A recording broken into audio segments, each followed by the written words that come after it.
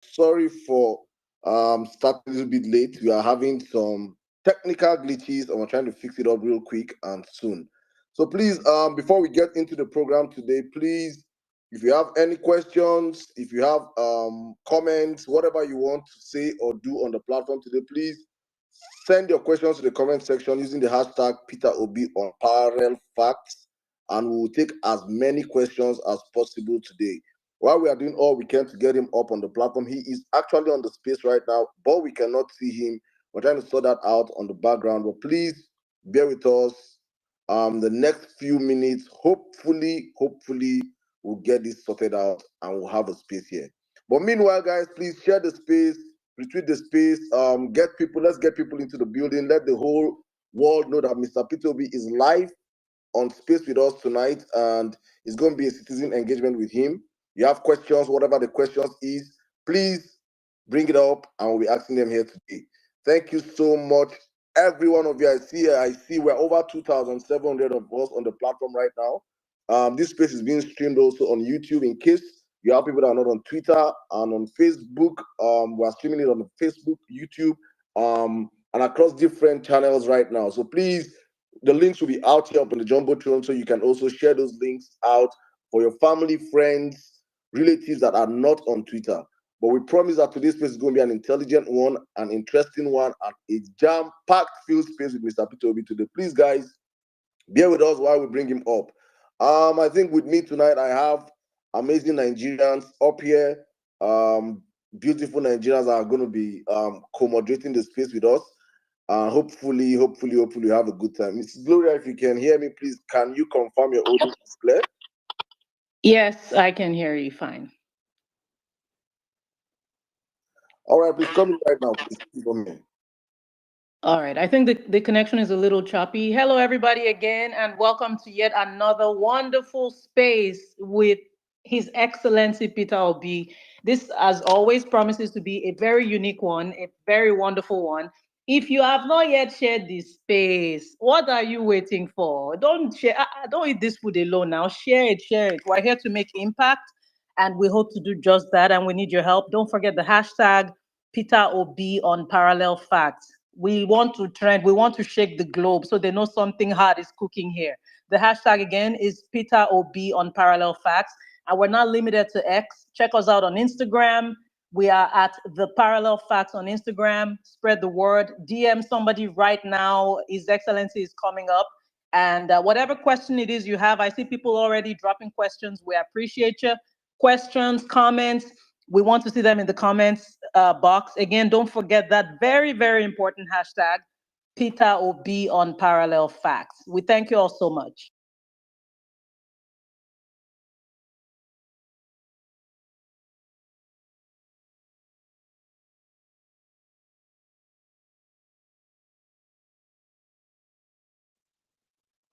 And while we wait for His Excellency, for us to be able to locate him and bring him up, I see that we have a lot of requests.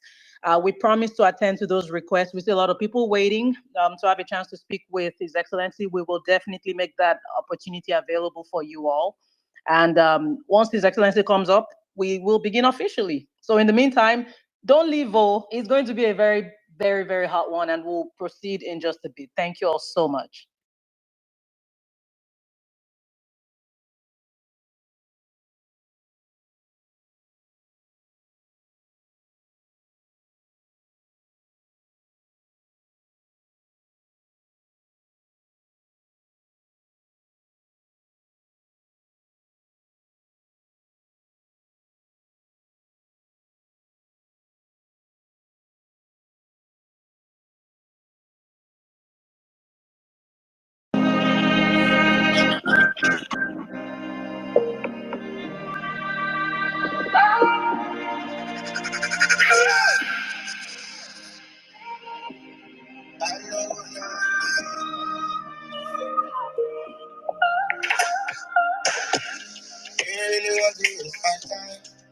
I do that with my life. Really trying to take my life. You really change your mind.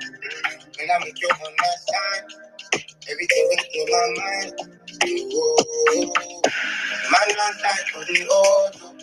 I know time for no trouble. Love my guys to be home.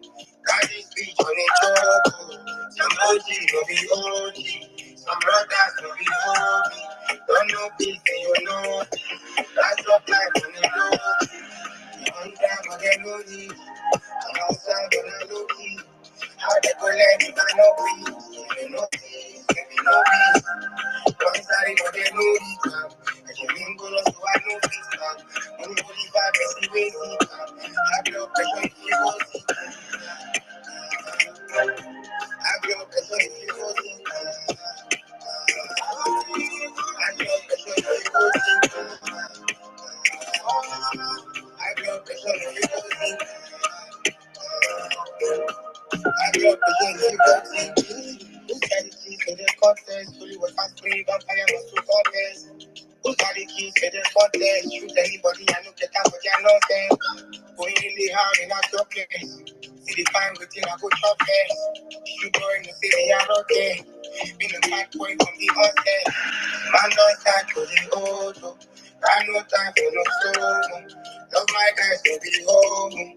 That is beat on the joke. Some OG no be OG. Some brothers no be homie. Don't know peace, you know. That's up time on the road.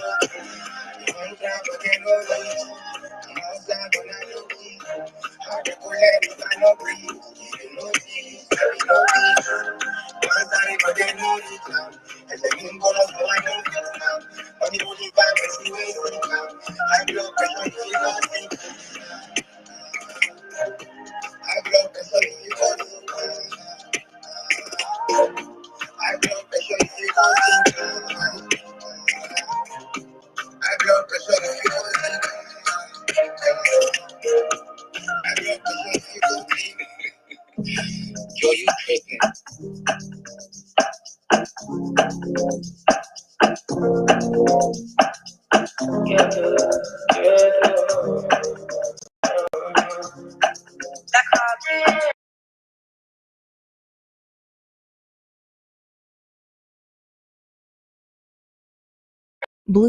Bluetooth connected.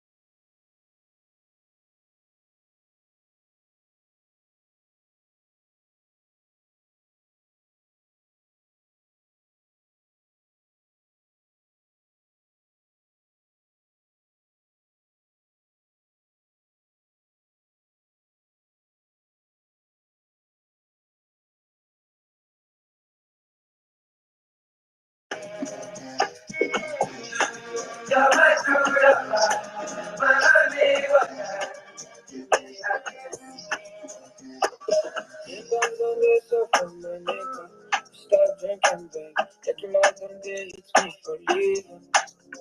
It's like an indigo, it is sativa. The thing that I smoke, girls be looking like contagious. It's just so that if I see how fine, how I feel inside, I will let you know. I am super high, I can feel my eyes. It's a loveless time, but I can't see you.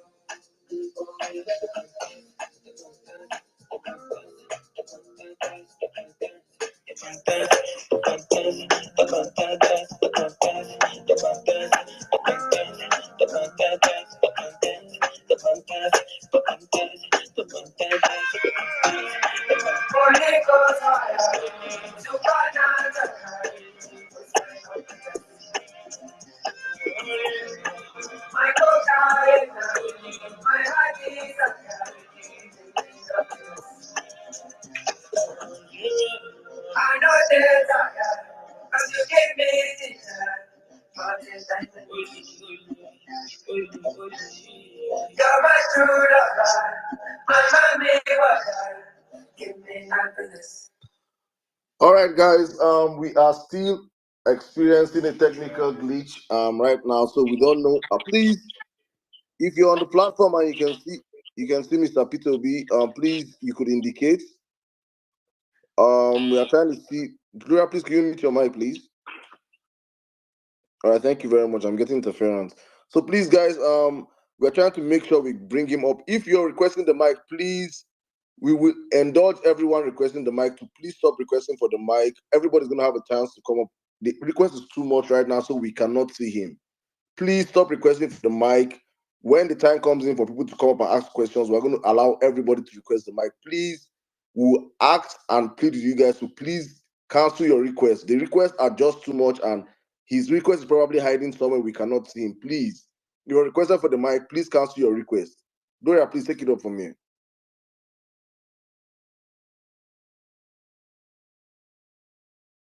Thank you very, very much, Sir Dan, and we thank you all so much for your patience. Again, if you're requesting the microphone, or if you've already requested the microphone, please go ahead and cancel it so we can see PO. Yeah, I'm seeing the request dropping. Thank you all so much for cooperating with us. For now, why don't we just get to know, those co-hosting with us and the people who will be speaking with us today.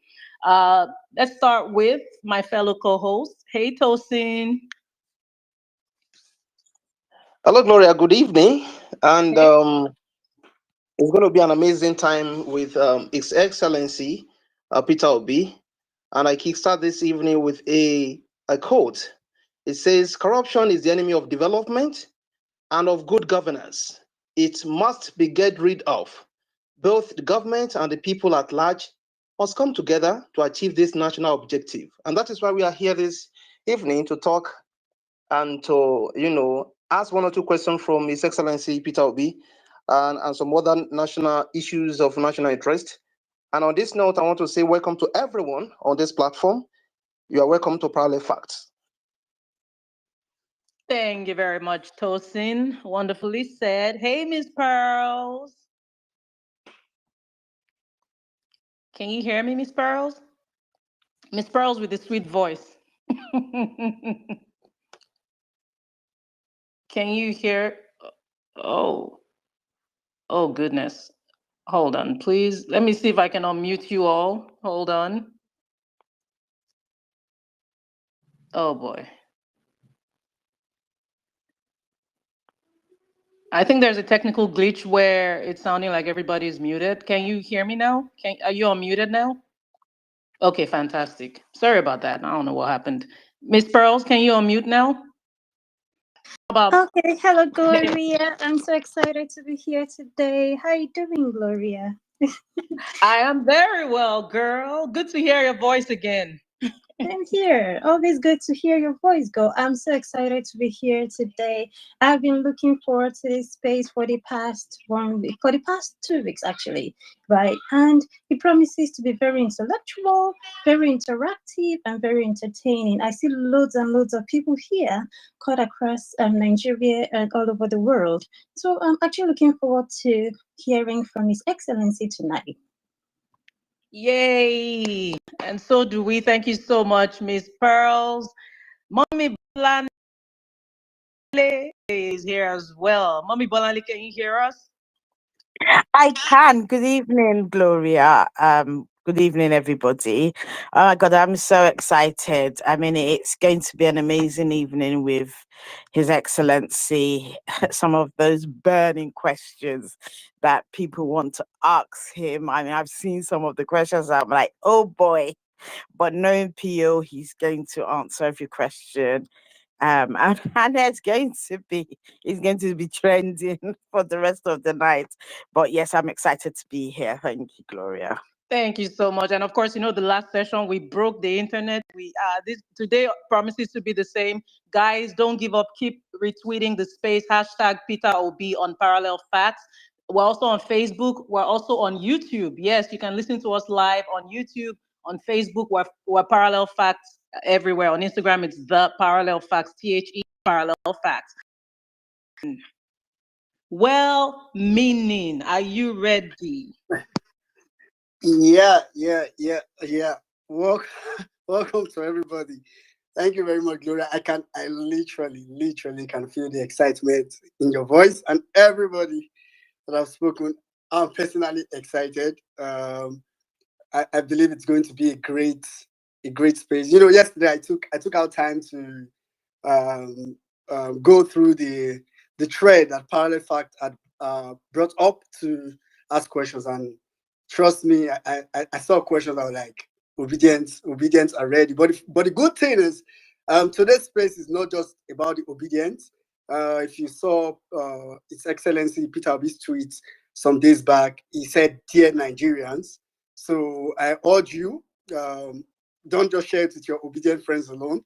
Share it with all Nigerians, and let's have all of them here. Soon we'll be having the link, I think, for the other platform. So welcome to everybody, and big thank you to Parallel Facts for this opportunity to host us in their house. So thank you to Parallel Fact as well. Thank you very much, Gloria. Yes, and you're welcome to our house. We appreciate you so much, well-meaning. Thank you so much. And now, Malam Jabir, are you ready? Are you ready? We're ready for you. Whenever you're ready, unmute your mic, please, so we can hear your voice.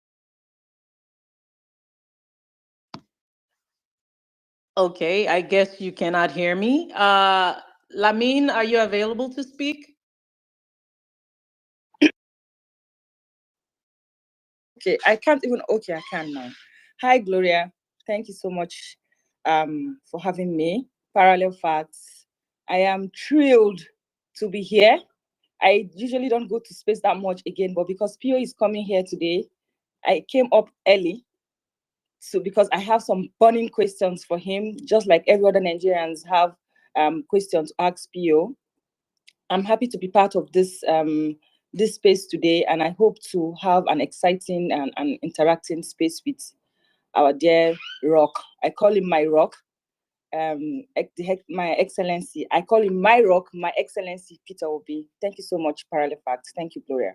Thank you so much. We appreciate you as well. Yes, a lot of us have been excited. A lot of people on the TL. I mean, look at the comment section. Just take a look at our comment section. People are ready. And let me tell you something. I know that this will happen, but I know in my heart that if this space is delayed for more hours, people will still wait here for His Excellency. Am I lying? Give me an emoji if you agree with me. We've been here. How do they say it? We are here. We are solidly here waiting. Everything stops. I saw a very funny comment when PO announced that it was coming. This lady said she was literally going to go and break up with her boyfriend so that she could make the space. Now, we're not trying to break relationships, so that's not what we do here at Parallel Facts. But literally, I saw all kinds of comments. People said, whatever is happening. Somebody said, I even had an emergency, but I am going to cancel it for PO. I had a surgery. I will cancel it for PO. That's just how important today is. And of course, I'm exaggerating and being funny, but that's just how important it is. It's the essence. The essence of being here is to make that impact and to receive as much as we can. It's not every day we get to speak with His Excellency. It's not every day we get to hear from His Excellency. So we're all very excited for this one. Have I had every speaker go? Dr. Mo Paul, are you able to speak? Or I think, okay, I'm not sure if you're supposed to speak, but anyway. And if you are there and you're like, what is going on? Where is PO? I just have one thing to say to you. Just one thing. Are you ready to hear it?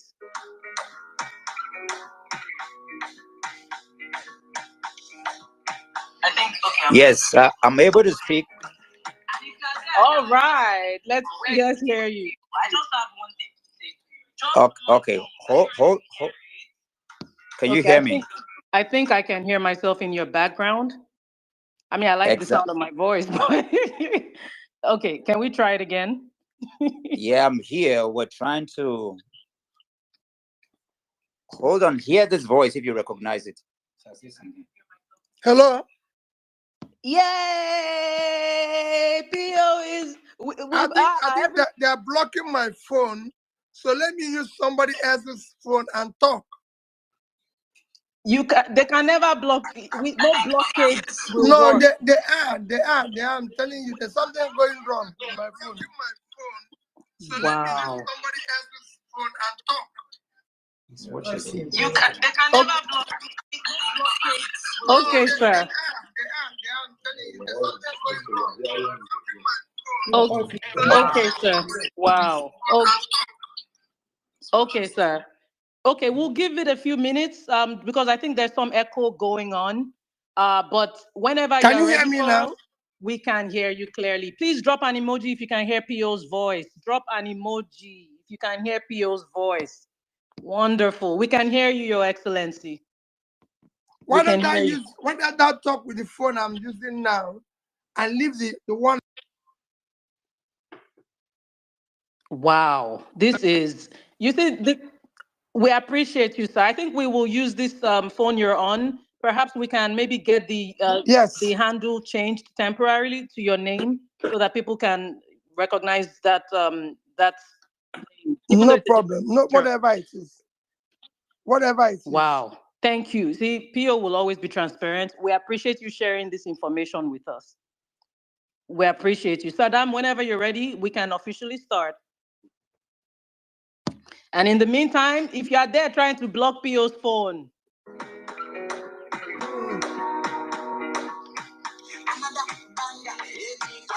calm down. Calm down.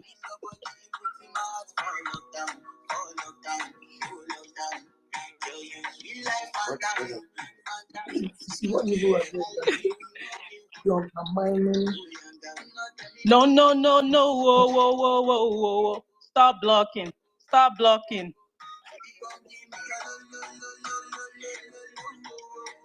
Saddam, whenever you're ready, we can get to business. All right.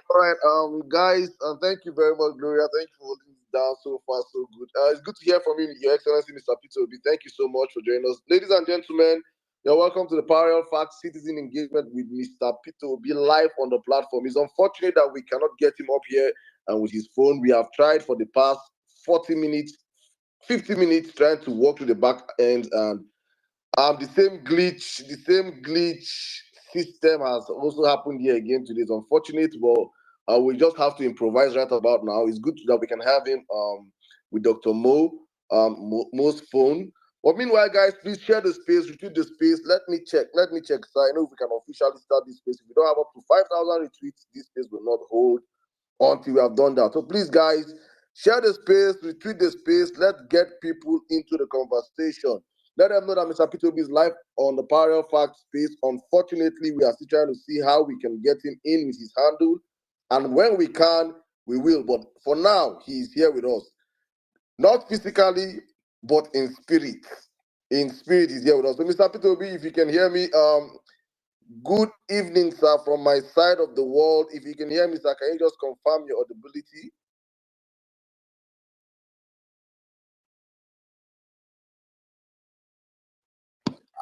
Your Excellency, can you hear us? Abdul.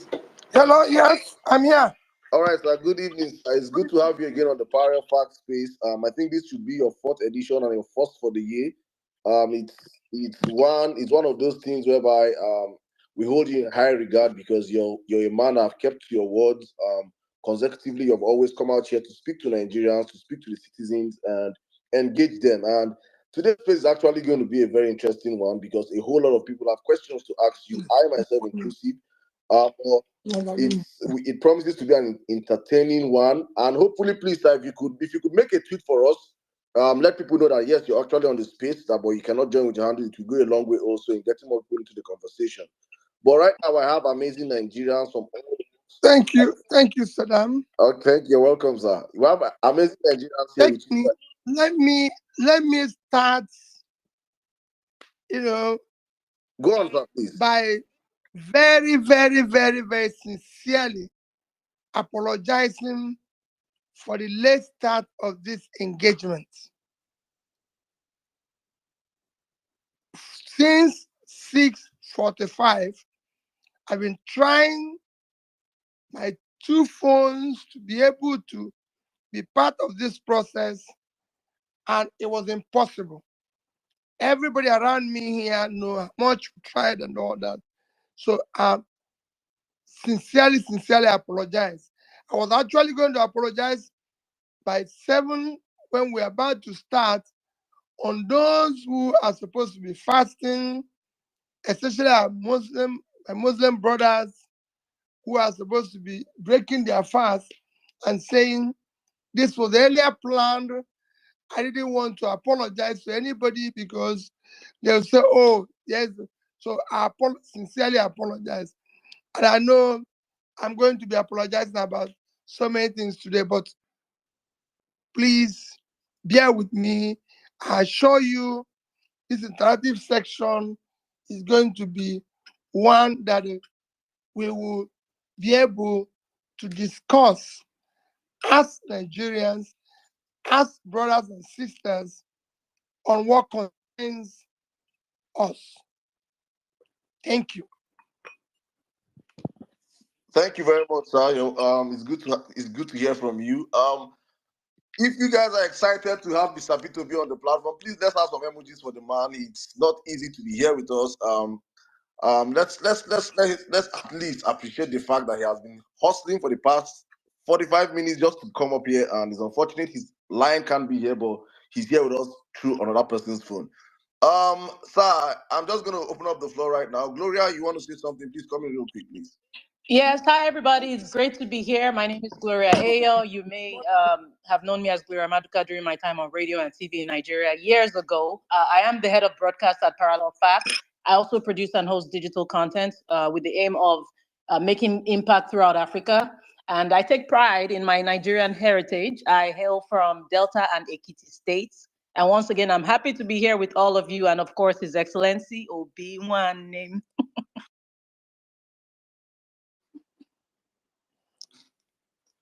Thank you, Gloria.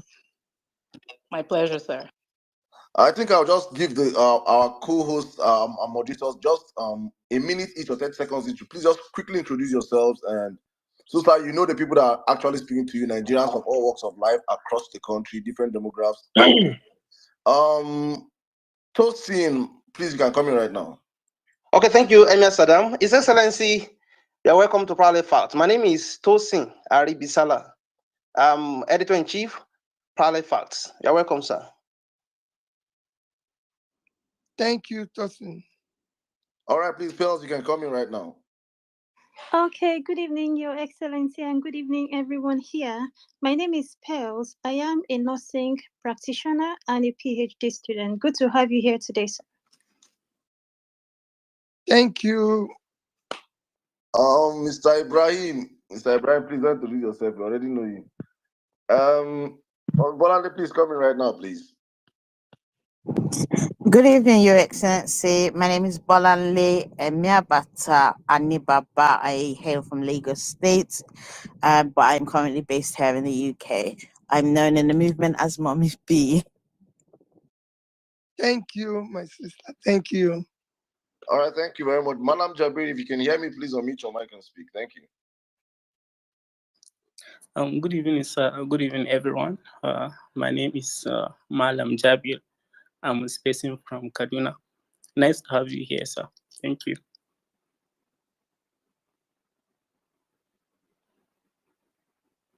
Sir, did you hear Malam Jabir? No. Good evening, sir. Can you hear me now? He can hear you. Can you hear me, please? I think Malam Jabir, you drop and come back up, please. Oh my God. Lamin, can you come in, please? Yes, Saddam. My rock, Your Excellency, my name is Lamin Kolos, and I am from Niger State, your beloved Niger State, although I live in Abuja. Can you hear me? And welcome to Parallel Facts. Thank you. Well-meaning, please, you can come in right now. Yeah. Thank you very much, Saddam. Yeah, thank you. Good evening, Your Excellency. I'm popularly known around here as well-meaning Nigerian. Thanks for coming around again, and it's good to have you here. I'm from Edo State through and through. Thank you. All right. Thank you very much. I think these are the moderators for now. We'll be opening the floor for every other person to come up and ask you questions. as the space go on. But for now, we would like to start taking questions real quick because we have gone past over 44 minutes past our time. It's important we start up the space. So please, guys, I'll indulge every one of you on the platform. Please retweet the space, share the space. Many people won't see or know that Mr. PeterObi is here because he's not speaking from his handle because his handle has been massively attacked and we cannot get him right now to speak from his handle. But he is on the platform with us right now. So we're going to open up the floor right now with questions. I just want to go straight first. I don't know if you have been following what has been going on. We have been following in your moves across the country. I would just want you to just quickly, if possible, as short as possible, just give us the reasons for why you have been touring the country. People say this is post. Some say you're campaigning. Some say you're doing early campaign. Some they say a whole lot of stuff.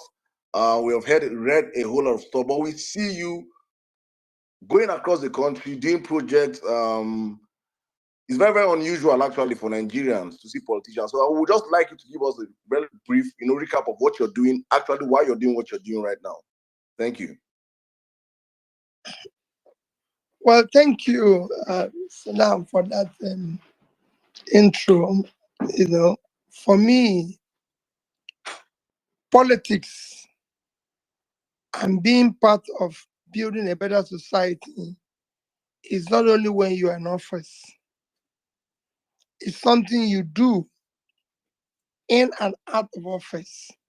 It's something you do regularly.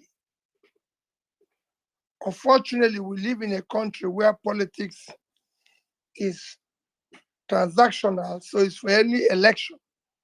After elections, everybody disappears. Nobody and everybody either joins those who have won and start sharing whatever there is there to share.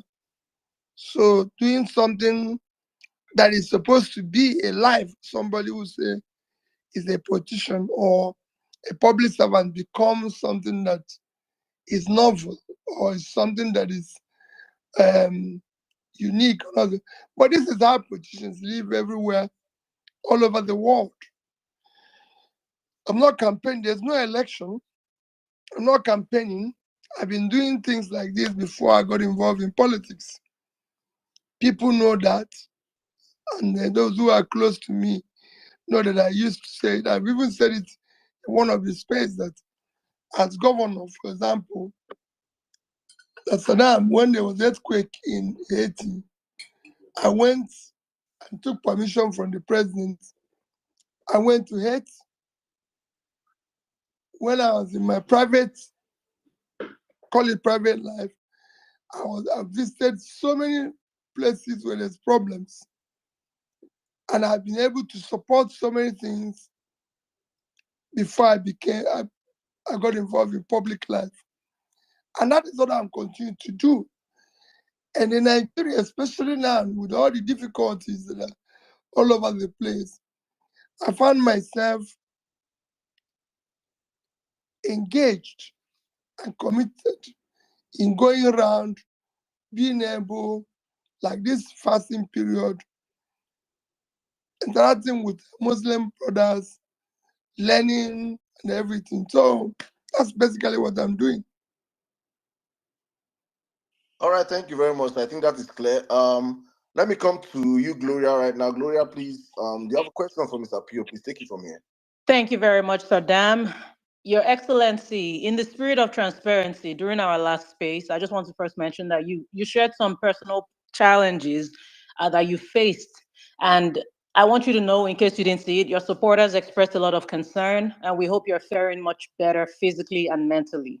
And now to an issue that has affected many Nigerians physically and mentally, the issue of kidnappings and terrorist attacks, insecurity.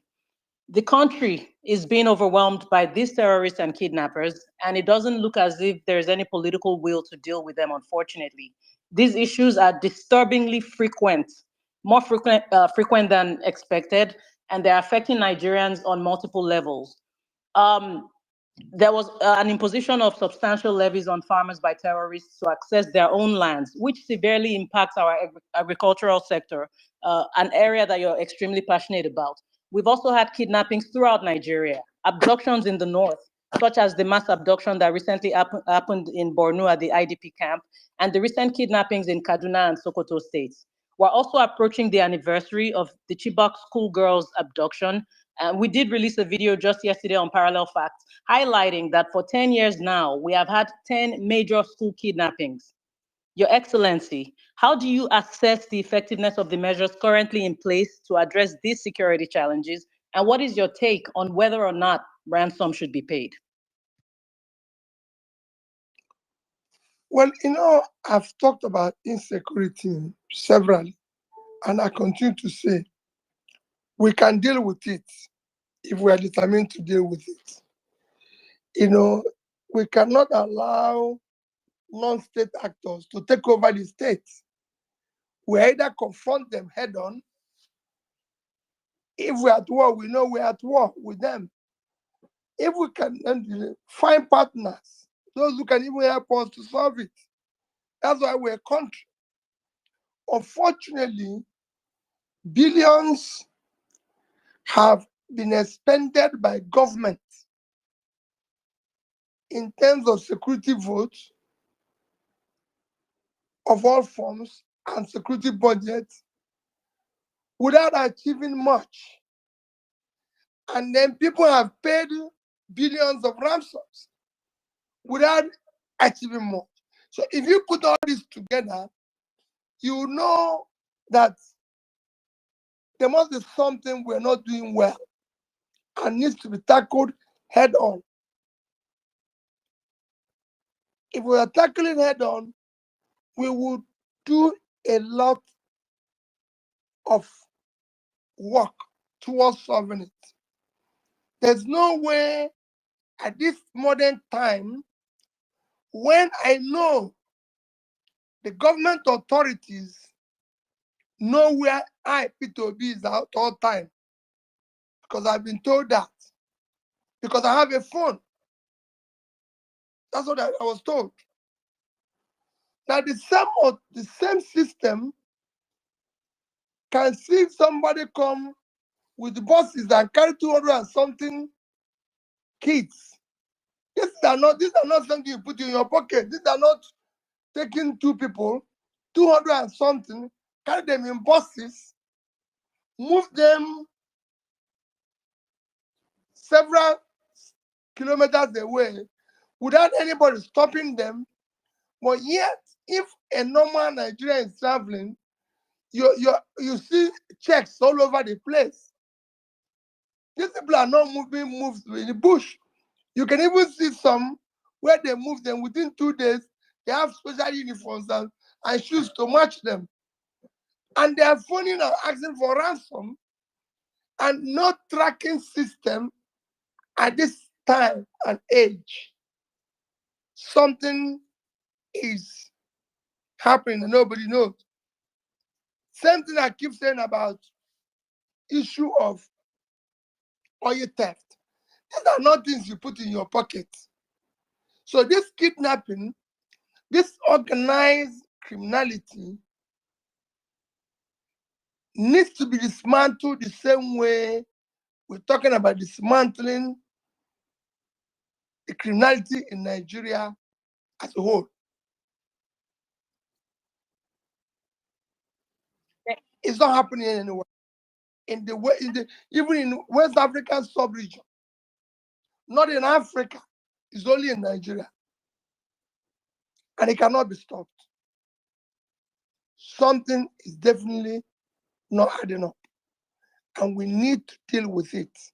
And that is where I'm concerned that we started this journey preaching for a new Nigeria where things can be done differently. Thank you very much, Your Excellency. Go on, Saddam. Thank you very much, Your Excellency. Thank you. I think we'll go on next to Tosin. Tosin, please, your question for His Excellency. Okay, Saddam, thank you for that. His Excellency, recently, the Abia State Governor, Alex Oti, cancelled pension for ex-Abia governors and subsequent ones. However, a state like Lagos State said that is never their priority.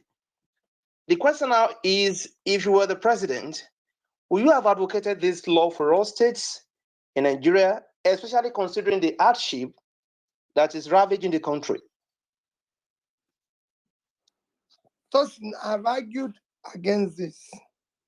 I've publicly, privately, as governor, I argued against it. When I left, I argued against it. The reason why I argue against it is that, again, like you said, we're owing those who have worked hard over the years their own pension and gratuity across the country. You won't believe it. There's people who are being paid today as little as 5,000 as their pension. This happened to me in the past 1 month. I met somebody who collected his pension and it was 5,000 plus. He said even to vehicle to go and collect it, to transport to go and collect it and come back, he will not pay it. So when you have such a situation, and then you have those of us who are politicians who have cornered all the resources while we were in office, and then leaving office, being paid huge amount. I give an example of my own case. When I was living in Anambra State, because every state, other state has it, they brought it to me, it was a law already passed through the house and everything, authorizing that they build a house for me in Oka, build a house for me in Abuja or Lagos, as I choose. I have to have similar vehicles as the sovereign governor, and it will be changed every 2 or 3 years. I have to have security people attached to me, about several of them, cooks, house helps, everything. And I said, no, this cannot happen.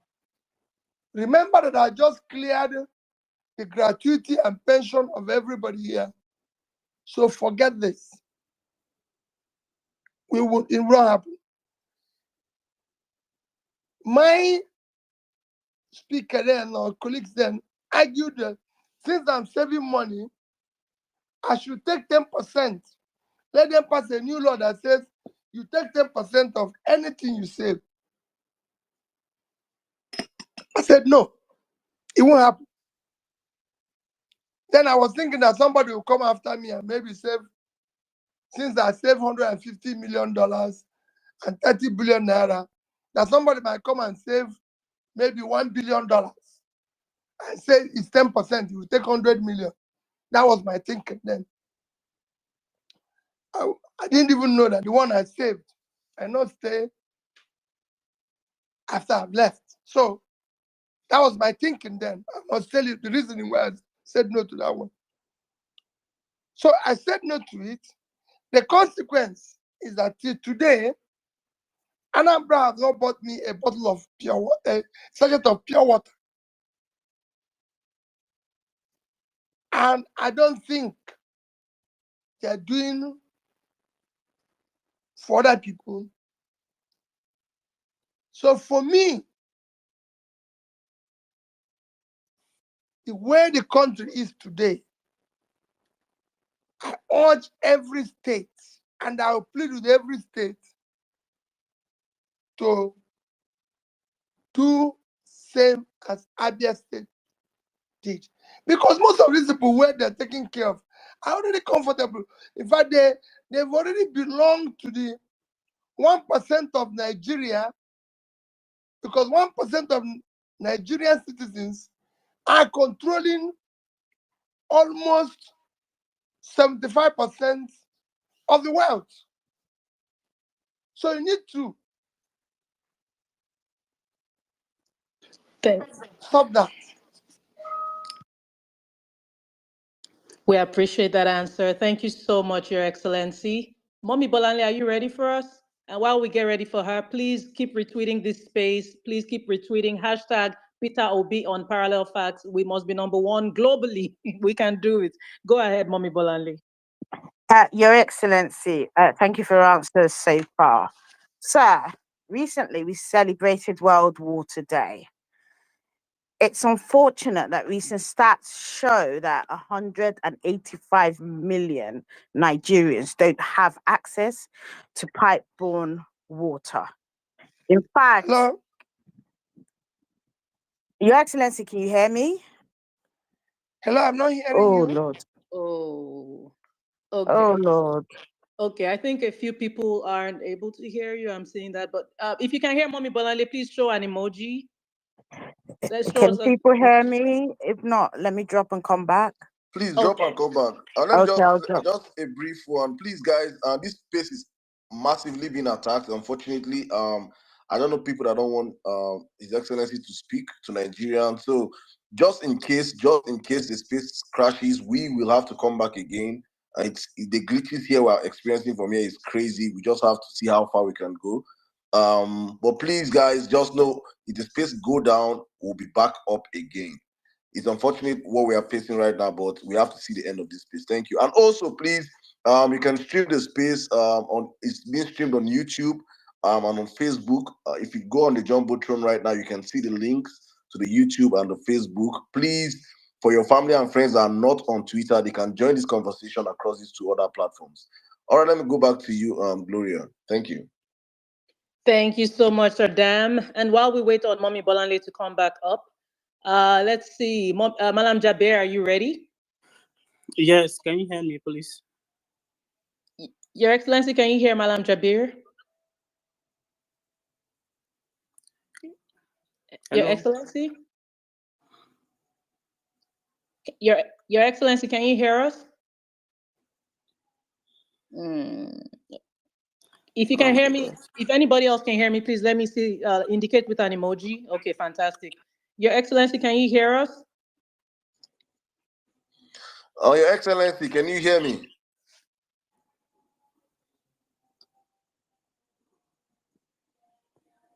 Oh, they have tracked him to another person's phone.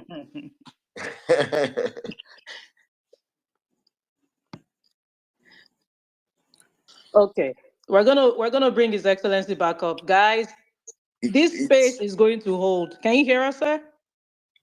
No, I say it's amazing how much we can work with technology when they want to stop things, but when technology is meant to be used, all of a sudden we don't have technology in the country. It's just unfortunate. But please, guys, we will be waiting to bring back His Excellency up, and if anything happens to the space, we'll be back on. But so far, so good. Gloria, what's your take on the space? I'm enjoying myself so far, regardless of whatever the challenges are. Guys, this space must keep going. Keep retweeting. Keep retweeting. The message must be heard loud and clear. Don't forget the hashtag PeterObi on Parallel Facts. Again, that is PeterObi on Parallel Facts. We're also on YouTube. We're also on Facebook. We're here to make impact. Hope you have your notes and your pen and you're taking notes. We're all here in school today and we're learning, courtesy of His Excellency. Whatever happens, I promise you this space will continue. If God forbid it crashes, it will continue. We will hold this space today and nothing is going to stop it. If you are with me, let me see an emoji. If you are with me, let me see an emoji. Yes, yes. We appreciate you all so much. Miss Pearls, what are your thoughts so far? I'm sure you're used to things like this. You've coordinated a lot of spaces. What are your thoughts so far? Absolutely, Gloria, for them to be attacking this space, it shows we are doing the right thing. So if this space crashes, God forbid, like you said, we will open another one. If that one crashes, we open another one. Whether they like it or not, we are going to hold this space today. We're going to have this conversation till the very end. So thank you very much, Gloria. You're doing a very good job. And everyone here, we appeal to you to be very patient with us.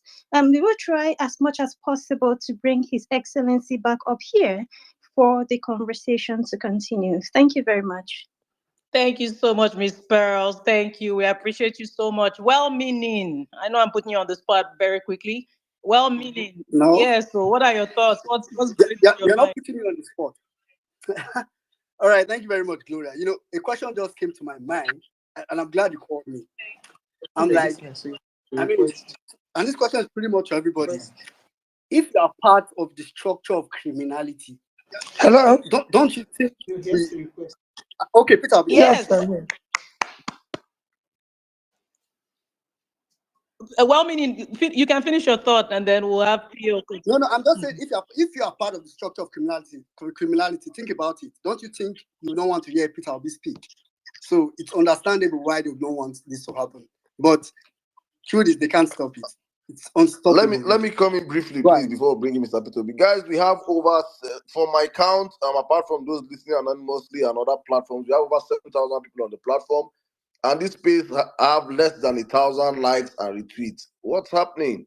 Please hit your retweet button. It is free of charge. And get more people into the conversation. Don't be selfish. Don't be greedy. A greedy Nigerian. Please, let's get more people into the conversation. Mr. PeterObi, can you hear me, sir? Yes. All right, welcome back, sir. It's unfortunate what we're passing through, but please, Nigerians are patient enough to listen to you today. If this space crashes, we'll be back again. So let's echo back to Gloria for the next set of questions. Thank you.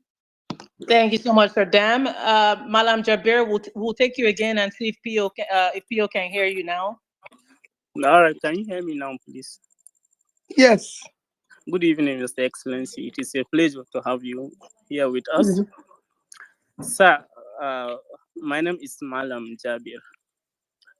My question here is, after the Ramadan tour, what should be the next line of action for the ObiDients, especially in the area of creating a concrete obedience structure that will add value to our movement? Thank you. Very good question. Let me tell you, the Ramadan tour hasn't stopped. It's not stopped. It's just temporary because we are just having a break for this Easter weekend because coincidentally, the fasting period for the Muslims and the Christians coincided, and we're observing the two.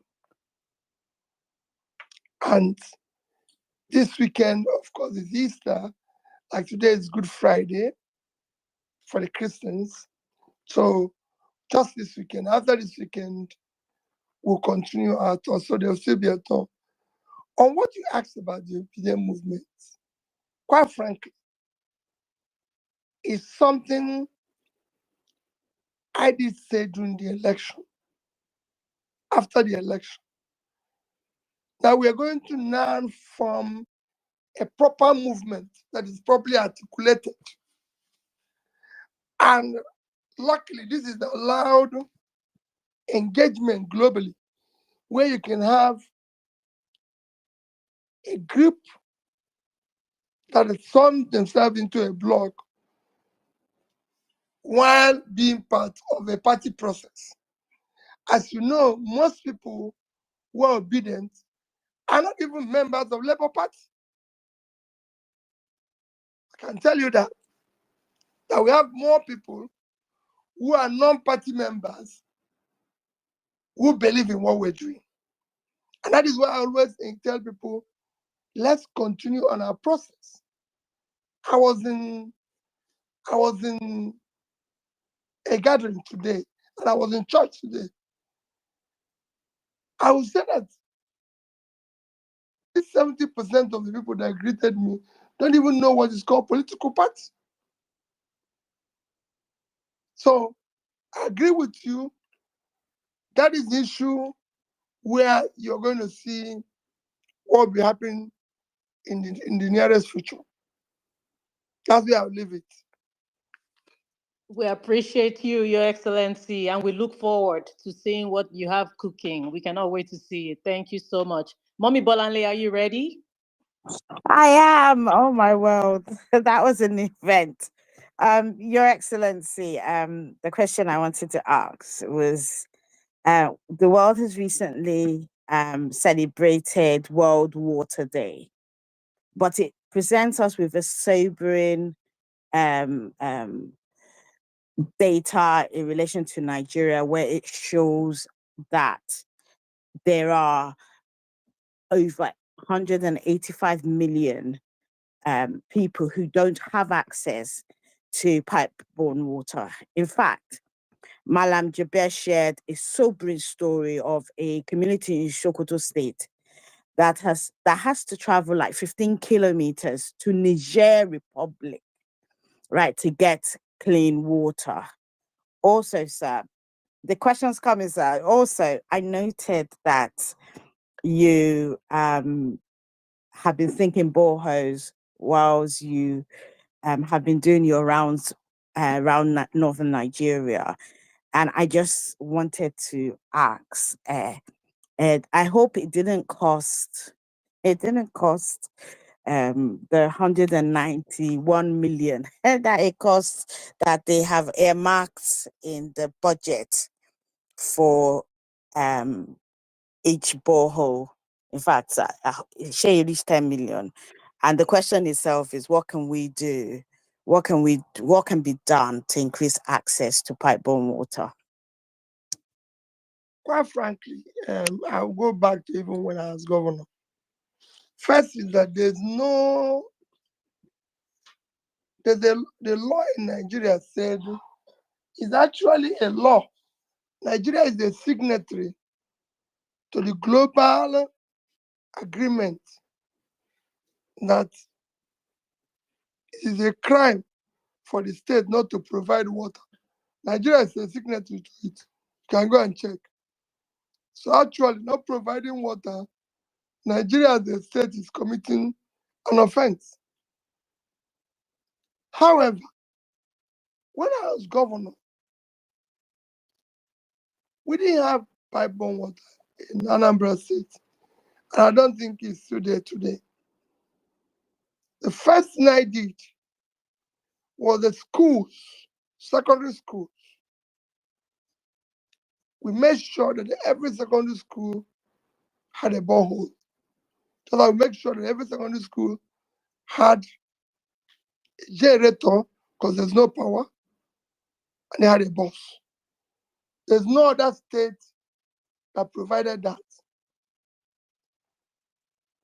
By the time I was leaving, because we're doing things in an organized manner, not having anything anywhere, we're doing it in an organized manner. Water wasn't easy. By the time we were leaving, we awarded contract to a South African company to resuscitate the Onitsha water scheme, resuscitate then I group to resuscitate the Oka water scheme. We had worked with the European Union on a number of medium water schemes around so many communities, just trying to resuscitate, because this thing used to be there. Except that over the years, it was run aground, it was collapsed, no maintenance, no nothing. So we started doing that. Now, you said it's 185 million. If we are 200 million and 185 does not have access to pipe-borne water, that means the entire country, and that is the situation we find ourselves. Now, for me, it's something that cannot be achieved overnight. I see some state governors trying to do something, and I urge them to continue sincerely their business. As for what I'm doing in the north, I believe that government would have done better. In terms of the cost, I don't think I've been able to, I've done any that cost me more than 5 million naira. So the cost for me is still about that, is below 5 million naira. Maybe those who are using 191 million are doing a special water system, because that's what you need for a medium town water system If it's borehole, I don't think it will cost more than 10 million naira. Thank you so much for breaking it down for us, Your Excellency. We appreciate that response. Miss Pearls, are you ready with your question? Absolutely, Gloria. So, Your Excellency, once again, the national grid has collapsed, and Nigerians across the country has been plunged into darkness. I remember before the elections, they went to Egypt to seek solutions because you know there is a key of development. Yet till now in Nigeria, right? So, Your Excellency, do you think Governor Oti's approach in providing 24 hours electricity in Abia should be replicated? And if you think so, what role do you think the federal government should play in achieving this? Well, let me correct something because it's good that you correct it, but he had a lot of this thing. What happened in Abia is an ongoing project that had been on for several years, initiated by a first-class Nigerian, Professor Naj, who is a professor, I think, of robotics in America. Very excellent fellow, who actually came several years ago trying to be involved in solving power, knowing fully well that the only way to solve power problem is to do captive, something you can call captive power supply. Taking an area and trying to generate and distribute power within that area. So he chose Aba.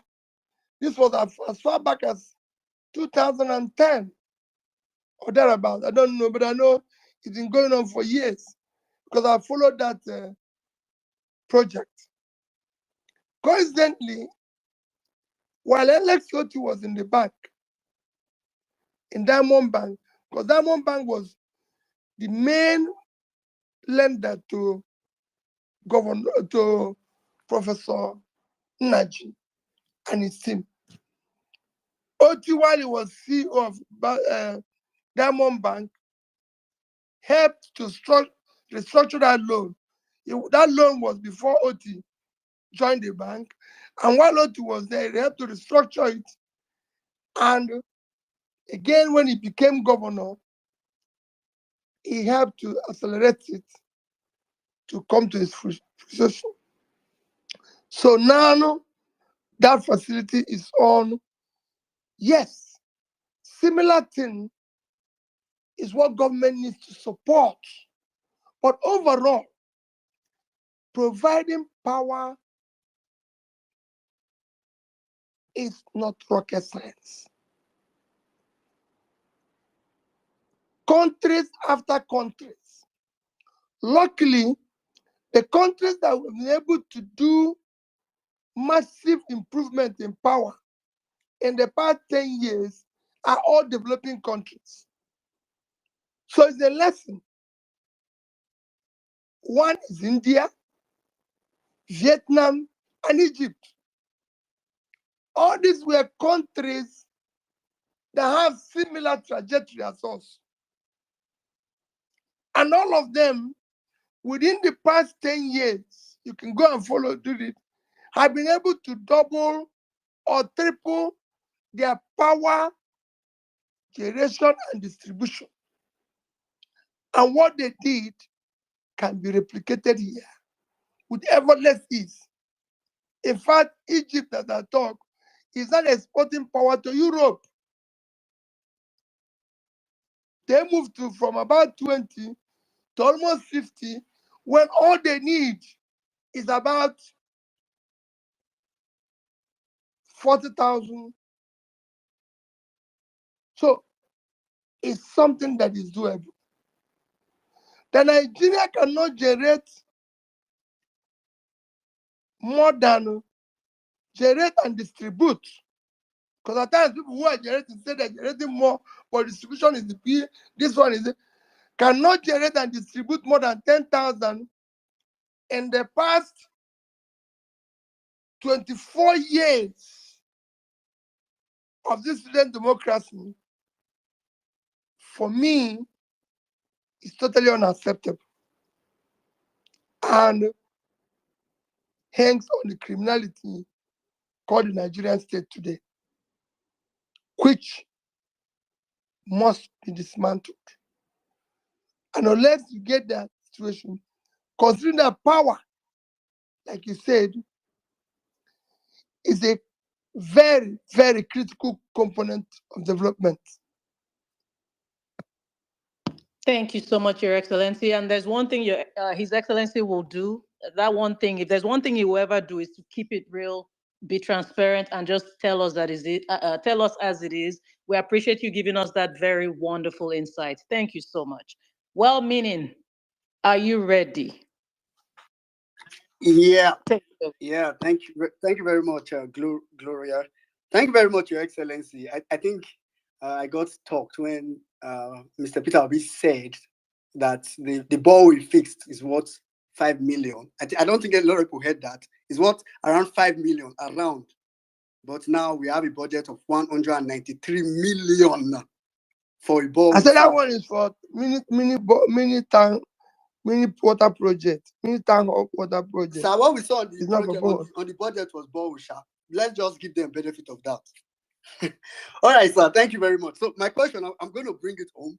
I think this is one question that a lot of ObiDients have been also trying to ask. So a lot has happened in the Labour Party recently that has, left many ObiDients a little bit. No, maybe not a little bit. Many ObiDients very, say, disappointed. A lot. I don't want to go into specifics that have happened, but I know you will know better than me. So my real question is just to ask you, what is maybe to give us more insight into the parts we don't know, and also just to give us your general take and, for the ObiDients regarding the current Labour Party. Can you help me? And because you said a lot has happened. If a lot has happened, let's take all those laws that happened and be able to discuss them one after the other. Because if we go and do it as a general question and a general answer, maybe we won't be able to deal with it. So you can give me example. For example, so in recent times, there have been a lot of accusations, allegations on the Labour Party chairperson. A lot of accusation around, even from stakeholders within the party. So that's, of course, ObiDients is a movement that holds morality in high standards. So that kind of made a lot of ObiDients, have this sort of rejection towards that. Then to top it up, the Labour Party yesterday, or just day before yesterday rather, called for a convention, and ObiDients have been looking forward, really, really looking forward to an opportunity to really enter the Labour Party, integrate with the Labour Party, take up positions with the Labour Party, and a lot were expected. We were hoping that with this opportunity we can blend into the party as per taking up positions. But that convention, first of all, we got the circular as a leak and in short notice, and came with so many constraints. And we all thought maybe it's not going to happen, but lo and behold, we decided to say, okay, let's just leave it and see what happens. Lo and behold, it happened the day before yesterday, and it still leaves a lot of ObiDients disgruntled to today. So we just want to get your take on it and perhaps some sense of direction. Okay, thank you very much. As I said, it's good to be more specific. One, he talked about a lot of accusations and everything. Let me be direct. There's accusations of mismanagement of resources. And am I right? So this mismanagement of resources or something similar that not accounting properly. Yes, sir. The money is belonging to the party and everything.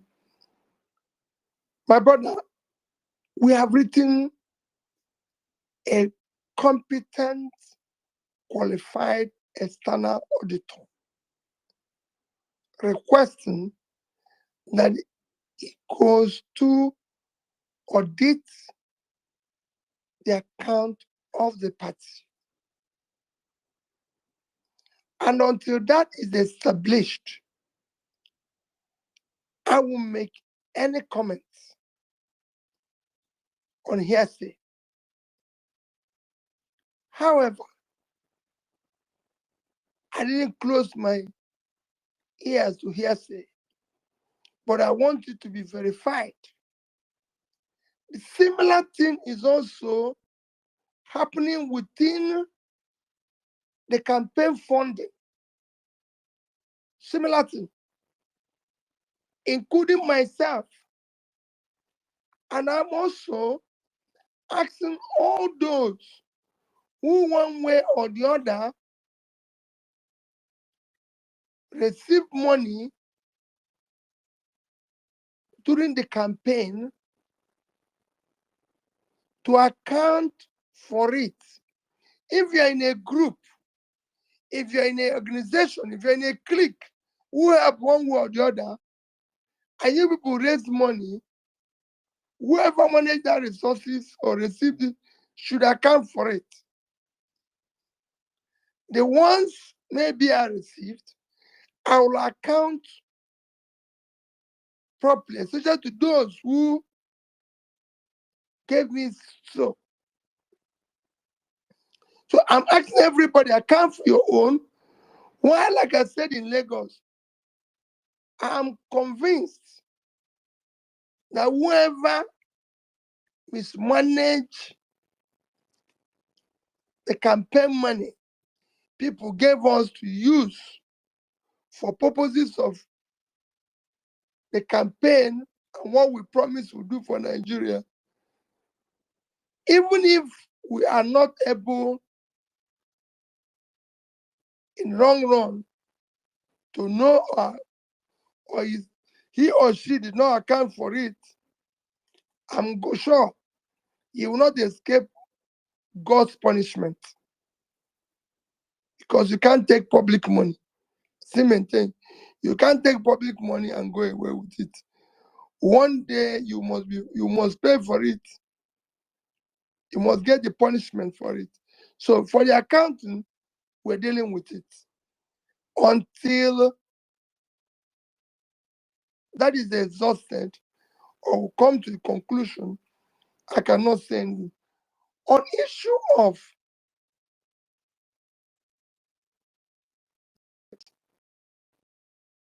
and the convention, I had a convention, and I've said it everywhere. The convention, when chairman approached me about the convention, I appealed to him to consult all stakeholders, starting from Governor, Vice President Dati, to senators, House members, Pat Tommy and the Big Tent,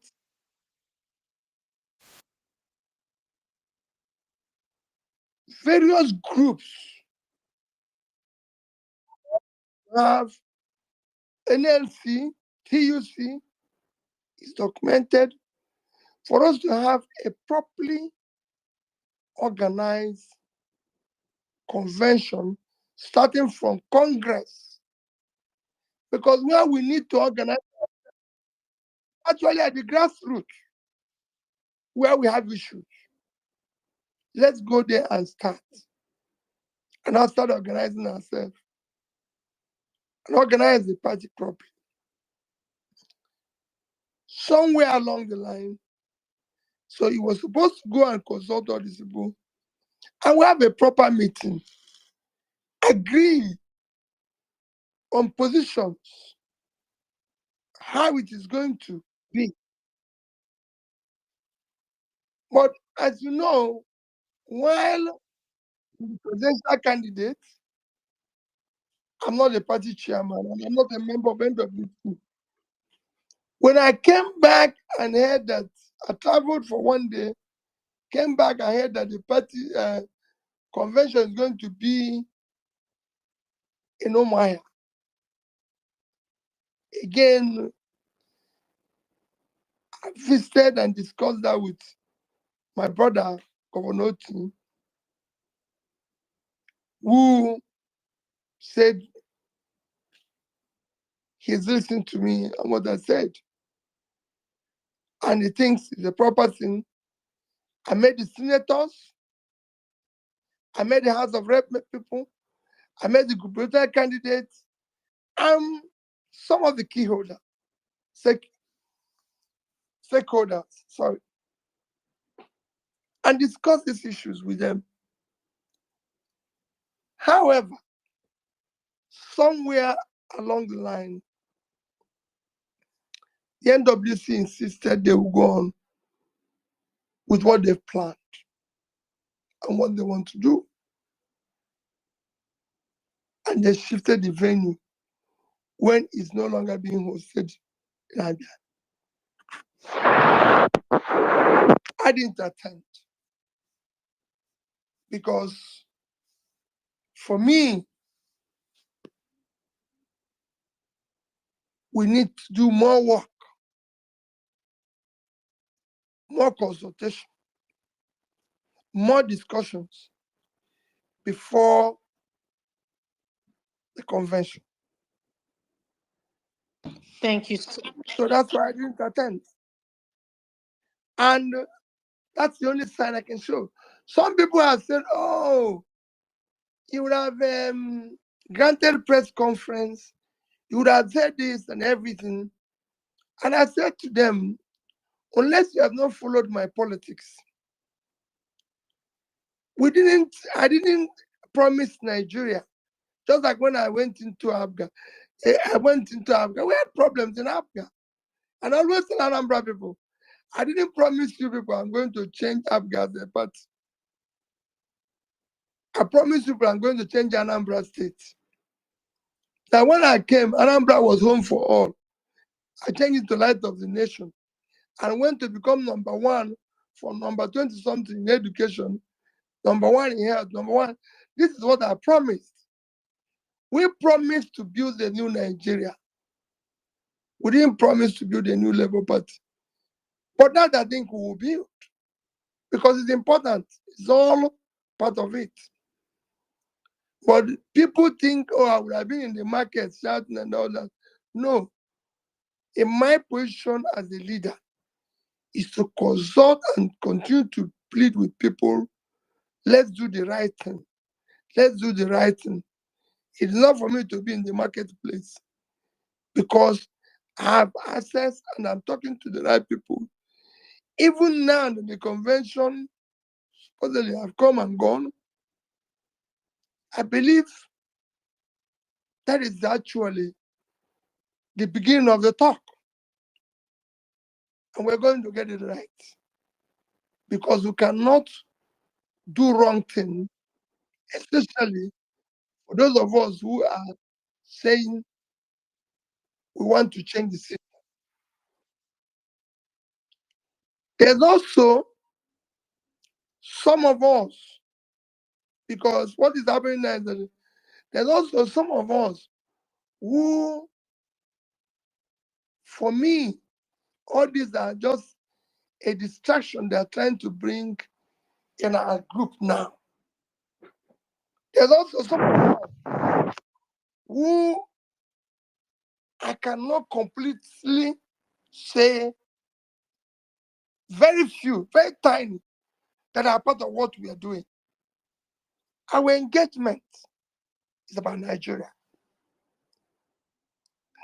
And they're not trying to distract our focus. Like I said to somebody who said to me, why are you going to North? And I said, if they return Abu as the chairman, did he provide water that I provided in the North? Did it stop the water? We will deal with all those matters. But some people now want to distract me from what I'm doing or distract us because it is us. Because you know, the future of what we want to do is not about Labour Party. It's about what the ObiDients are thinking about Nigeria. Thinking about water, thinking about power, thinking about employment, thinking about security.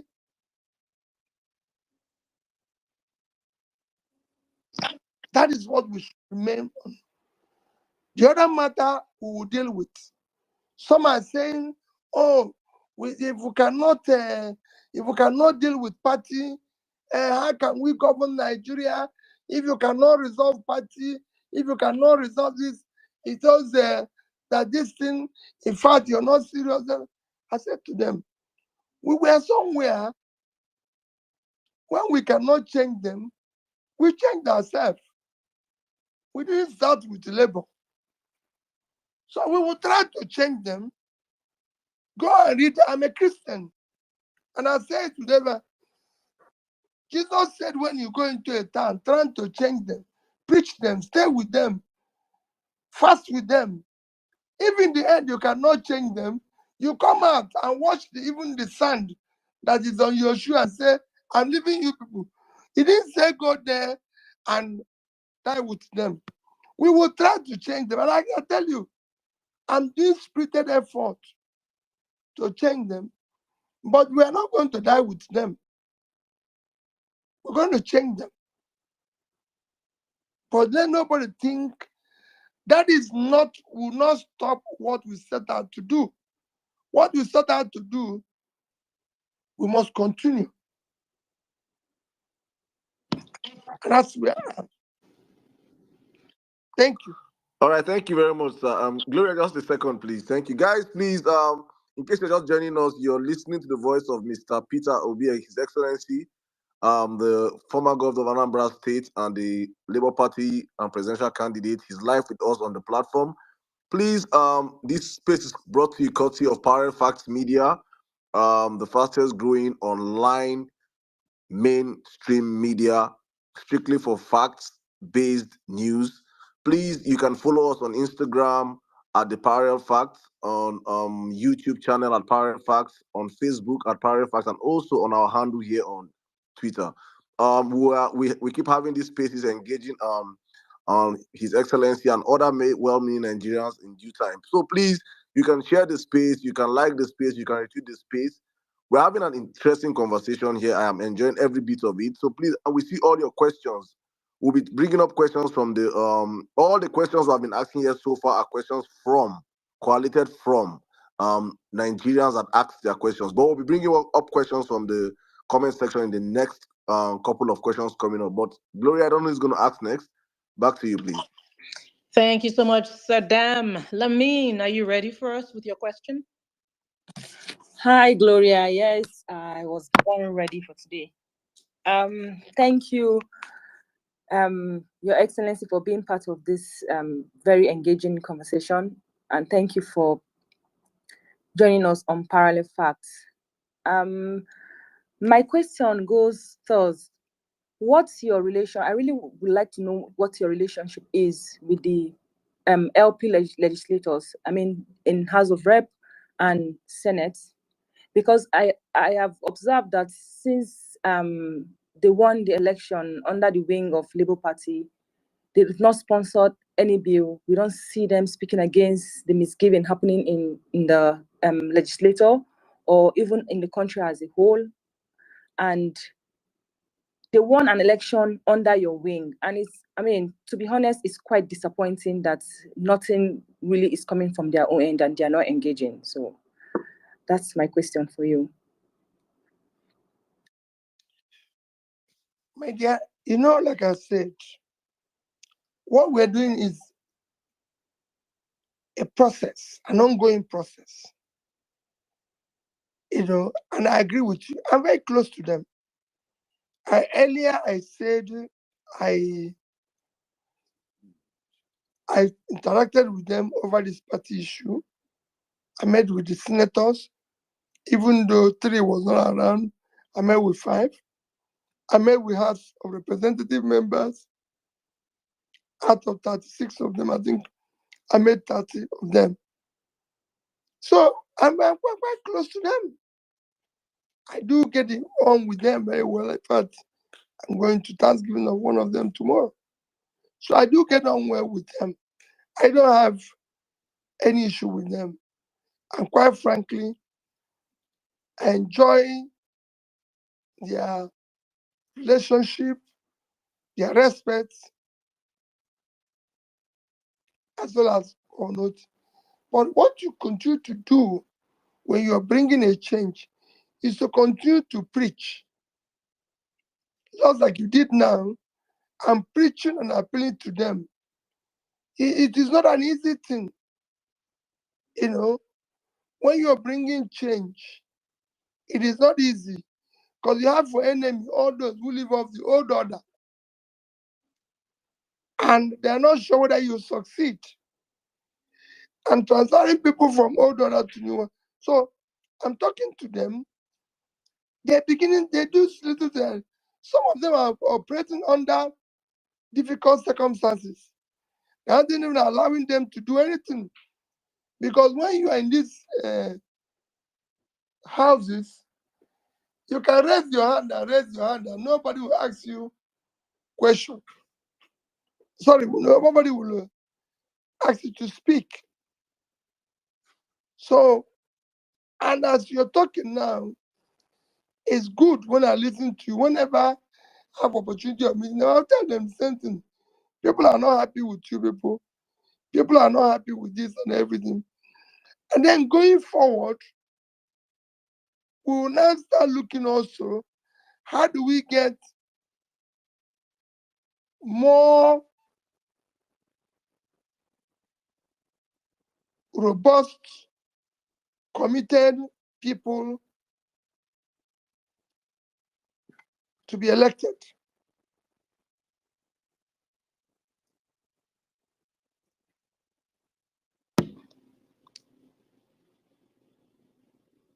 Was that your answer, Your Excellency?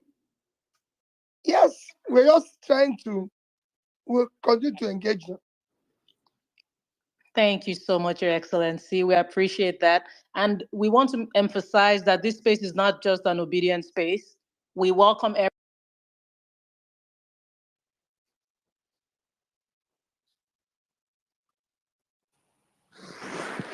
Sorry, probably we lost Gloria. Can you hear me? We lost you for a minute, so please. Okay. Yeah, sorry about that. I was just saying this space is not just an obedient space. This space is open to everybody, supporters, non-supporters. Please feel free to even request the microphone. We will happily take your questions. You can drop a question in the comments as well. Just remember to keep it respectful. That's all we ask you. So if you come up here and you ask a question, just keep it respectful. And please, let's all go on and keep retweeting this space, the hashtag for all your questions. The hashtag is hashtag PeterObi on parallel facts. Hashtag PeterObi on parallel facts. And even if you don't have a question, put the hashtag anyway. We have to keep making our moves. Saddam, are you ready with your second question? Okay, Saddam is extremely busy behind the scenes. Okay, are you ready, Saddam? Or do you want me to come back to you later? Please take someone else, please. I'll be back. Okay, I'll go. Your Excellency, I am very happy that you did talk about how there's hardly any political party without its issues. We've seen it we've seen it in the United States, even Senegal, that the world is celebrating today. Ousmane Sonko's party, Patriots of Senegal, has had a lot of infighting within it.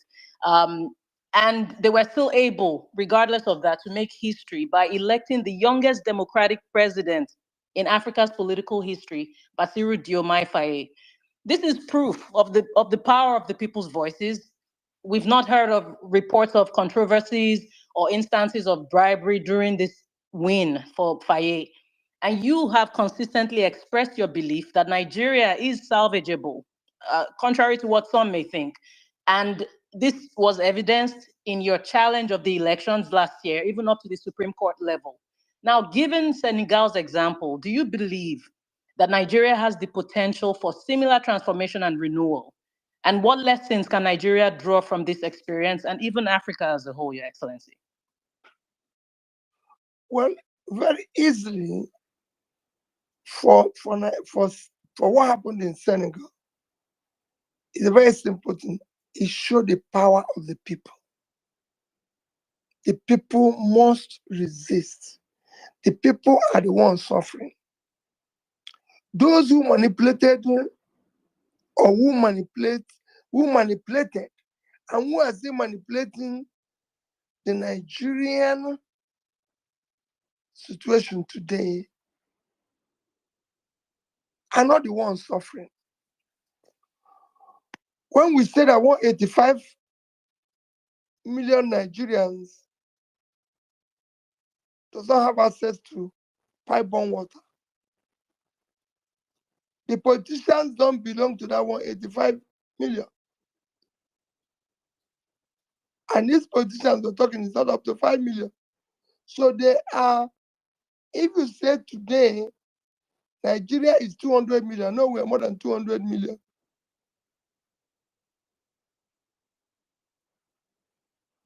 The total number of politicians, all the people who are causing this problem, should be about 5 million.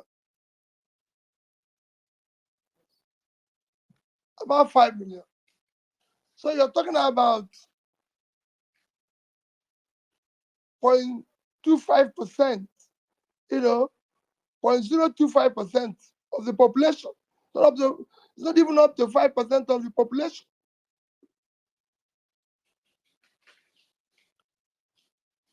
So it's 25%. So how can 10 million, call even 10 million, 5% of the population, be holding the rest to ransom? Even the rest are not.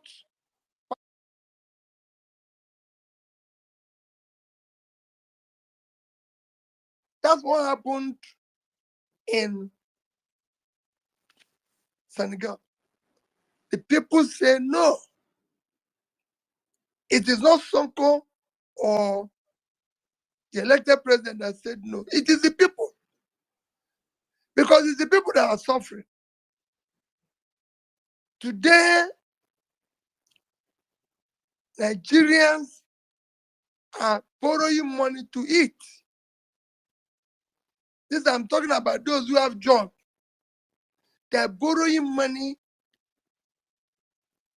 to add to their pay pocket to be able to eat. Not to do anything, just to feed themselves. So the cost of bread, nobody buys it cheaper. The rich can buy it, the poor can't. Fuel, power. You said there's no access to power. The rich have generators. Some have two. The poor is suffering. So it is time for Nigerians to be able to say no to this criminality. And I'm sure that will happen very soon. That was very reassuring. Thank you so much, Your Excellency. Saddam, are you ready to go? Right. Very much, Gloria. Thank you, guys. Thank you, Your Excellency. I'll just go straight to the my question. My question has to do with corruption and nepotism. This administration have been accused, or we have seen video evidence of extreme nepotism. Some people call it Lagosism, or even family crazy, like our big brother Kenneth Okonkwo just said recently. What is your take for this? For instance, we saw how Chief Tinubu traveled with his children as officials of the government, and he even placed them before the ministers of the Federal Republic of the country in the protocol lineup. What is your take? Also, it's very, very important because this has gone under the stream. Mainstream media have not taken this part of. His son-in-law was appointed as the head of the Federal Housing Authorities. These controversies have been following the man so far. What is your take on appointment of family members into federal government positions, sir? Well, Saddam, if you follow my politics, I hardly discuss people. Hardly. Go and check throughout the campaign. You see where even some other political presidential candidates, I don't want to call name, took it that their job is to call me name every day. They are not even campaigning. All do is calling me name. I never one day mentioned their name. I don't call names. You could see where recently, every morning, particular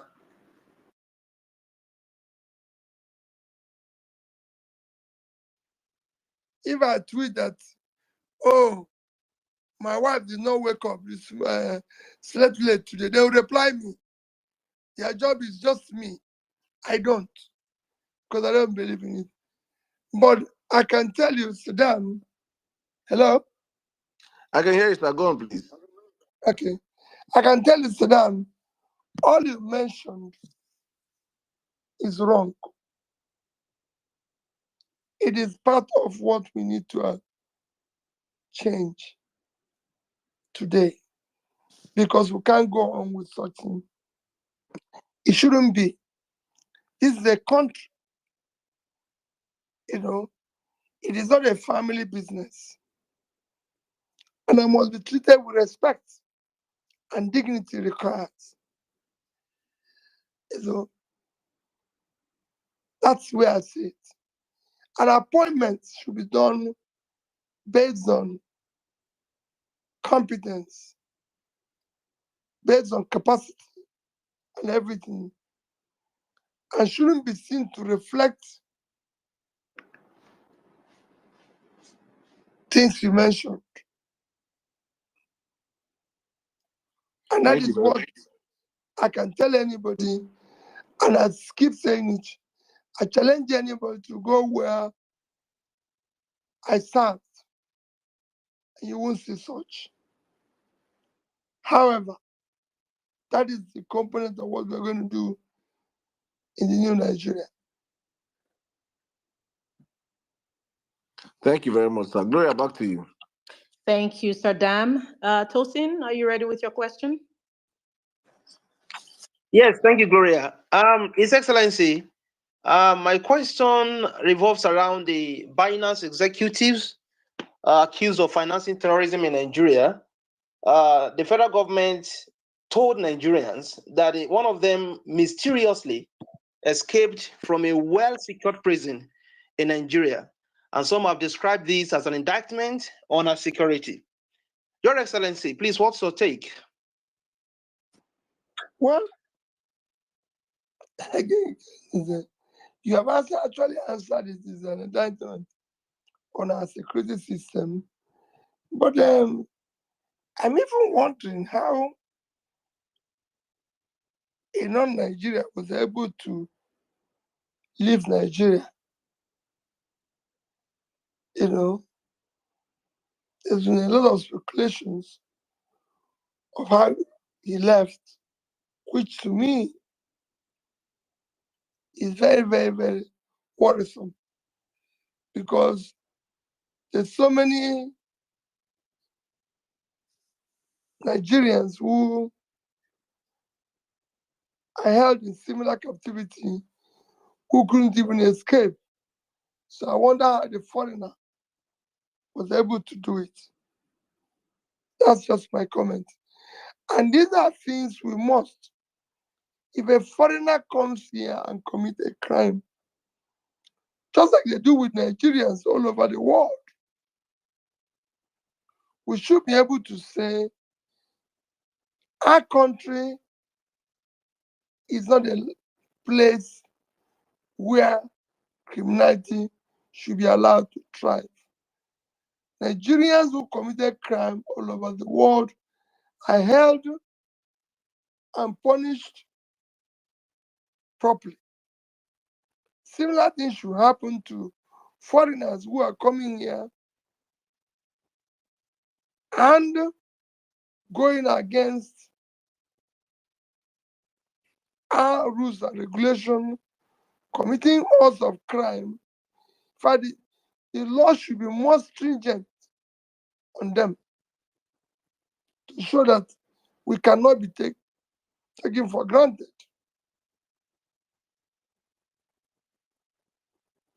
Thank you.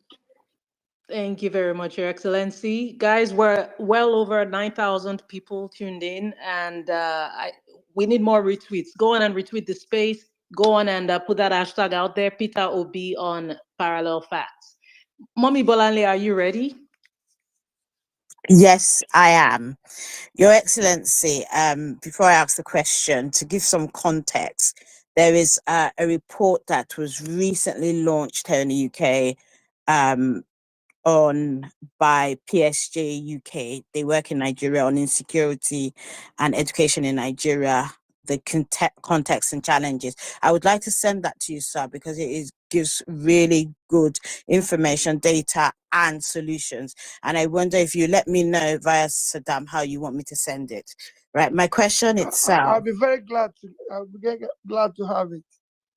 Awesome. Right. So, sir, my question is this. I have noticed that during your tour of Nigeria, you visited a lot of educational institutions. I know that you are very clear about the role that education plays in lifting people out of poverty. However, 1 in 5 out-of-school children in the world come from Nigeria. And of the 20.2 million out-of-school children in Nigeria currently, 66% come from the Northeast and Northwest. Sir, what do you suggest should be done at state level to tackle this problem? You know, out-of-school children problem in Nigeria is very solvable. When I say this, I say it with every sense of responsibility. It's because we have not recognized the impact of education on development. You know, in Nigeria, all you need to do if you're in government is to run around, make noise, bribe some people, they help you to make louder noise. You're doing this, you're doing this, you're doing this. But if you're looking for measurable, visible criteria for development, if you're looking for factors that can help your country develop, number one revolves around education, basic education, basic education. And that Nigeria can finance comfortably. Nigeria can finance that comfortably. The schools, just the schools in the north, pulling those kids out of school, which is critical now, because it's those who didn't educate yesterday that's the part of the problem we are facing now.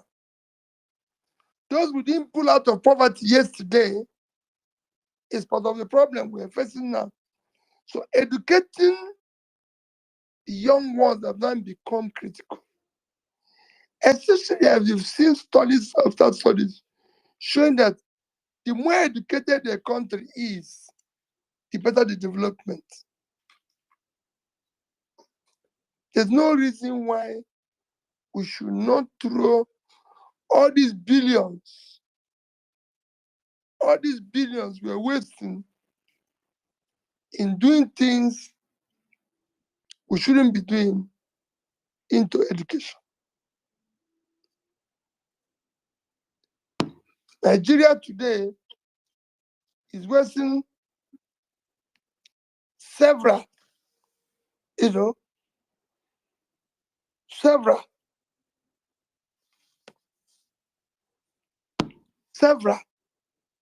resources on things that have no contribution to development, while abandoning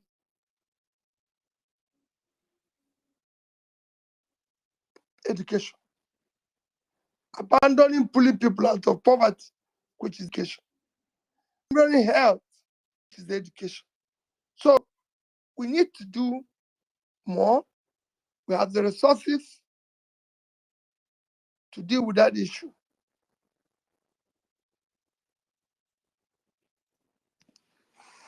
Thank you so much, Your Excellency. And I just want to address something. I'm getting a lot of tweets where people are saying they want to hear other speakers. So the way it works, if you're familiar with our spaces, the way it works, this is being organized by Parallel Facts. So we have a panel of people who ask PO some questions. We have to touch on some very, very important aspects of the situation of things in Nigeria. Not that your questions are not important.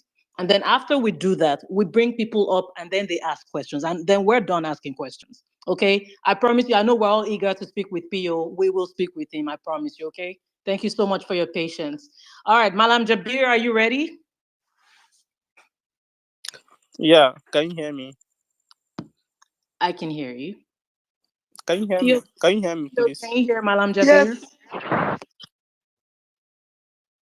All right, sir. My question is, sir, looking at the current situation in the country, how many politicians making the use of young people, especially when it is time for politics, immediately after politics, they use and dump them.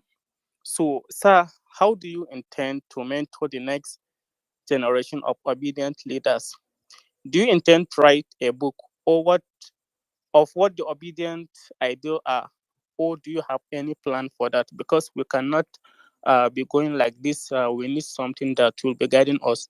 So from that, we can have a prosperous Nigeria where every citizen will be proud of being a Nigerian, not that the current Nigeria that only few cycle of people that are benefiting. So what do you have for the young people that will be looking at us, their guide?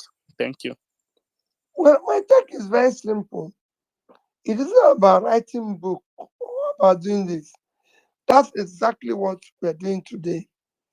That's exactly what the obedient group intend to do.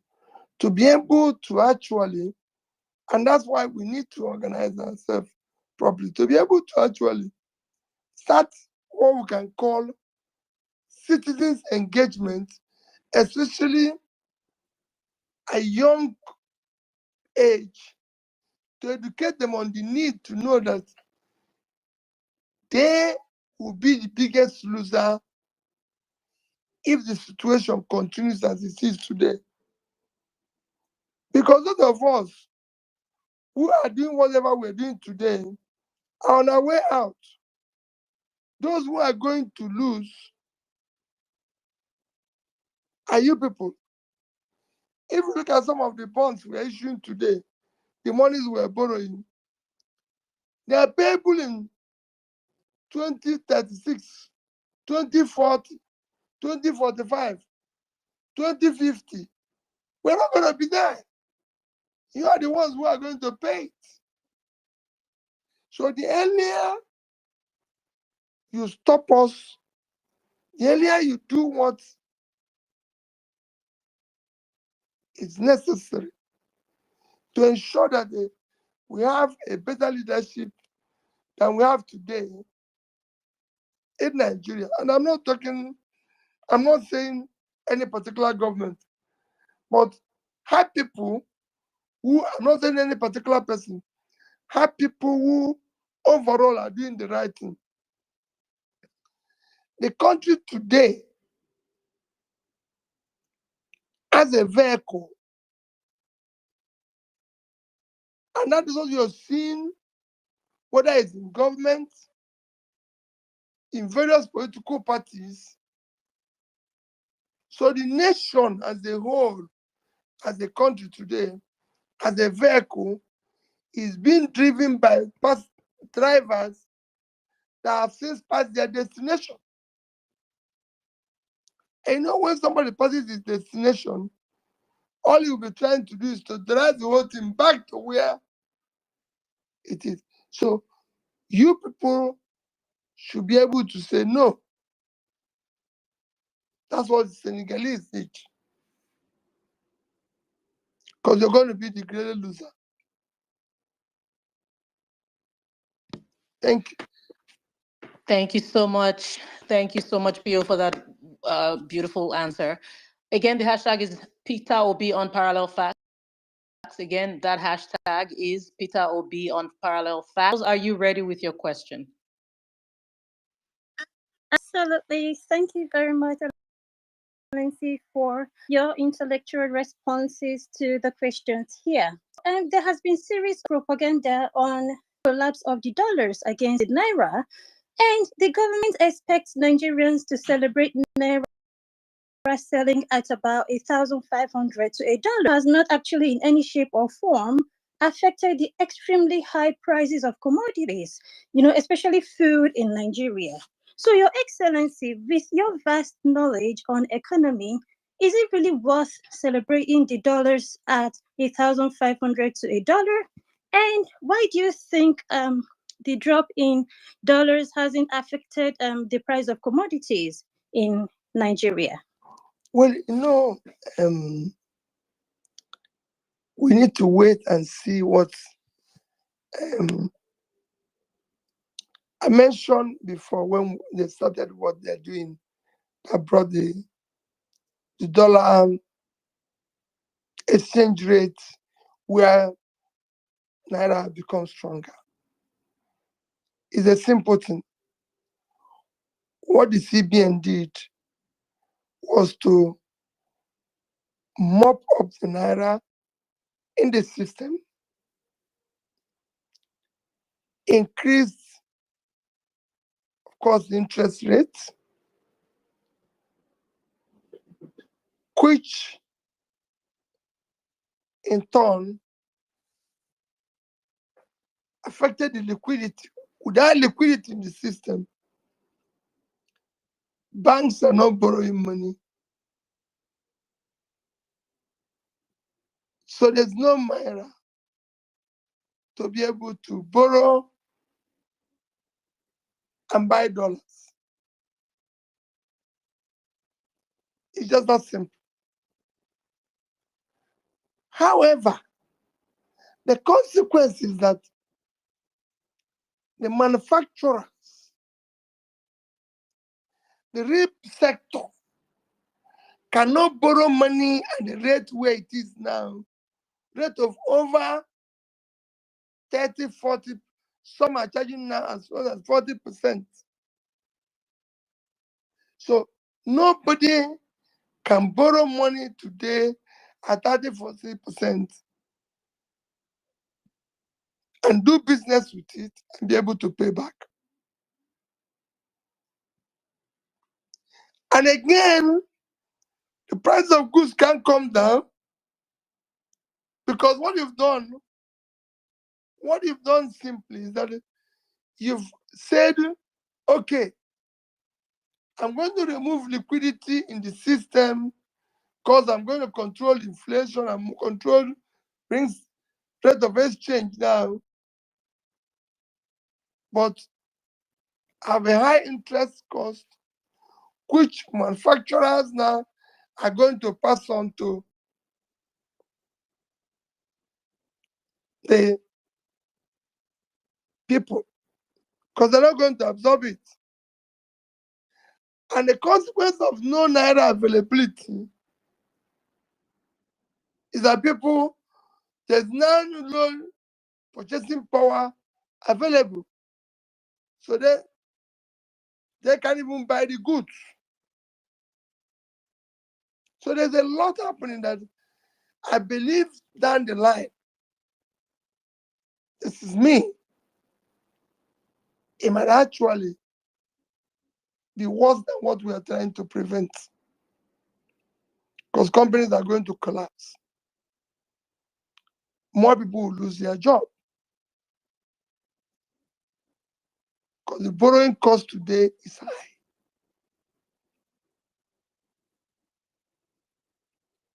The only way to deal with dollar issue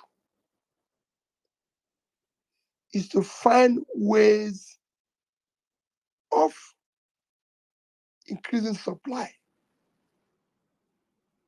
Temporarily, it might require you to borrow.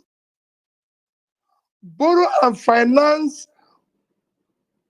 dollar-related businesses, because they're going to borrow and use it maybe through the banking system, through this, to support businesses that can generate more dollars. Be able to go out and deal with your sources of earning foreign currency, like oil. Long-term, support production for export. This might work better than what we're doing today. But, in economics, we use all things being equal. We're not certain. But I can tell you, today, things are still tough for Nigerians.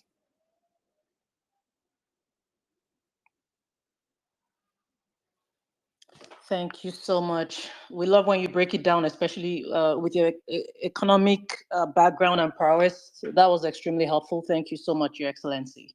All right, so we're going to take two more from the speakers, and then we'll bring speakers up. I told you we're getting there. But in the meantime, again, we have so many people tuned in now, but our retweets are not reflecting that. So we're asking you, please retweet this space, retweet it, share it with somebody. Don't forget the hashtag PeterObi on Parallel Facts. Just put out the hashtag for whatever it's worth. Let's let the world know that His Excellency is here speaking with us. All right, well-meaning, we're ready for your next question, please. Yeah, thank you very much. Thank you very much, Gloria.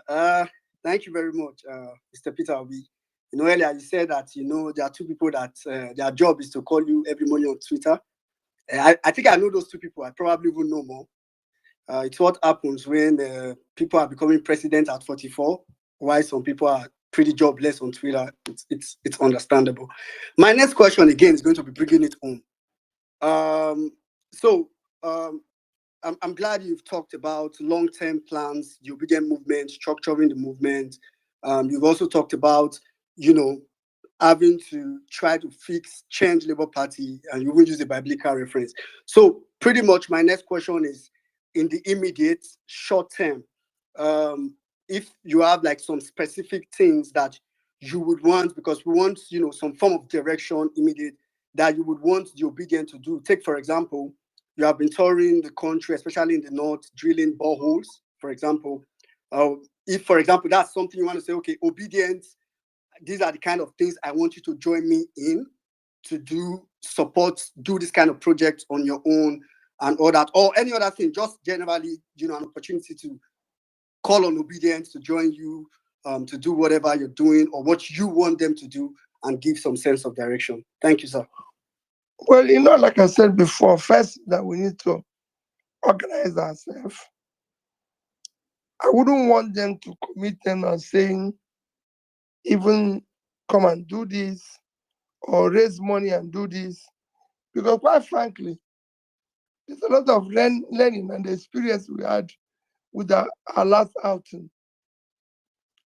I can tell you that every day you're hearing of money collected by one person or the other, which sadly was not utilized for the purpose Individually, I encourage people to do whatever you can do to help today. Our people are going through difficult time. We're going through difficult time. Our people are hungry. People are hungry. So it is important that anybody who can do anything to help, it will go a long way. I said it in my tweets. We are now one of the hungriest countries of the world. We are 109 out of 125 measured. So we are among the worst 20. So you can imagine what it is. You see me tweet where I said Ukraine that is at war is now giving us grain free. And both UNICEF and every organization is now saying it will get worse. So whatever you can do, like I'm doing, please do. Do not wait even for me. Do whatever is possible that you can do in order to get it to help and get our people to live. It will shock you. I stop in the street now where they're selling bread and ask question, how much is bread? They say it's 1,000. I pay 10,000 and say, give these people around here one bread. Just as they are sharing it, other 20 will appear and say, please buy for me. Buy for me. That's what we've reduced. You've seen Nigerians die, including university students. Assets that we require for tomorrow because they're fighting where food is going to be shared.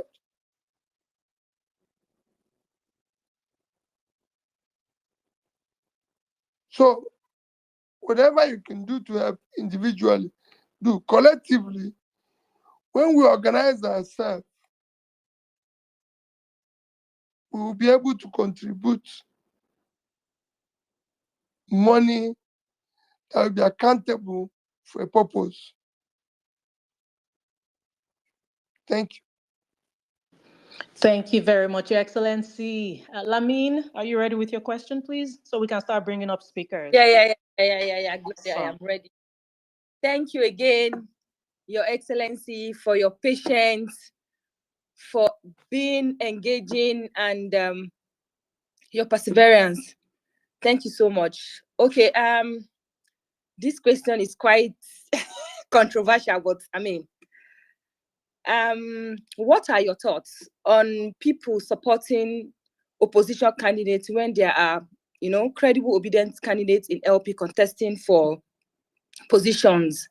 An example is what's going on in Edo State, where we have the likes of Olumide contesting for governor of Edo State, and we all know that the man is credible. He's spoken to us on this space before, but you have some obedience saying that they can support PDP and they can support APC if they choose to. So for the likes of us who think that things should not be done that way, I'd like to know your thoughts about that. Okay, let me first make a comment. I've also been accused of not supporting Olumide. Categorically, Olumide Abana is our candidate. And that is the person I support. Is the candidate of Labour Party. And as of today, I'm still a member of Labour Party. I don't, and I will never do anti-party while I'm the party. If I'm going to do so, I'm going to make it categorically clear. And like you said, he's qualified for the job. Primaries have come and gone. You can have anybody you're supporting. I can have anybody I'm supporting. But that has passed. He's now our candidate. He enjoys my support. And I plead with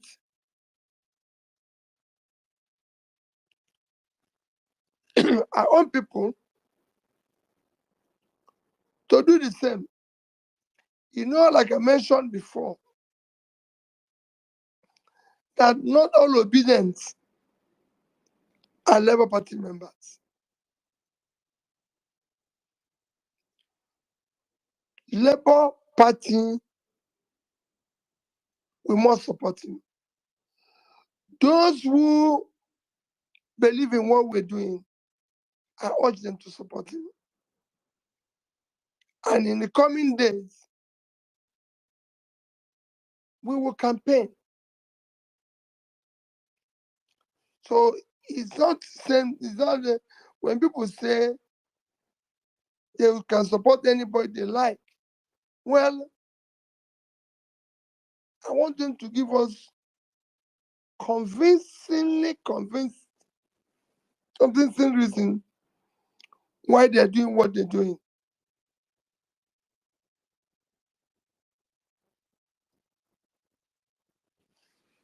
Thank you so much, Your Excellency. All right, it's time for us to bring speakers up. And I do want to say, if you are not following us and if you have not retweeted this space, I can't bring you up. Oh. Okay, I'm kidding. But please, okay, now I'm begging you, I'm on my knees. Please don't, Retweet please, this space. it's don't kid, it's serious, please. Huh? Okay. Sure, you've heard now. Retweet this space. Please ensure that you are retweeting. Ensure that you are following this platform, Parallel Facts, and boom, you could just get a ticket to speak with His Excellency. So we're going to start bringing speakers up. I, usually don't respond to silly comments or whatever, but if you're having a problem with the number of people, you wait till this space finishes and you'll see how last time it keeps going. So guys, please keep retweeting. It's a lot of people on here now, and it's going to be way more people that will still come and listen. We appreciate you. Even after the space ends, keep retweeting. And even with all the challenges we face technically today, we've still, by the grace of God, been able to bring in huge numbers, and we will keep going. We will keep going regardless of what happens. We're all determined to fight for a new Nigeria. All right, so Dam, are you ready to bring speakers up? Yeah, I think we're bringing. There's some speakers already up here. I think you can take the ones already up. Okay. Oh, Mr. Peter, let's bring him back up. Okay. I want to make sure I don't kick myself out. Okay, let me take Kolade first. Hi, Kolade Kayode. You can go ahead with your question. Oh, thank you so much, Gloria. I greet everyone. His Excellency, thank you so much, sir. You really made my day. You made my day. Today's my birthday, and I get to speak with you for the first time. Thank you, sir. Okay, I'll go straight to my question. I'm asking this just for clarity's sake, so that because it's something on so many people's mind, and we don't want to just keep assuming or just like talking on your behalf or thinking on your behalf, sir.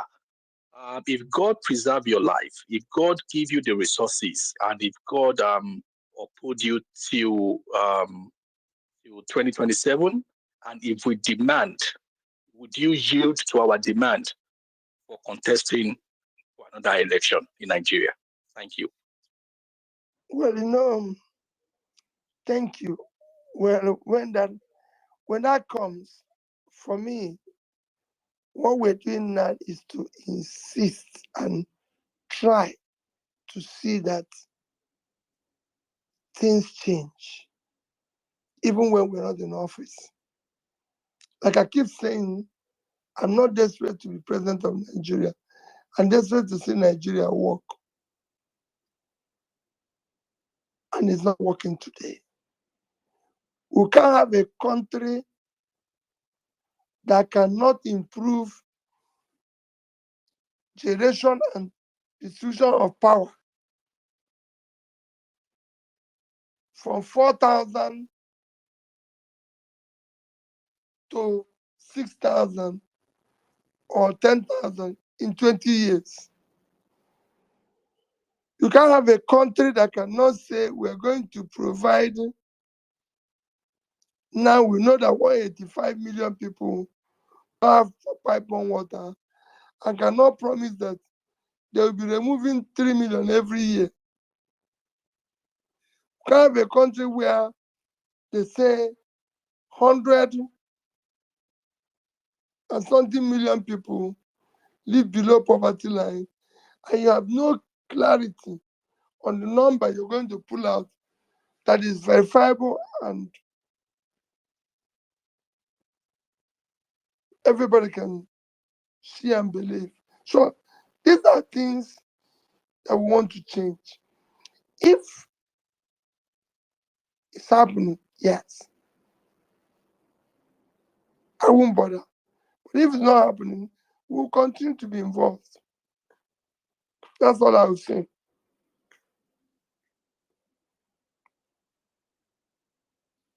Thank you.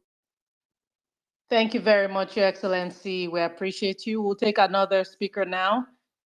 Jimmy, please go ahead. Oh, okay. That was quick. Good day, Your Excellency. Nice to have this conversation with you again. My question is quite straightforward. Just on behalf of a lot of obedient, I just want to ask this way: what is the benefit? Okay, let me put it this way: what benefit is Abia State to you currently, and what benefit will having more LP states be to your desperation to see Nigeria work? I tapped that out since yesterday. Well, I'm sure you've seen it. If the people of Abia are saying Dr. Oti is doing well, what end again do you want in government? I'm not looking for anything in government. Alex Oti, apart from going to Abia, and maybe he gives me a bottle of water. I don't do any contract. I don't benefit from anything. In fact, there's a time somebody said, maybe it's Alex Oti that is supporting or funding me. Some say, oh, it's a bank. Somebody said that. I said to them, I said, Alex Oti have never, I can't remember going to Abia and Alex Oti gave me 1 million naira. They turn and say, oh, maybe I own Fidelity Bank and they do this, and I laugh. Fidelity Bank have 540 something thousand shareholders. And so are so many other institutions. So, and I can't remember them again giving me, let me not say they have not given me 1 million because they might have paid me dividend that's above one, but giving me other than what I will earn as dividend, say 1 million naira for anything. No. It is people like you who will call me and say, Peter, you're doing this stuff not. Can this my 5 million do anything for you? I say, yes. If I have 5 million now, I can provide water Like in some of the places I went to Sokoto to put water, it was actually Faculty of Agriculture that need borehole in one of their facilities. And I was shocked when they said, this is the first time any individual other than government is helping them with any project. So that's basically. Sorry, sir. I think you So misunderstood. I'm coming. That's Okay, basically what Abia is doing. So if you have more Abias where citizens are happy, cumulatively, you have a Nigeria where citizens are okay. We need to replicate the feeling governance is about the people. When the people are happy with governance, then you celebrate it. So if people are happy with, say, governor, we want the people in other areas, Edo, Ondo, Bayelsa, anywhere, to feel the same way. There's no, the only difference that is between, say, the Western world, for the people say well in America and Nigeria, is I'm not comparing these two because they're incomparable. But the only thing, the feeling of the people that they can go home, there's water, the air they breathe is not different, same air. They have no data, they can go home and switch on their lights. They have access to transport system. They can get a job and be paid. But living in the West is as tough as being in Nigeria. But added to that,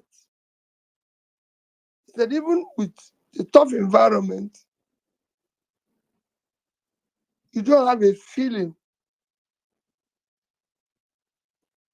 of things are working. So, electricity, if we have Abia working in different places cumulatively, Nigeria will be working. If we replicate the same thing at the center, it's a win-win. Nigerians will be happy.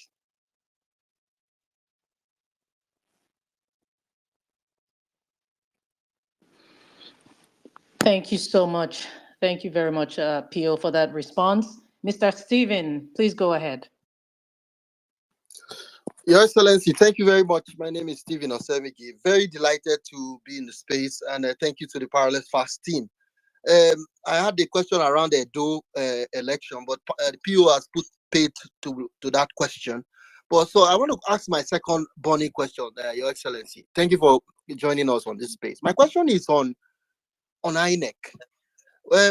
Most of us that went through this process with you through 2023, I was on spaces several times advocating for real-time beavers uploading results. And Mahmoud Yakubu went about, the current chairman of INEC, promising, even in Chatham House, that the results will be uploaded real-time. And we know the story, how supposedly it was switched off. And in the court, which we also followed, it was said to be an option. Can we put pressure on the current National Assembly to codify it so that if we go again in 2027, God willing, it will no longer be an option, that results will be uploaded at polling units so that our results will reflect? Because I fear that if we continue this great work you're doing and we all continue to do this, INEC has not amended that rule and the Supreme Court ignored the beavers. And I fear that that may be a challenge. What do you think we should do as ObiDients, as Nigerians, and also the National Assembly on the current Electoral Act, which was a big problem why you are not president today, in my opinion? Thank you, sir. Well, I think it's for me, this is not a question. is the suggestion that all of us will have to work hard on. Because like I said, it is important that you know that it's not everything that is question. I'm also learning, like you people are learning. I'm also listening to you. I want some of you also to tell me what to do. What you ask now is critical. Is there something that we'll all engage in? I've taken note of it. We must now ensure that issue of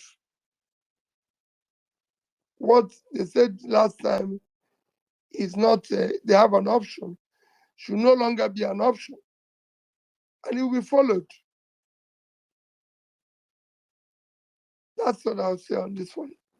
Okay, thank you, sir. I would just to conclude that part of the question, I would please ask that when you meet with the National Assembly delegation from our party and also the opposition, which includes the PDP and all other interested parties, let them bring it to the table, and we as Nigerians will support that effort so that we can be sure that the votes of Nigerians will count 100%. Thank you, Your Excellency.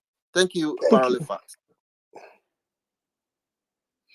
All right. Walchester 04, you can go ahead, please.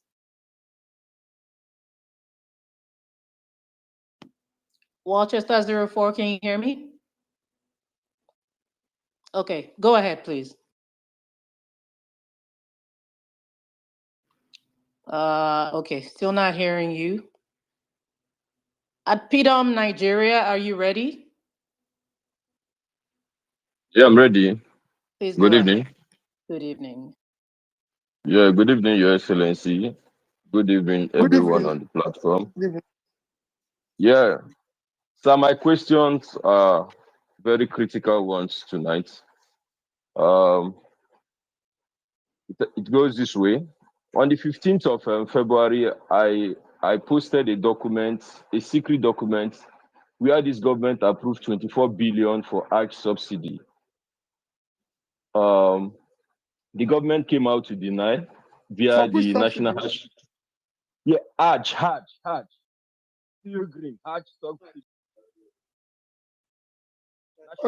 Yeah, I posted a document with Tinubu's signature where the government approved 24 billion naira to subsidize for Hajj.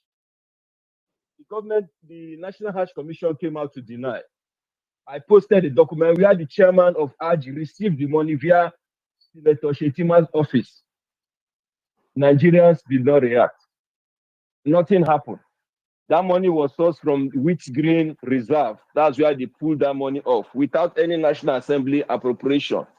Nigerians did not react. They went behind and increased that money to 90 billion naira. Daily Trust reported it today that the government is subsidizing the 2024 Hajj with 90 billion naira. This money didn't go through National Assembly appropriation. There was no deliberation. These are people's money. Someone just sat from nowhere and approved it.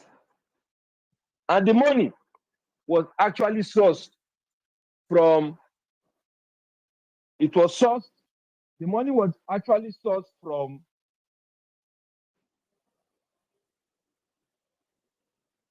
can you hear me? Yes. We can hear you now. Yeah, the money was actually sourced from service-wide votes. That is where the money was sourced. Although no Nigerians know about this.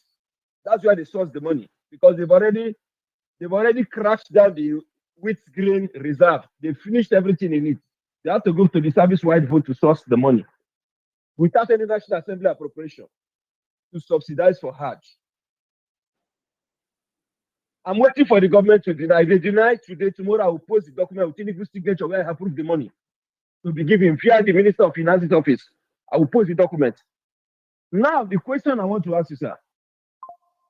In 2027, God willing, by the time you take office as the president of this country, will you prioritize pilgrimage as against student loan?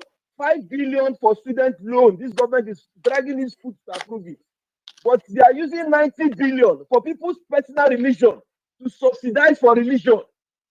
Will you prioritize such acts if you become president in 2027? Okay, thank you. Thank you are you. the president. Will you allow? Thank will you. you use your office to approve such money without National Assembly, without National Assembly appropriation? Okay, thank you in very such much. situation that we are in right now, what should Nigerians do? What should Nigerians do for the government to stop this rubbish they are doing? No, I've listened to you. My own take, which I want to follow up immediately. Let me be honest with you. I'll prioritize number one, education. Because we must put the people out of poverty. And it starts with education of the people. We pull the 20 million young people that are today out of school. We make sure we put the resources for them to go back to school. I'll prioritize health because we have people dying today because of no health facility. We have overtaken India in infant mortality. Mothers and children are dying, and it's worse in the north because of non-availability of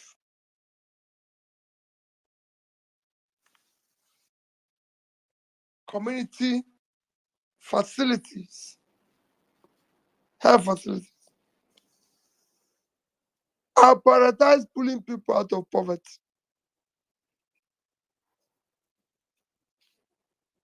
This is where we require to put in our resources.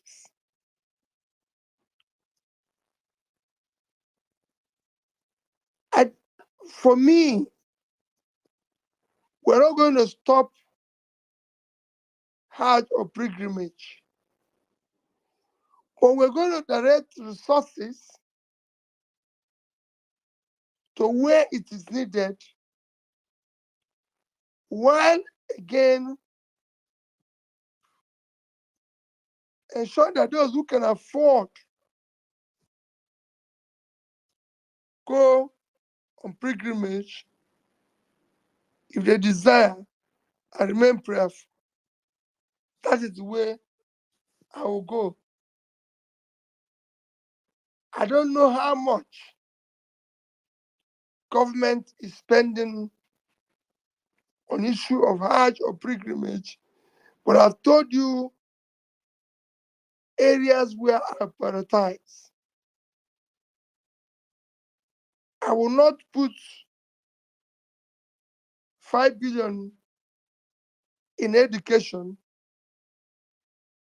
and put 100, which is about which is what you're saying, 90 in Hajj. Because what you have not said now is that 5% of scholarship for university education is what we're using for this.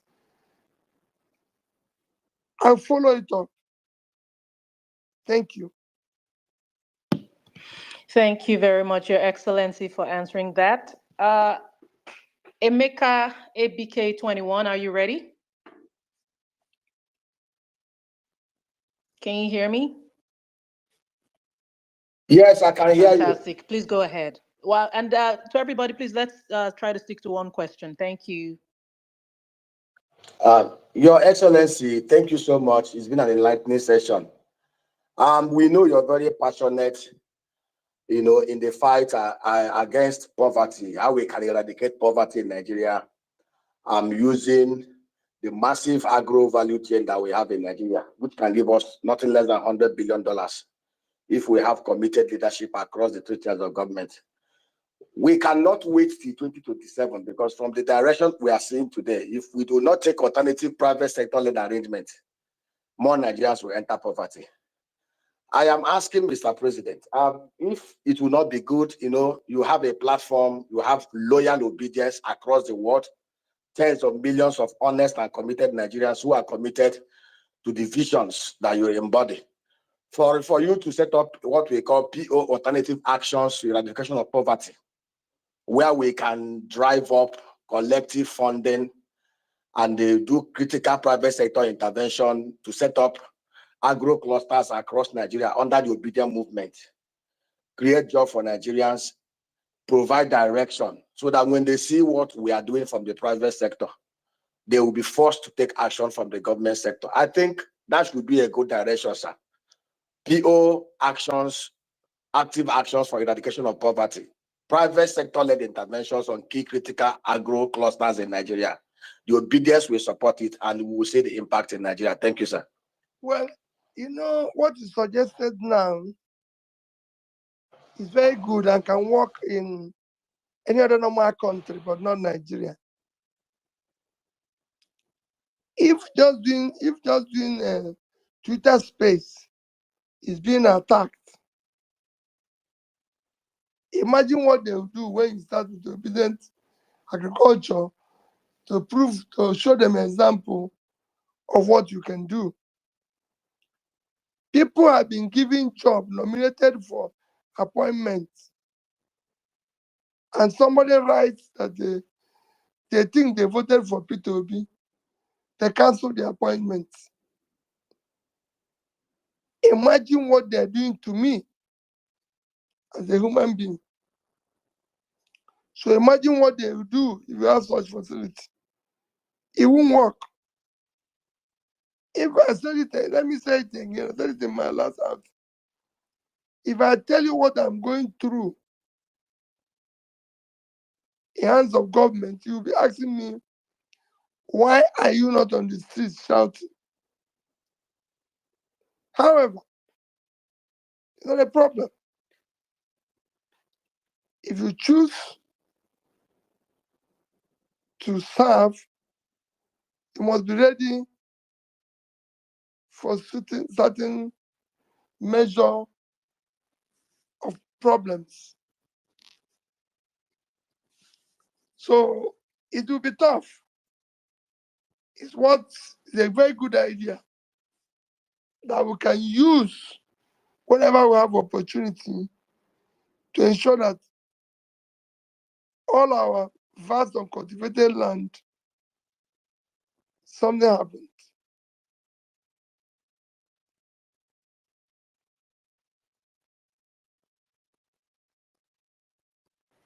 Thank you. Thank you, sir.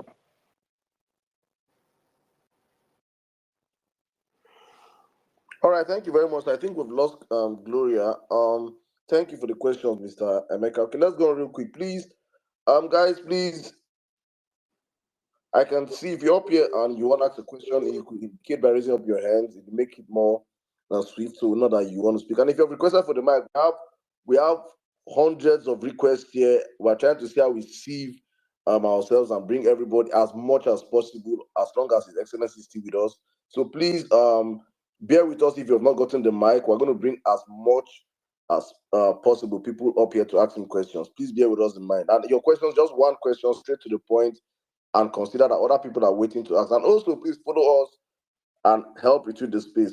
Okay, I'll come to you, Mr. Dr. Bankole. Please, your question in 1 minute. Thank you, sir. Okay, thank you. Thank you, Your Excellency, for being here today. So before, I'm going straight to my question here. Before that last presidential election, you toured parts of the world engaging the diaspora. And one thing that always comes up when we receive politicians from Nigeria is we talk about the issue of diaspora voting. Subsequent assembly, they've always sidetracked this issue. Even when there was strong lobbying, they just always push this diaspora voting issue to the side.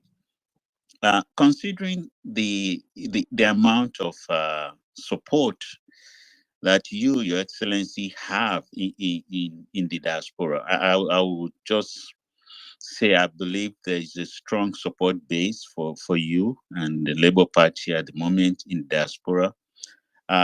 Is this something that could be of interest to you to push our members in the Senate and the House just to take up this issue and push that diaspora will have a chance to vote? We can't wait till close to 2027 before talking about this. Maybe I think this is the time to start talking about it. I would like to hear your thoughts on this. Thank you.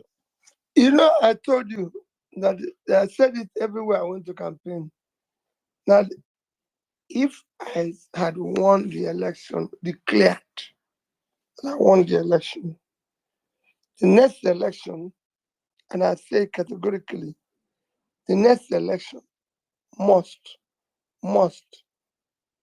diaspora will vote. If they can vote in Kenya, if they can vote in other African Ghana, they can vote in Nigeria. There's nothing wrong in that. There's nothing wrong in that.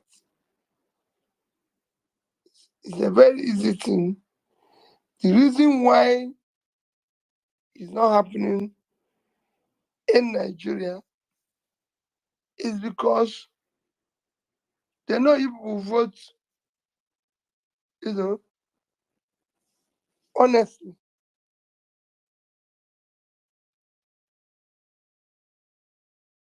And that's why it's not happening. There's no reason why today, in today's world, Nigerians in diaspora cannot vote. Besides, it's critical. You now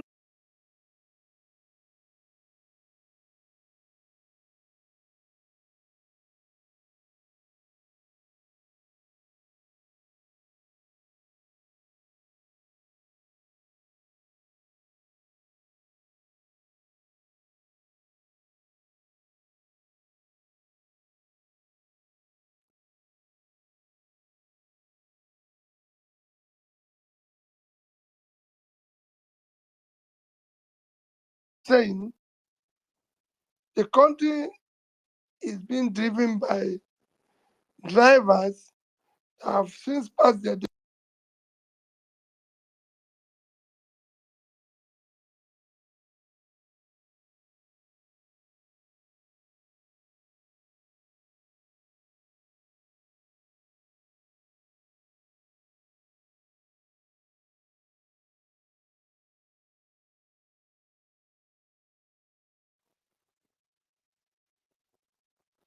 Thank you very much. Honestly speaking, this space is under massive attack. I don't even know how. Virtually, I think I'm the only one that's up here. I can't even see. So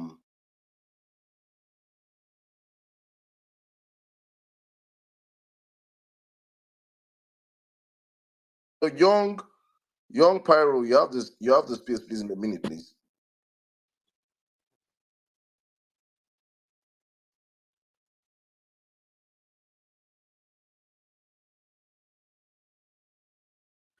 I mean, can you hear me? Yeah, please go on in a minute. You have a question. You have the space, please. Ask your question.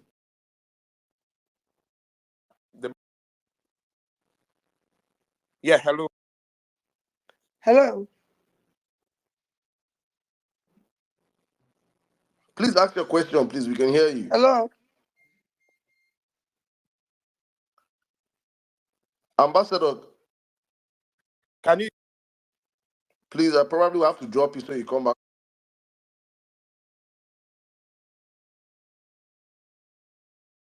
Please ask your question, please.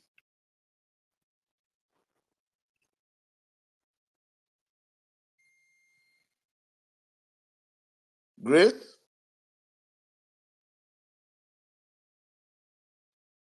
Am I the only one?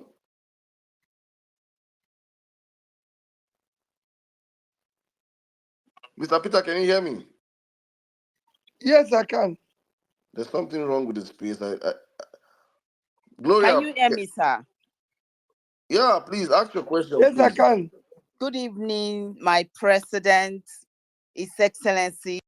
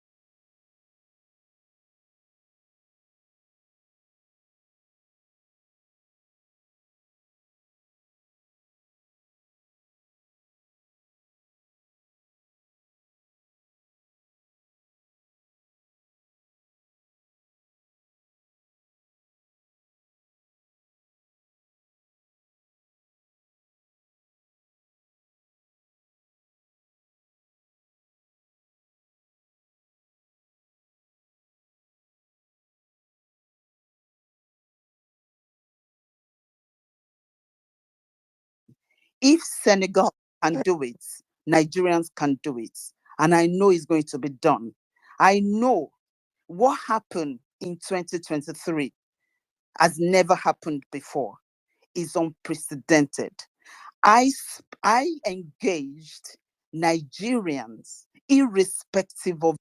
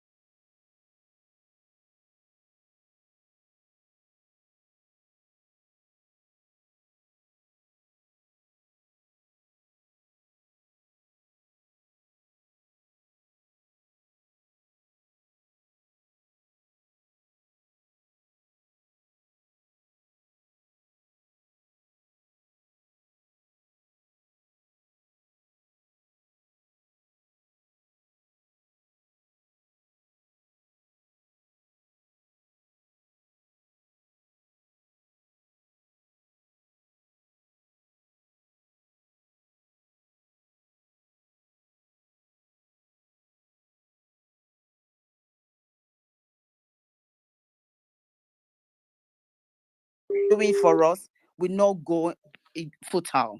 Will not. Thank you, ma. Thank you, So ma. let us know how to bring ourselves together. What I would have suggested is what.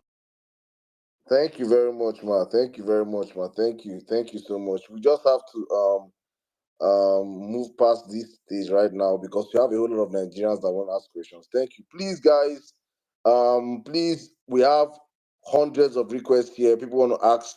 Please, I know he rarely gets complimentaries on spaces. But please, let's try and limit our complimentaries and go straight to questions.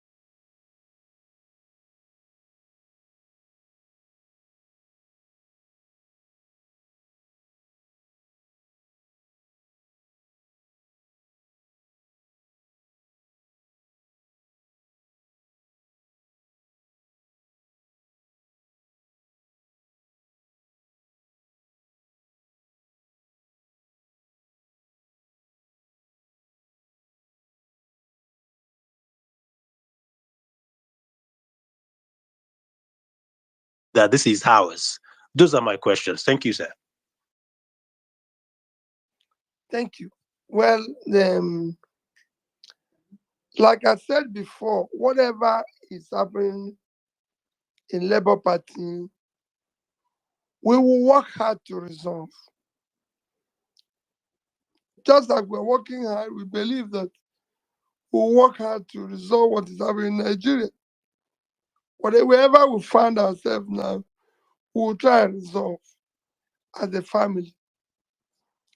And whatever we're going to do going forward will be all of us coming together.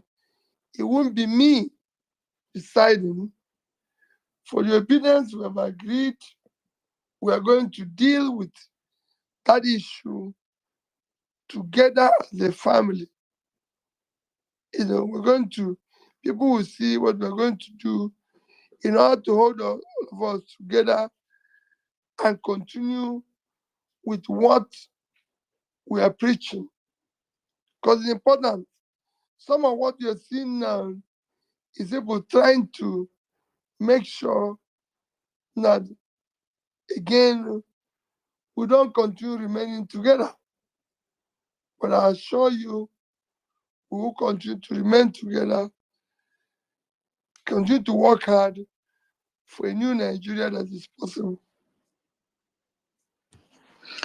Thank you very much, Your Excellency. And thank you, everybody. We're still bringing speakers up. We appreciate you. It's such a massive turnout.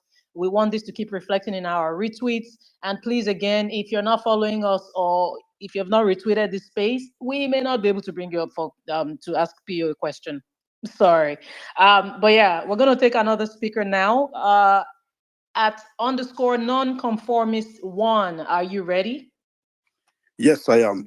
Good evening, Your Excellency. Good evening, everybody on this space. Sir, my question is actually quite direct. And, a lot of us have been upset about a lot of things. And one of those things is that we hear that Julius Abure, the party chairman, is literally fighting you in the party and a couple of other people who are opposed to this convention. Please, sir, we need a direction because most of us are contemplating joining the party. Many of us are looking at galvanizing people, to join also. So do you think it is still a very wise venture for us to do this? Or should we just hold on and let the whole audit go on and everything and then see how we move from there, sir? No, come again because I lost you in the question. Okay, can you hear me now, sir?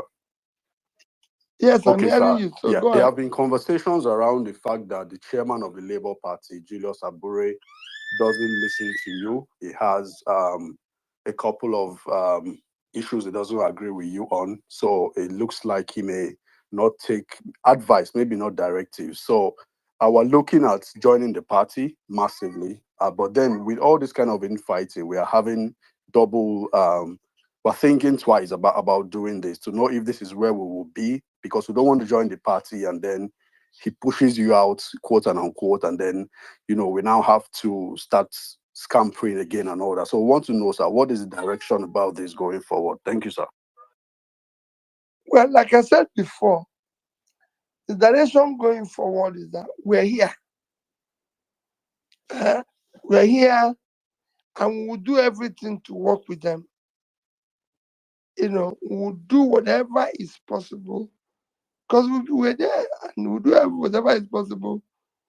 We will ensure that they listen to us. It's not just me, the obedience. If in the end they don't listen to us, well, as we go along, we'll see what is happening. All I can tell people is that they remain focused on building a new Nigeria. And I'm sure with what we have achieved, going forward will be much, much easier. And it will not be stopped by anybody agreeing or disagreeing with me or disagreeing with the obedience. We're going to work with everybody. We're going to preach everybody. There's issues today in the party and outside the party. We're going to talk. There's also some of our people who are preoccupied too much with party position. And We want the party to work. It's not that it's necessary we work unless we occupy it. No, we want the party to work. We have a purpose. Let's go for our goal. Let our eyes be on the ball and pursue what we set out to do. And that is to change the country called Nigeria. We should not lose that fact and then go into minor issues that will distract us. Thank you very much, Your Excellency. Guys, this space is also open to women. We also want to hear from our women. Oma's Therapy, I'll take you in just a second. Also, please remember, it's not just for supporters of PeterObi. We actually do want to hear your feedback. As long as you keep it constructive, whatever question you have, just keep it respectful. We'll be more than happy to hear from everybody. Oma's Therapy, please go ahead, ma'am. Thank you, Gloria. Good evening, His Excellency, my president, the people's president. This is my best day yet.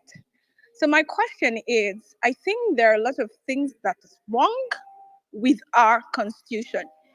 When you become the president, can we re-amend the constitution? And how can we bring back the rule of law to our country, please? First, that our constitution was the constitution that was handed over to us. It is important that we do a constitution that will have a constitution by the people. A lot, so when we do that, after that, after doing that, as for rule of law, the first person that should show a sign is rule of law, believe in it, live by it, is the president. I can tell you most of all these things you're seeing here, if the president focus on doing the right thing, you'll be shocked. It is important. And that, rest assured, I will do. Thank you. Thank you very much, Your Excellency. All right. I'm trying to see which order we came in. Please bear with me if I skip the order. At Chidiliti. Yeah, Are you ready? I'm ready, my You're giving me a tongue twister with your name, but go ahead. yeah. Good evening, my excellency. Good evening, sir. My name is Chidi. Sir, my question is reference to Abia State. We can see the residents of Abia State or citizens of Abia State have actually been giving their votes to PDP for 24 good years, and for backwardness, and they've been rewarding this party for failure for 24 years until Alex Otti came on board. Now they are benefiting from good governance because of your message. Sir, you have tested leadership despite the difficulties in Anambra State, and you were able to defeat the obstacles. So I want to ask you, don't you think this is the right time for you to actually establish PeterObi Leadership Institute to start from the foundation of rebranding the youth ideas and building the structure for aspiring leaders in our society? Thank you. I said this is what we are doing with the obedient groups, with the obedient structure, which we want to now formalize to start in different areas, not just having an institute in one place, different areas, educating people on the need to do things better. You see, when we started, people are asking, why are you still going around when there's no campaign? Because we're used to only going around when there's campaign. We're not used to politicians after campaign still be going around. So that's what we're doing now. So I agree with you, but not now. Let's have a structure that is showing and educating young ones how to live, how to do things better. Thank you very much, Your Excellency. Arewa Chik, your turn. All right, good evening, Your Excellency PeterObi, the People's President. It's, Good evening. it's such a pleasure to be here with you today. My question is one that borders quite a number of the obedience amongst us. Recently, we've had in-house arguments amongst ourselves where we have some people supporting aspirants and candidates from other parties, and these are people who are obedient. And in doing that, it has brought the need for us to have like a structure to be able to, galvanize ourselves together in a more centralized. Yeah.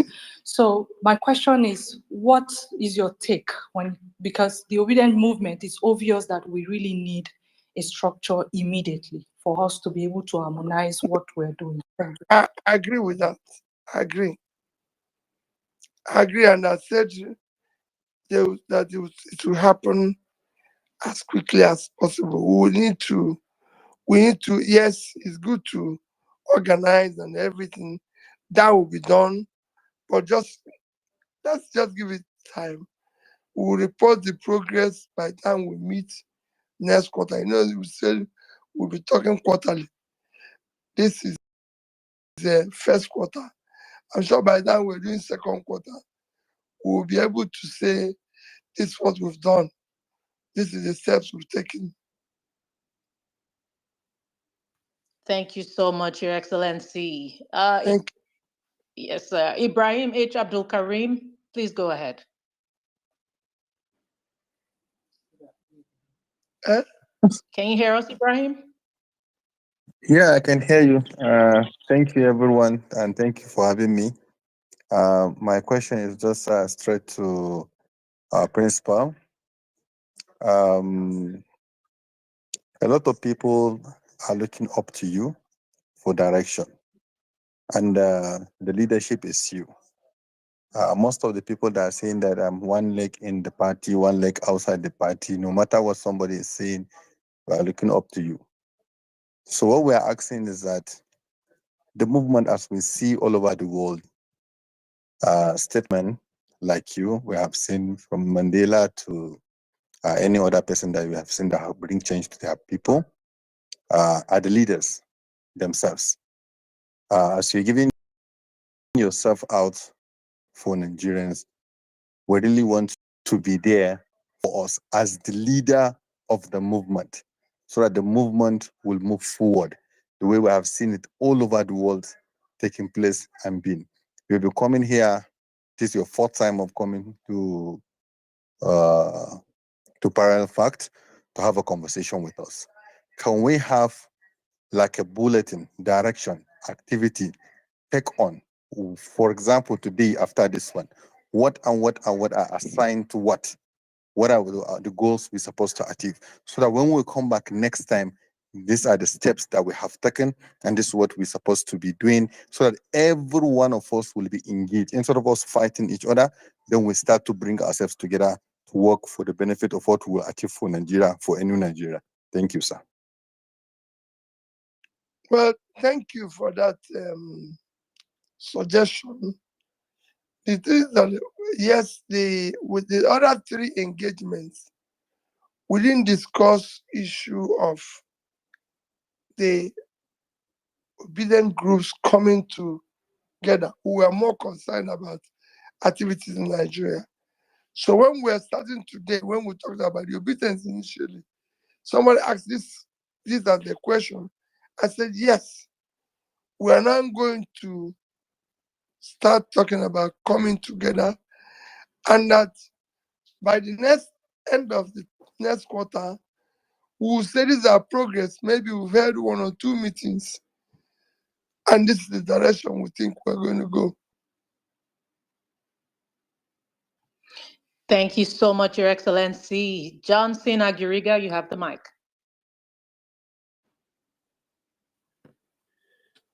Okay. Thank you so much, Gloria. Your Excellency, I don't know if you can hear me. I'm hearing you very well. Okay. I had the privilege of asking you a question last time, but unfortunately, you couldn't hear my voice. So I'm glad that you can hear me now. Though my question to you is going to be a little bit personal based on the conversation I've had with a couple of my friends during the election. A lot of them have actually given up hope on Nigeria. So they said that last year election was actually their last hope for Nigeria. Please, they should do that. Please, I'm begging them. Yeah, so I don't know, like, what kind of advice, even on my part, we're trying to like see if we can host like a space group. We're trying to like galvanize Nigerians together. So we have like a group we call Toms, but they, from my observation, a lot of people, it's like their hope with what we experienced last year, they've actually kind of given up hope. So I just want to know from you, what kind of advice maybe you can actually give us, just for us to be optimistic that new Nigeria is actually possible. Let them keep up hope. It's only last year that we did that attempt. Change is not easy. When a long distance race, please, they shouldn't give up. To give up will be worse.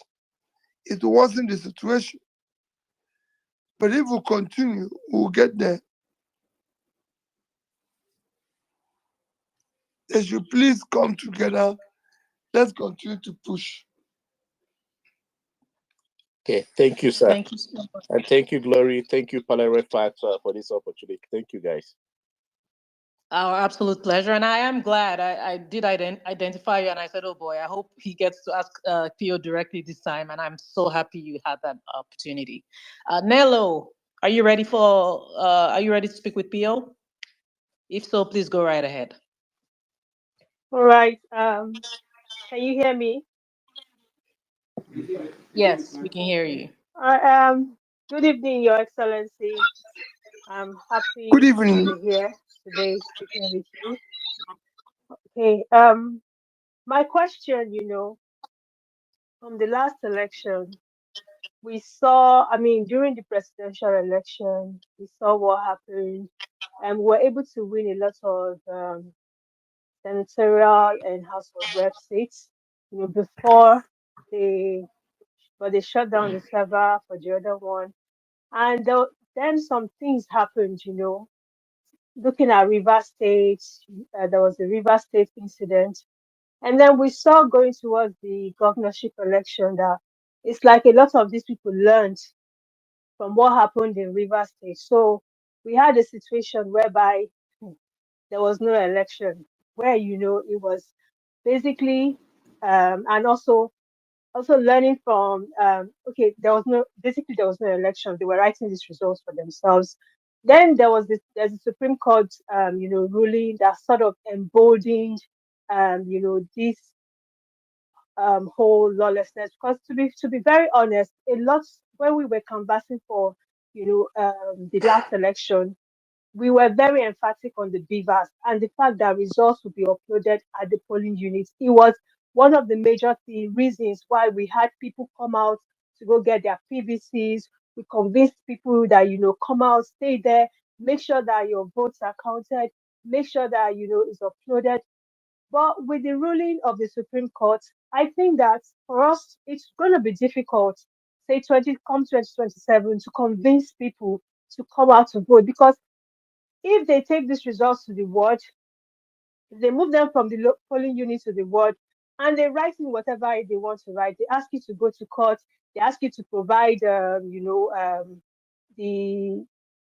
to come and prove that you won the election, which we all know that it's a bit difficult. So my question is, what are we doing about, ensuring that there's going to be electoral reforms, ensuring that, those results are uploaded at the polling units, Now we on our own part, we can come out and make sure that and be there, make sure that our votes are counted, make sure that it's uploaded right there and there in our presence.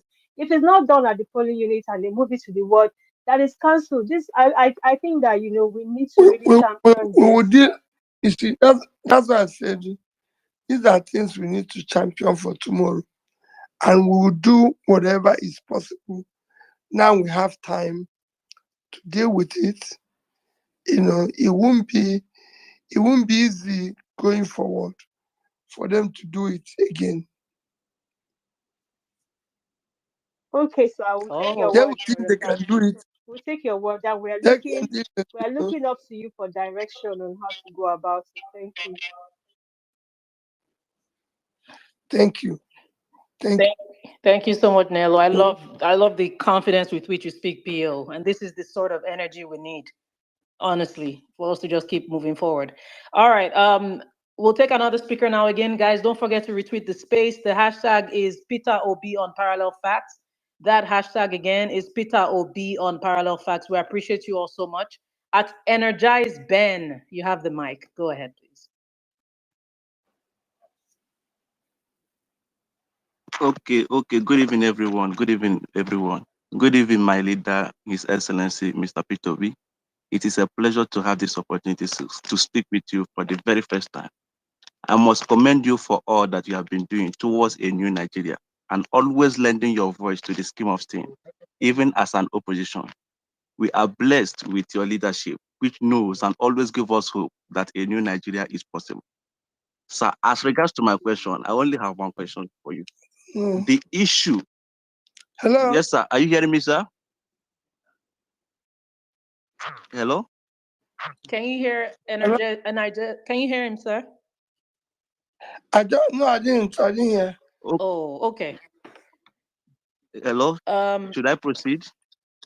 Yeah, please proceed. Okay. Sorry. I'll just My question is transfer as the- regards to the issue of state policy. The state policing issue has been at the front of national.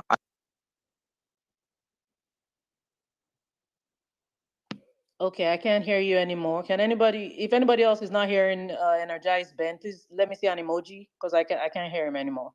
Or am I the only one? Okay, if you can hear Energize Ben, please indicate with an emoji because I can't hear him anymore either. I think he has dropped. Okay, we'll just take somebody else now. Kelvin, the satirist, please go ahead, satirist. Go ahead, Kelvin. All right. Thank you very much. Am I audible, please? I can hear you. Pio, can you hear him? Yes, I can. Okay, great. Good evening. Good evening. Good evening, Your Excellency. Thank you very much for gracing us with your presence, as usual. I have a very short question, and I have one request and one question. The request would be to just help me wish my boy a happy birthday. Today is his 1 year and 3 months birthday. I remember when my woman was in the labor room trying to bring him to earth on the 29th of December. We were on a meeting strategizing on how to make Nigeria move forward, how to just yeah. So today he's one year and 3 months What old. is his name? His name is Prince Jamal Ayomide. Okay. Yes. Happy birthday, Jamal. I wish you the best. And I know you're going to grow up and live in a better country than your daddy lived. We will build a better country for you. God Almighty will bless you and continue to make you source of happiness to your parents. God bless your family. Thank you very much, Your Excellency. God bless you, Your Excellency. My question would be, sir, in clear terms, sir, what is your take on zoning? What is your take on zoning, sir? It has become a very, very serious issue, especially with regards to the election, the forthcoming election in my state, Edo. Sir, we want you to. Let me be honest with you, and I say it categorically. If I have my way, there will be zoning across the entire Nigeria. First is that I've said it categorically. The presidency should not have one second term. It should be strictly 5 years across 5 years, no second term. And it must be zoned across the 6 geopolitical zone. Wherever it comes to your zone, you give us the best. It will make people, I've said before, anybody who wants to do anything can show impact in 5 years and go away. And that should be similar in all the states of Nigeria, within the 3 geopolitical zones. That is my own feeling. That's my own listen. And I stand on it. What has happened in most of these states, because of no organized situation, you find out that people now bring candidates, good candidates, from different zones. While if we have restricted it and say it must be zoned, it will be easier. It will be better to be more organized. And that is critical. Right now, everybody focus on performance, but within that performance, or people who have competence and capacity, even within this, we can find it in different zones of Nigeria.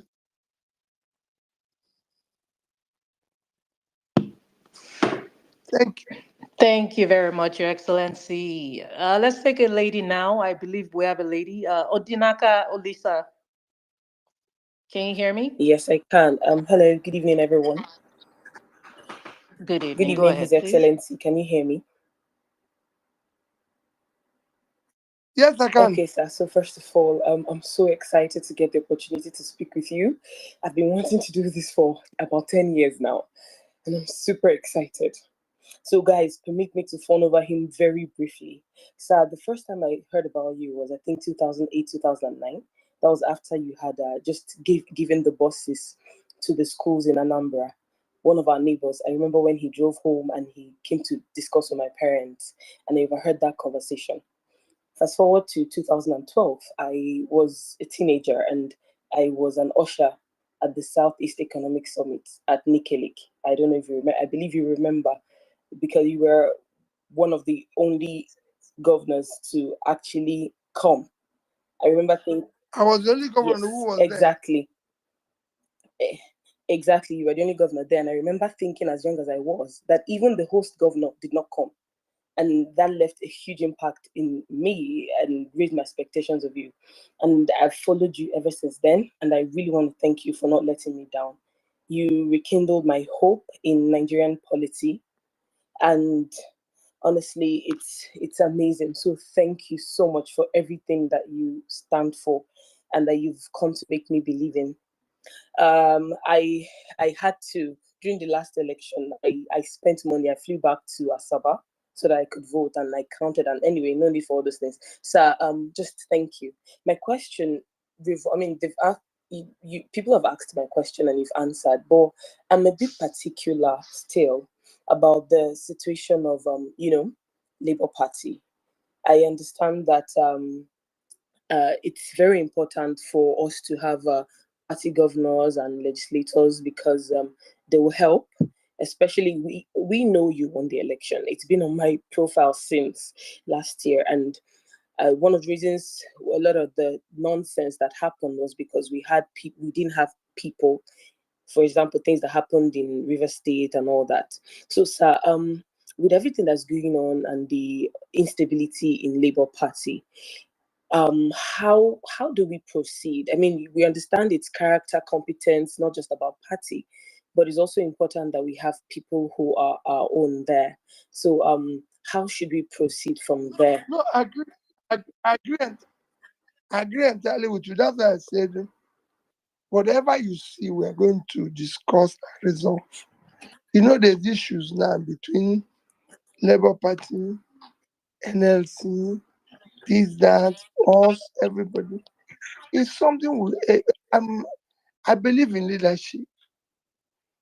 You know, whatever they're doing, we're going to resolve.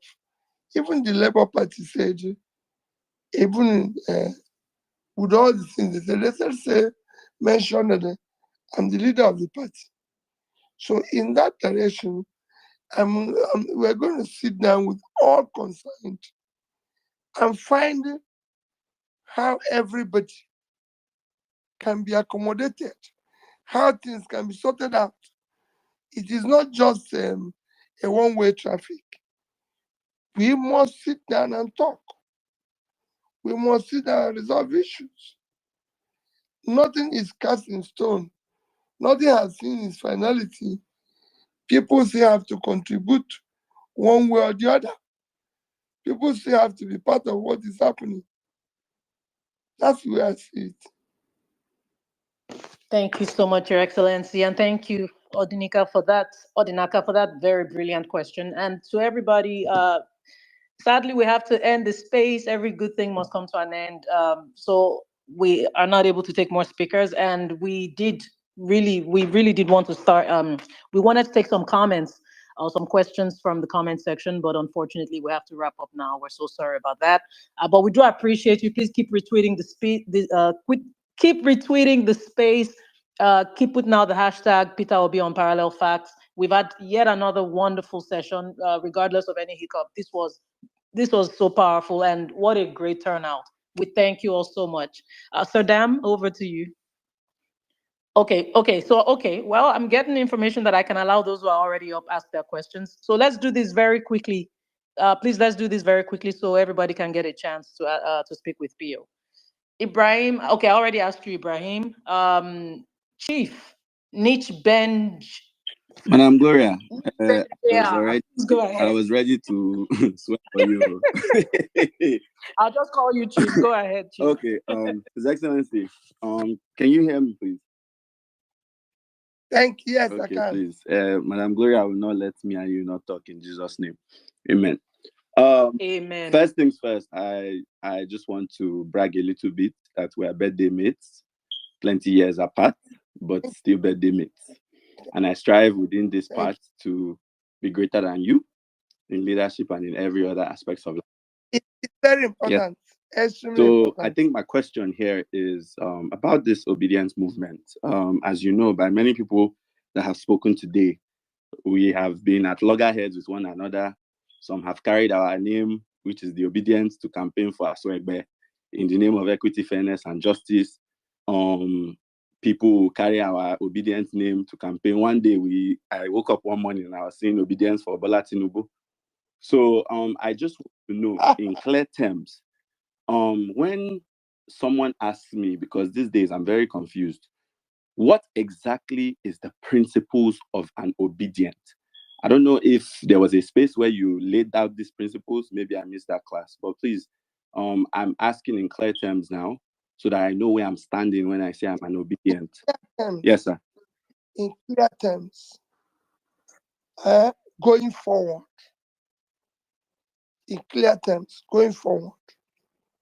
is to support good governance and what is good. And you as a person living it by doing the right things. When I do my conclusion, it's one of the things that I'm going to plead with people. So that's the thing, clear terms. Good governance, is it limited to a party or is it going across all boards, APC, PDP? Just to round up that. Yes, please. Thank you, Chief. Very good.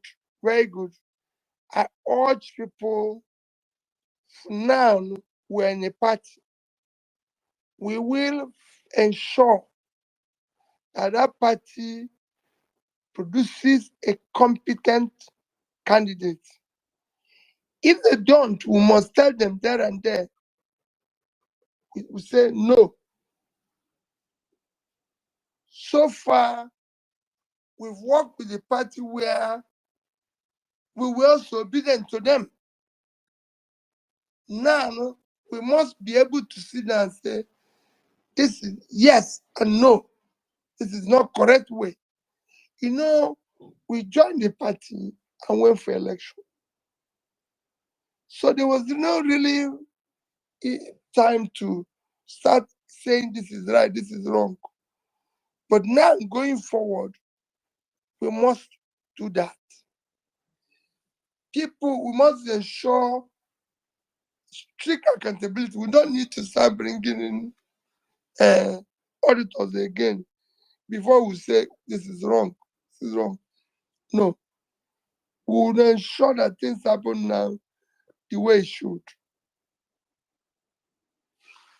Thank you, Your Excellency. Oga, go one with or comment. I already died. Yes, I got to take You have the mic. Go ahead. Chief Honorable One, PeterObi. Good evening, sir. Hello, sir. Pio, can you hear him? Hello, Yeah, sir. no, I'm not hearing him. Oh, and he radio. Okay. How do we do this now? Go ahead. Can you hear you. okay? Can you still hear me? His Excellency, good evening, sir. He can't hear you. Oh. Don't worry, he'll play this recording back, I'm sure. Will you like to ask the question? And I just yeah, I wanted him to give us a word of encouragement for those of us who are obedient in Delta State. We really need this encouragement because a lot of us seems to be, some of us have lost our ways. I won't say lost our ways in the sense that a lot of people have been complaining about, that they have lost hope after the presidential election, and there was an issue coming up where the state governor was trying to modest the obedient in a way that they should come to PDP. So we really need this encouragement because Delta State as a whole, one moment, as an obedient. Yeah, I'm hearing you. Yeah, go ahead. I was telling Pio to yeah, but go on. Yeah, let's wrap it up. Go ahead, yeah. Go ahead. So as an obedient in Delta State, we really need this encouragement, the words of wisdom as a father and also a leader. So I can't wait to hear from him, because definitely Delta State needs him more for him to speak to us. That's my question, and God bless him. And a good evening. Thank you so much. Pio, so what he's asking is, well, he wants a word of encouragement for obedience in Delta State. He says that some have lost hope after the election and even hinted at maybe being lured to another party. But basically, the youth in where? Where is it? Sir? In which state? Delta State. Okay. Yes, sir. So any words of encouragement for them for obedience in Delta State? Well, I remain, I was going to end with that, to say to all the obedience, I remain sincerely appreciative of your efforts in 2023. And I don't want you to, in any way, feel you lost the election. No, you were a winner. You won the election. You showed greatness. You showed that you were there. Your impact was felt beyond this nation. That achievement has never been in this country recorded. And you can't take it for granted. It's actually a stepping stone to what is happening now. I know how I feel, what I feel, and I can assure you, you should hold your head high. celebrating what we've achieved. Together, we will be able to change this country.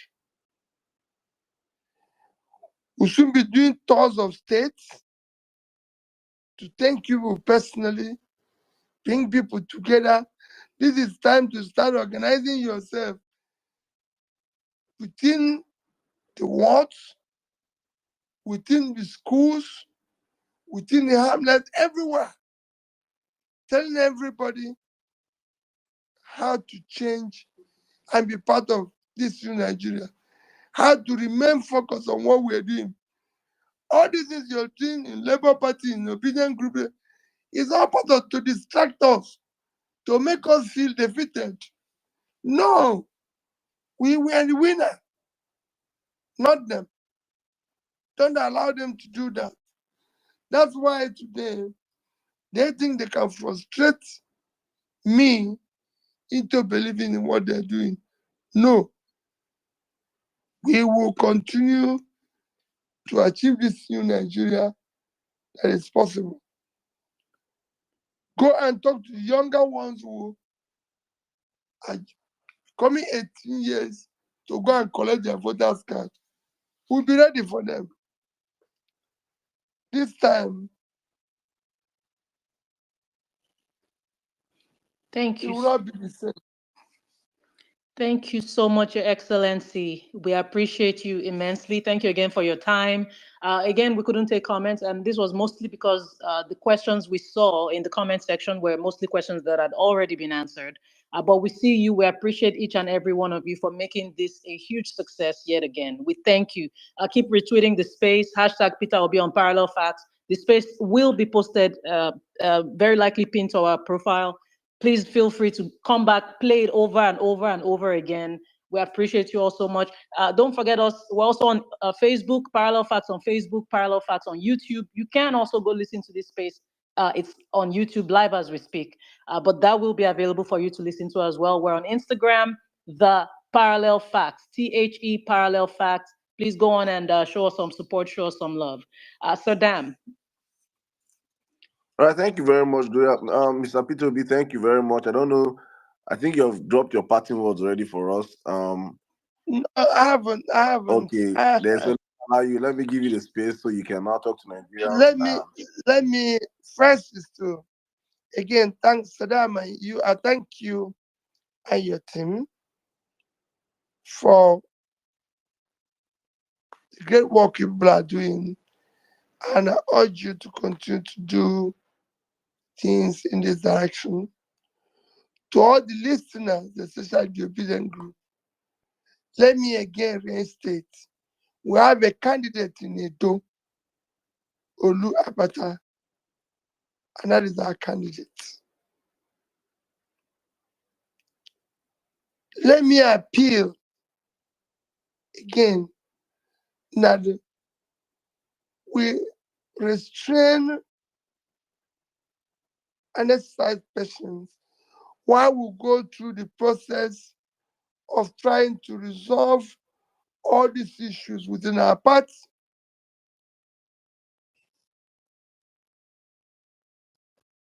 I assure you, I'm doing everything possible involving others that will resolve it and ensure that things are done in an exemplary manner. Let me appeal that we please, even kneeling down, that we restrain from calling people, insulting people, and all this and all that. Name calling, insulting people, quarreling among ourselves will not help our purpose. We set out a goal to do things better. We set out a goal saying other people are not doing the right thing. We should do it. We should live it. We should talk it at all times. We don't get anything from calling anybody's name. Look at my politics. I said it. Go and look at all those presidential candidates who took it personal. Go and check all the people who are calling me names. I don't. It's not my business.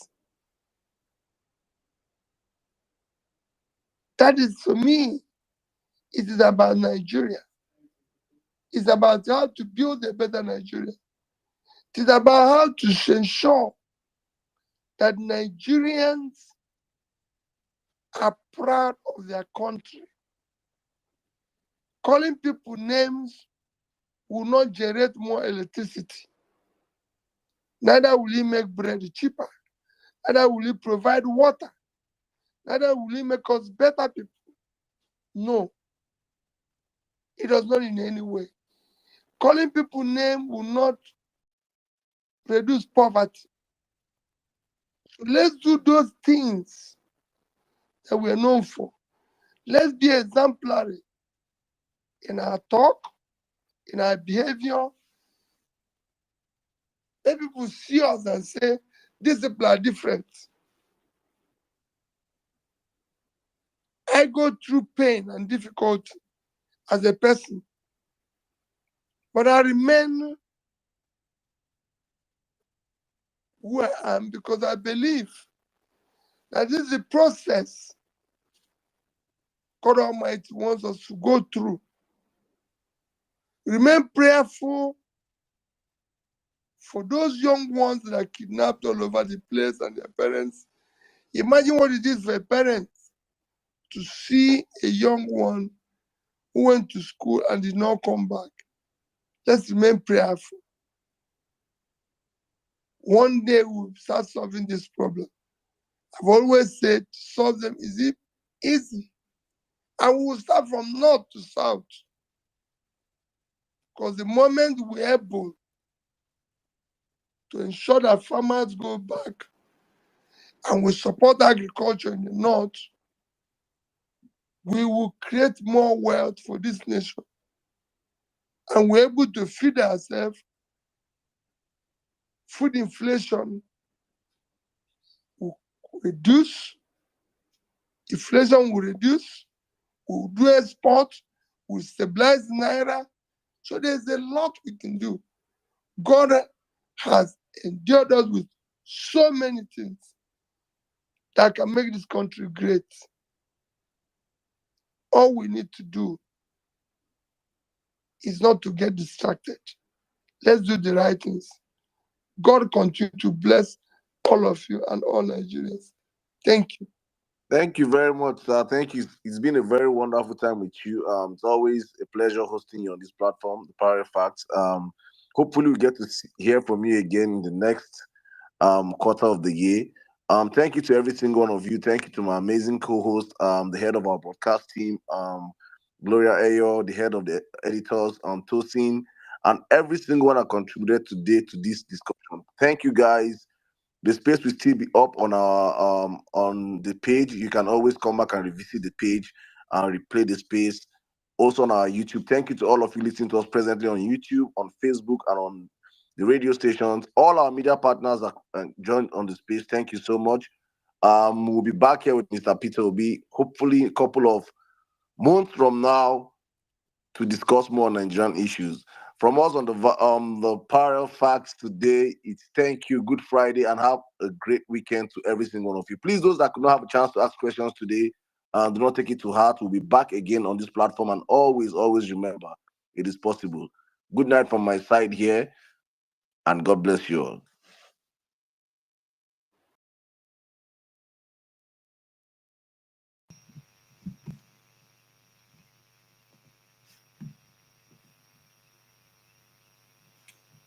So good evening, everyone. Thank you very much for joining us. Thank you very much for joining us in this conversation. This is, I hope you all can hear me loud and clear. Hold on. I hope you all can hear me loud and clear. Okay, thank you. So let's keep the comments coming.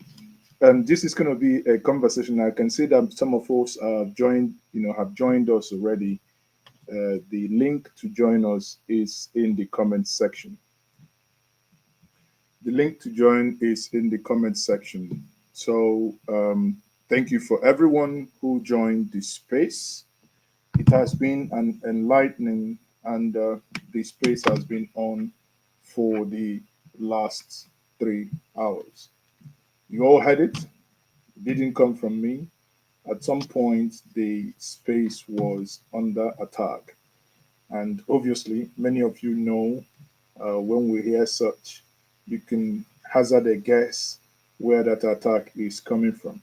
I have one of the guests here, so I will do less of the talking and allow every one of us to have their say. I have one of my guests here that is going to be Pansat. Pansat, when you're ready, indicate I can bring you on. So let's analyze this space this evening. Pansat, you're welcome to Njenge Media TV. Can you hear me? Pansat, can you hear me? Can you hear me? For some reason, it appears I'm not able to hear you. So now is the time to have your say. So many of you, please, for those of you who are watching who haven't subscribed to this platform, by all means, click the like Can you button. hear me? Yes, I can hear you. Go ahead. I can hear you. Pamsat, I can hear you. Guys, I hope everyone can hear me. Hold on. I hope you can hear me. Mazi, can you hear me? Yes, I can hear you. Pamsat, I can hear you. Okay, I can hear myself. Go ahead. I can hear you.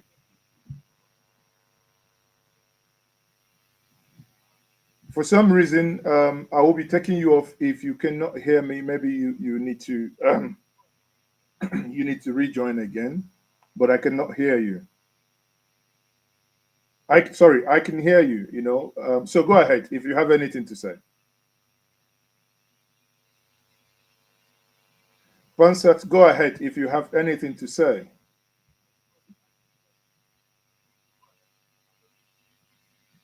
If you have anything to say, go ahead. We can hear you loud and clear. For obviously, it appears you cannot hear me, so I can't help. So let me see, Samuel. Samuel, if you turn your camera on, we can bring you on. But Pansat, go ahead and speak. Let me see if Nemeka can join us, because if those of you who made a valid contribution within the Twitter space, some of you who also sent in your questions, so you can come up and bring forth your question. Let's see if we can answer your question. So Pansat, go ahead now.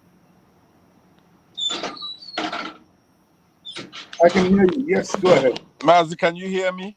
Yes. Yes, we can hear you. Go ahead. I can hear you. I don't know. Okay, you may have to. Sorry, you may have to come back then. Let's take you away. You may have to come back. Sorry.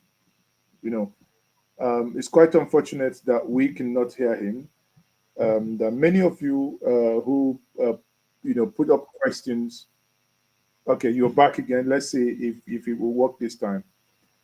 Samuel, Samuel, thank you for joining us. Samuel, can you hear me? Samuel, can you hear me?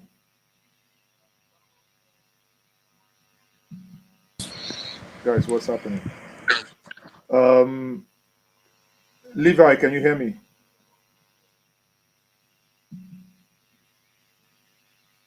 Levi, can you hear me? Okay, Pansat, you're back again. Yes, I can hear you. Can you hear me? But the audience can hear me. Can you hear me? Yes, I can hear you now. Go ahead. Okay. Who can go? I can hear you loud and clear. Okay. Go ahead now. What's your contribution? My contribution is going to be very short because I agreed with and I like the demeanor of Mr. PeterObi, the same person that we know, a very, very good Nigerian politician.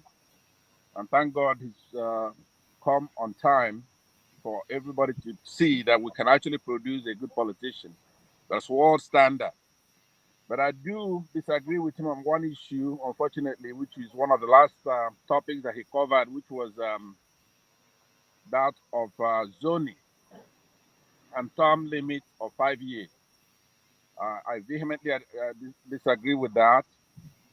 Number one, that's just a euphemism for breaking up the country. If you're going to limit an area to produce the president for everybody, it's number one, it violates the principle of no taxation without representation. If an area is selected, that precludes another 5 areas. They cannot participate anytime to produce that president, and the president can tax or increase taxation. Like I said, it's euphemism for breaking up the country. There are things breaking up the country would produce would be an advantage, which zoning doesn't even do. So if we're going to go through the trouble of doing a constitution amendment to have an area just produce well, let them select their own president, and let the other areas select their own president by breaking up the country. It's too big to be a polity. So unfortunately, he's pushing that. I think he should think it over. I'm willing to compromise and let him put it on a wish list, but not to actually buy it. So that's my take on it. Everything I'm saying is sound. And finally, let me make a point to some. I go to a lot of platforms. For example, the Niger Watch platform, and also the Rudolph Dr. Okonkwo platform.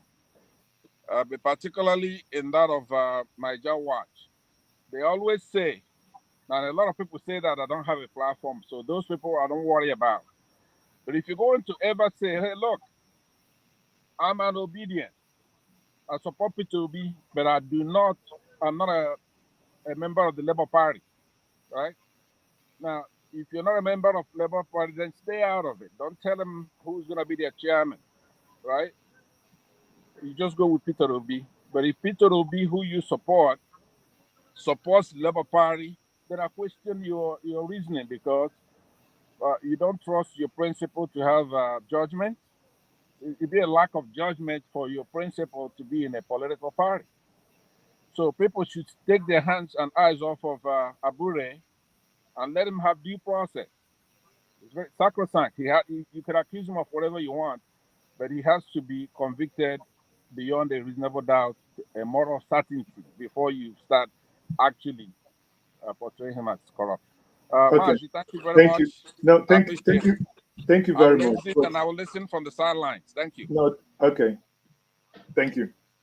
But I need to, if you permit, I would want to first respond to what you said. But again, if you want to stay on the sideline, that's fine.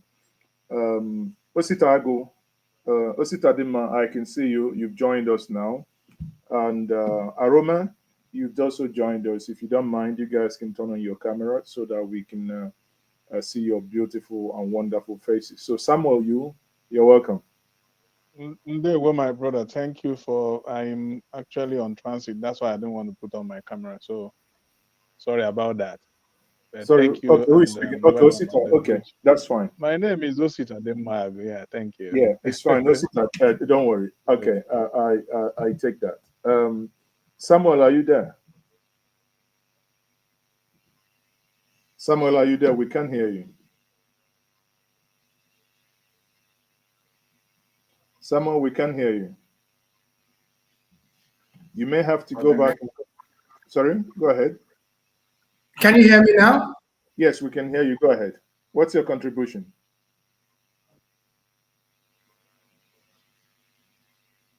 Yeah, I'm there. Can you hear me? Yes, we can hear you, Samuel. Can you hear me? I can hear you. Yes, we can hear you. Go ahead. Thank you so much. Greetings from the obedience. Greetings from the obedience in the diaspora. Okay. My contribution is, I want to know, this is greetings from the diaspora obedience. I want to know what is happening to the Labour Party chairman, and there seems to be some kind of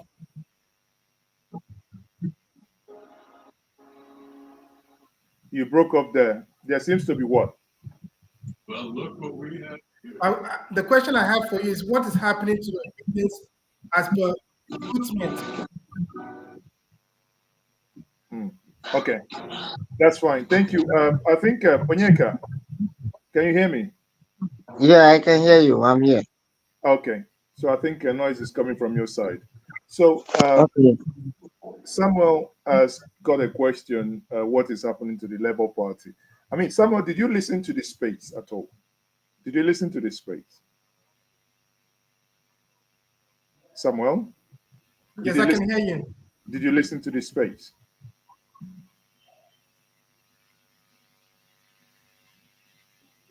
Did you listen to the space? Samuel, I think your connection is still, for some reason, Is poor. you cannot, your internet is not. Sorry, I came late, but the question I'm asking is what is happening to the obedient recruitment? Yeah, because he has the question you're asking, he has already answered that question. Okay. So he answered the question, but hold on. I think Onyeka, you probably be muted because there is a noise coming from your side, I believe. Hold on. Or that is coming from Arome. That's it from Onyeka. Actually, Onyeka, that's coming from you, sorry. But I've already turned it off. It was my TV. It's off already. okay. So let me quickly address to. I'm still having a feedback. Some of you, I think someone is logged in twice or is still listening to a device. Please, if you're listening to a device, can you turn the device on off, please? If you're listening to a device, can you turn the device on off, please?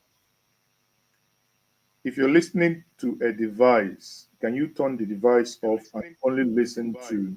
Can you turn the device off and only listen? Please, because you can hear the echo. Please, because you can hear the echo. And we have Olusegun joining us. Okay, so guys, let me quickly address two issues here. You talked about what is happening in Labour Party, and I believe while His Excellency Mr. PeterObi was talking, he addressed these issues. You know, that issue has been addressed by him regarding the Labour Party. Now, but again, to the issue raised by Pansat. Now, Pansat here, Pansat alluded to the fact that,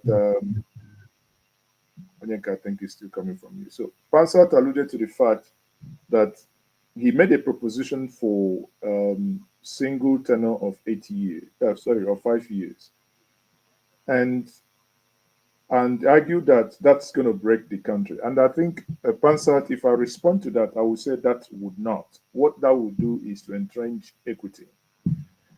If you look at the, I don't know if you know about the country called Switzerland. If you know Switzerland, Switzerland has sought where they have a limited tenure, where where president comes from a particular speaking area, and the vice comes from other areas, and the presidency rotates. So if you understand that, you understand that it's something that will enhance inclusivity, or rather inclusiveness, and something that will promote, promote unity. Now, if you listen to I think last week Monday, we streamed a conversation by the Patriot, led by Chief Emeka Onyoku, and in that, where Paaya Debanjo, retired General Ikenwachukwu, Olabode George, and a couple of elders, even the Lagos State Governor was there, and Professor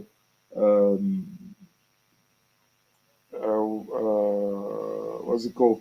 Akbaka Bigi Bigi, the guy from Edo. He spoke, and he spoke, eloquently on this. This is a clear case of Nigerians wanting two things, for now, which is moving into a parliamentary system. And though PO didn't mention that, that's me bringing this up now. Nigerians wanting two things: parliamentary system and also restricted tenure. If you can have a tenure that is 8 years, what does he then? What difference does it make that someone says, okay, instead of us going back to waste money? Because if you know when Goodluck Jonathan was about to contest the election in 2011, after he came back from America, in one of the interviews, the first interview when Yaradua died, that he was asked, sorry, the first interview he granted when he won the election, Jonathan said something profound. Jonathan said that re-election, that he should actually prefer single term, that re-election cost money. You know what that meant? Because anytime a president wants to go into a re-election, because he has the keys to the vote, you appear to be coerced into opening the vote for people to vote for you and for people to get some sort of money, right? And if you understand that this is something that hurts the nation, understanding that these things actually doesn't help us, that election happen multiple times, and we believe that if you in actual sense look at it, when a president wins an election, he governs for about 2 years, max 2.5 years. The rest is campaign. If you take Anambra, for instance, Soludo has only done 2 years. But now, from today going forward till the next 18 months, there is nothing that is going to be happening in Anambra aside campaign. He does this project, his campaign. He goes here, his campaign. It invariably, what it means that he actually has less than 4 years to govern. Therefore, it will make more sense. It will make more sense for others to, buy into the idea of a single tenor. I mean, you can have your valid point, but I think I agree with him on that one, that single tenor is the way to go. So let me bring back God's servant. Sorry, guys, if possible, once you come in, can you sit up? Then we'll have Olusegun. Olusegun, any of you, please, can you turn on your camera? So go ahead, Onyeka. Onyeka, you're back now. Onyeka, are you there?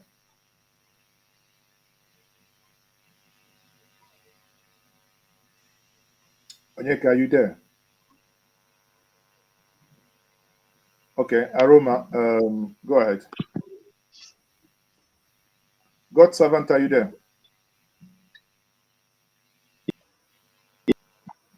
Yeah, I'm here. Okay, so what's your, you listen to the tweet, yes, we can hear you. You listen to the space. So what's your take? I am just joining now. The space you mean, is it the one that just ended with PO or this very one? Yes. So you did not listen. We are trying to analyze the conversation PO had. So what is your take on that space?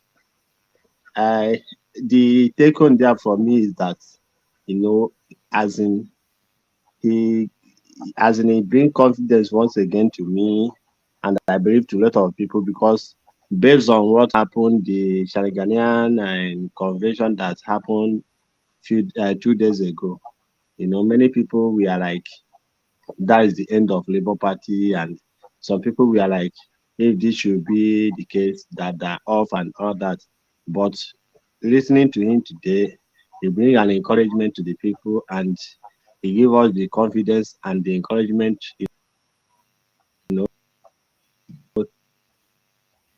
to stick together and assured us that there must surely be light at the end of the tunnel.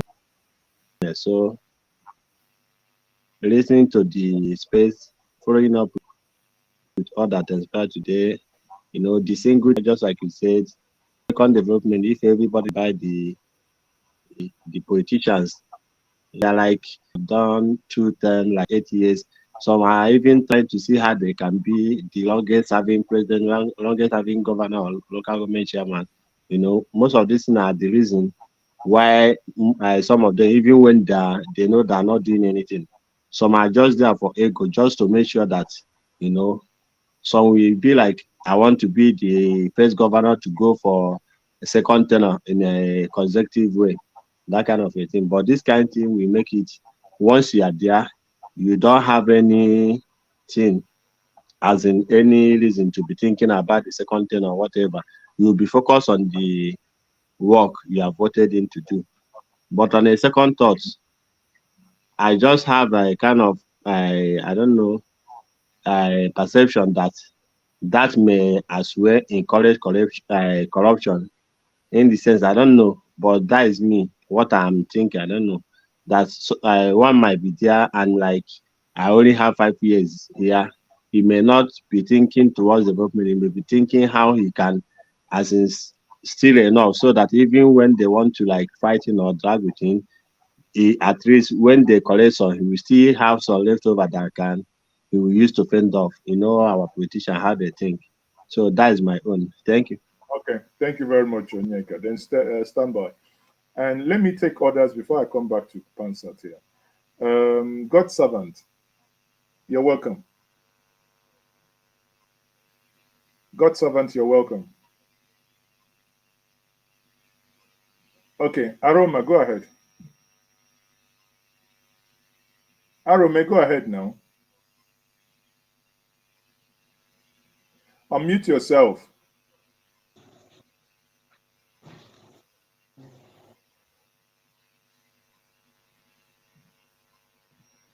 Okay, Onyeka, go ahead. Okay, so I was listening to Mr. PeterObi today, and I quite agree with whatever he said. But one thing, like as you said about Soludo, what he's doing presently right now, when they finish the first tenure, because when they are voted into the office for the first tenure, they will try to impress the people. But going into the second tenure, they will have nothing to do. They will just be doing something to be able to, like, if they have any other plans, they will just sit down there without nothing going on in the country or the state they are governing. So like what Peter Obi said, I think that's something we should look into and try to see how it can work, because most of those governors or the people who are leading, they are not doing anything. They are just there to, some of them are just there to answer them. They don't know what they want to do. So I believe whatever proposition that Peter Obi is giving us, we should think about it. Coming to Julius Abure with the election, like what Peter Obi said, that we should focus, because sometimes we get so many information and we get confused. Like for me, I don't listen to any information too much, right? I try to get the right source. Like your channel is there, I'm always following up to see whatever is coming there, and then for what we heard from Mr. P2B, let's everybody be patient, because a lot of people are there. They are not there for the right thing. They are there to cause confusion. But like what P2B said, if he's the right person or whatever that is going on, the truth must surely prevail. You cannot swallow the truth, and you cannot cover the truth. It must surely come out one day. So I believe we all should be patient. Let's follow PO. If you are obedient person, just be courageous. Stand with the truth, because the truth is the only thing we have on earth to live for. So that is what I believe, and that is my own contribution to whatever people have said this night. Okay, thank you very much. I think Pansat is back, but before I allow him to speak, he said two things and I only addressed one. The second point that Pansat made is the misconception by many obedience, actually, wanting to, you know, um, kind of have a new Nigeria, knocking Labour Party left and right, yet refusing to join Labour Party. Guys, you can't make an egg. You can't make an omelette without breaking eggs. It's impossible. People, you can't sit on the sideline talking about Labour Party, Labour Party, Labour Party. Now, if you want to vote in a Congress, you have to be a member of a party. And it's only when you have joined a party, stayed in a party for a certain time, that you are elected as a delegate, so you can go and cast your vote. But in many cases, this hasn't happened. Yet people are sitting on the sideline, and His Excellency himself also mentioned that. So now I have Pansat and Elder Delia Jufo, Diokba Delia Jufo join us. So Pansat, quickly, if you Yes, can sir. hear us. Yes, go ahead. One month. All right. Go ahead. So I know you I believe I addressed believe you I believe you came the back to portion address what I said. using Switzerland as an example, where you have the president coming from one section and then the vice president from another section. First of all, we know the problems that we have today. There are potential problems, there are potential benefits. Having zoning will just eat up a lot of our time for no advantage, right? Now, I said the two reasons why I disagreed with the zoning. We, as you know, copied our constitution, ipsissima verba, that's verbatim, from the United States. And they're still grappling with term limits. But if you look at, for example, here in the United States, a president's only incentive to do the right thing is for when it comes to re-election. So it's often front-loaded. They accomplish most of the things they're going to do the first 100 days or so, and then they start doing all kinds of things for the re-election, and that's when they withhold some of their vices. They show their virtue because they're gonna go face the electorate again.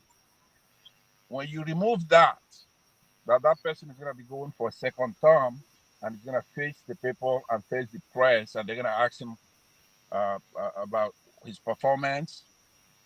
Then they have no incentive to do anything at all. They're gonna just start stealing from the first day they get into office. Now, our country is not a democracy.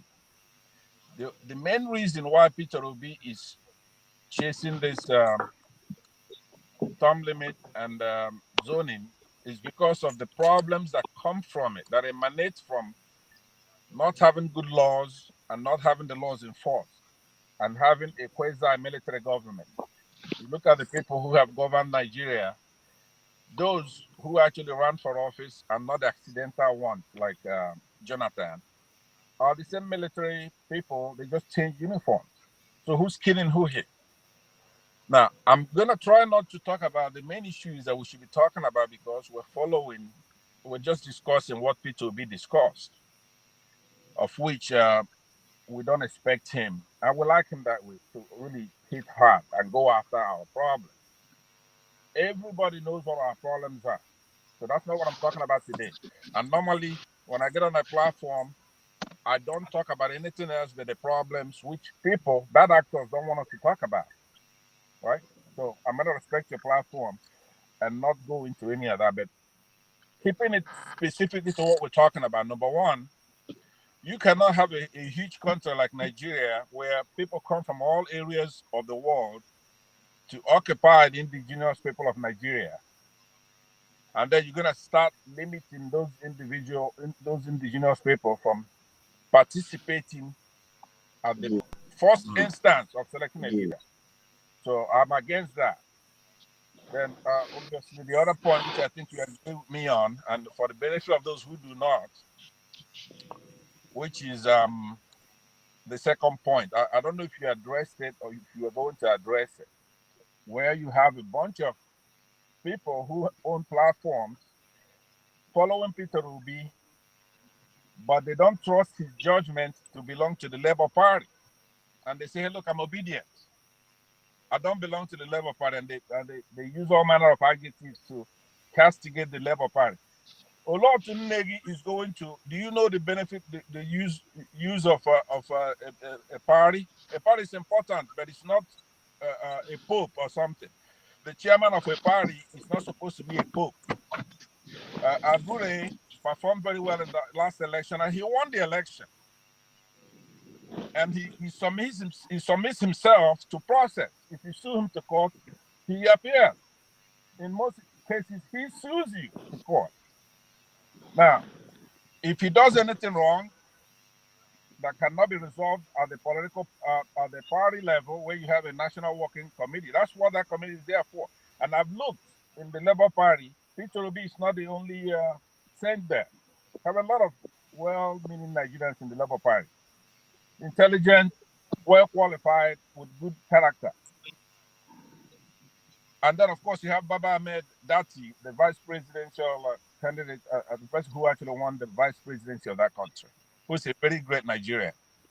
So, castigating and disrespecting the Labour Party because you love PeterObi, I'm against that. And those people who are doing that, especially those who own platforms, it's hard time. I'm pointing this now to Niger Watch, Mr. Elvis, who's ubiquitous on the internet every morning doing a show, but always talking nonsense about Mr. Julius Abure, barrister Julius Abure, an educated man. He doesn't have to tell you where he made his money. Thank you very much. Thank you very much for that input. I don't even know which Aroma, hold on. I don't even know which platform or who the person is. But hey, if we stay on issue here, I have said in private and to many people, is that you know, Nigerians don't understand, maybe because many people actually came into politics for the first time in 2023. Politics is not a ground where saints are groomed. You need to walk with the good, the bad, and the ugly. And if you understand, if for some of you who could read in between the line today, understanding how PeterObi navigated this question without, you can't pin him here or there, is for a reason, and that's on its own is an act. Because listen, if you want to win an election, it's like the proverbial rescue team who want to go rescue a kidnapped girl. You need the arm robber, you need the thief, you need, all manner of people. You cannot only assemble saints to go, because one of the reasons why we saw some things, we saw some violence in the last election, is because those who engaged in violence understood perfectly that with the sanctimonious way the election was approached, there were things the Obedients were incapable of doing, or rather, the leadership of the Obedients was not going to allow. Not that the Obedients were incapable of doing it, right? Because I speak to you, I can speak to you authoritatively because I was deep in the whole thing at the top echelon of the whole thing, right? So if we if we understand this, and it still still is. So if we understand this, and some of us know, when I say we don't know just little, we know damn a lot about what is happening. But also leadership means, like the irreducible adage that the tapper must not say every single thing he sees. So, if we understand that, we know that for you to win an election, really in a very diverse country like ours, you have to be ready to work with everyone. And Peter, and I will anchor it on this, Pio said something, that auditors will come. Myself, we ran the PeterObi support network. We did massive project in the north. We have accounted for every single kobo collected in that process. And that's what is called integrity, because we have a name, we have a face, we have a surname to protect. Therefore, it behoves on every, and he says it again today, that it behoves on every single person who in any way, shape, or form collected any form of finance to do anything to actually account for it, right? To go back to the people. And within the POSM network, I mean, everybody knows what we've done from state to state. And the good thing is, not a single money was disbursed in cash. Every single kobo that was, that was spent can be traced, because every single kobo was electronically transferred. Therefore, you can see that level of transfer. So, he hasn't told you that he's, he told Nigerians today that he's not happy that Labour Party. I mean, there is no other way he would say it. He's not happy that Labour Party went ahead after he has told them that there are one or two things that ought to be done. And he also, at the same time, said, well, when you talk about probing, he has asked, there is these accounting firm that will come and do the needful. What that then means is wait, hold your bullets Hold your until horses. until the whole thing comes out. So I'll quickly, Pansat, I think I'll quickly give 1 minute to one man to the more. One man, go ahead. I believe you want to run. And I know that there. Good to be here, Mazi. But why 1 minute though? You've been But having a longer you've been, reason. of course, you are the one saying that you need to run. You need to run. I give you Yeah, 1 minute. no, I would. Yes, I'll Okay, just. 1.5 minutes. No, I'll take that literal 1 minute. It's just really. I watched the Peter Obi space. Yeah. It was quite interesting. I watched without really paying any real attention because, of course, there was nothing. I had no expectation of anything new from there, and nothing really new came from there. But of course, it's just is padding out and building the base in the build up to 2027. So that's what it's doing, and that's fine. That's the expectation for what it should be doing. But is it an exercise in futility? That is really the wider question. Because of course 2023 was a one-shot deal for Peter Obi, and the permutations of Nigerian politics does not open any window for anybody like Peter Obi in 2027. It doesn't open any window for a southerner. So it will make it interesting for 2027. And then, of course, the raging and the rallying after the elections will carry on in pretty much the manner I did in 2023. But I do not see how that window opens in 2027 for Peter Obi, because we all know the dynamics of how politics plays in Nigeria, and it doesn't open that window. But well done to him, because it makes the place interesting. And if for nothing else, is holding the government of the day to account. So that in and by of itself a good thing, but still an exercise in futility. But it was quite entertaining. But for what it is, that's just what it is. A bit of mild entertainment. Well, excellent submission. I'm glad you're entertained, but I'll just quickly remind you that, the Agbado gangs were being entertained in 2023 when they accused that there were only two people tweeting in a room, and eventually they got panicked 1:25 p.m. on the election day, and they did what they did. Anyway, let's leave it. Can we Let's can we hold on. let me make a Let's, All right, sorry, Mazi, please. let me Do let me not bounce. respond to interject, please. Mazi, don't let it spiral into a rowdy session, because you Sorry, have a do not reputation do to let me not keep on respond to interject. I Thank you would, for having me. Yeah. yeah. Do not interject, or I'll push you out, please. If you do that in other platforms, I do not accept that here. Please, respectfully. So, on that note, like I said before, I was interrupted. We would leave it at the realm of entertainment, if that's what you call it. But at the end of the day, we will see where that leads us. So thank you very much, Delia Jufo, for joining us. Pansat, you wanted to do a response. Pansat?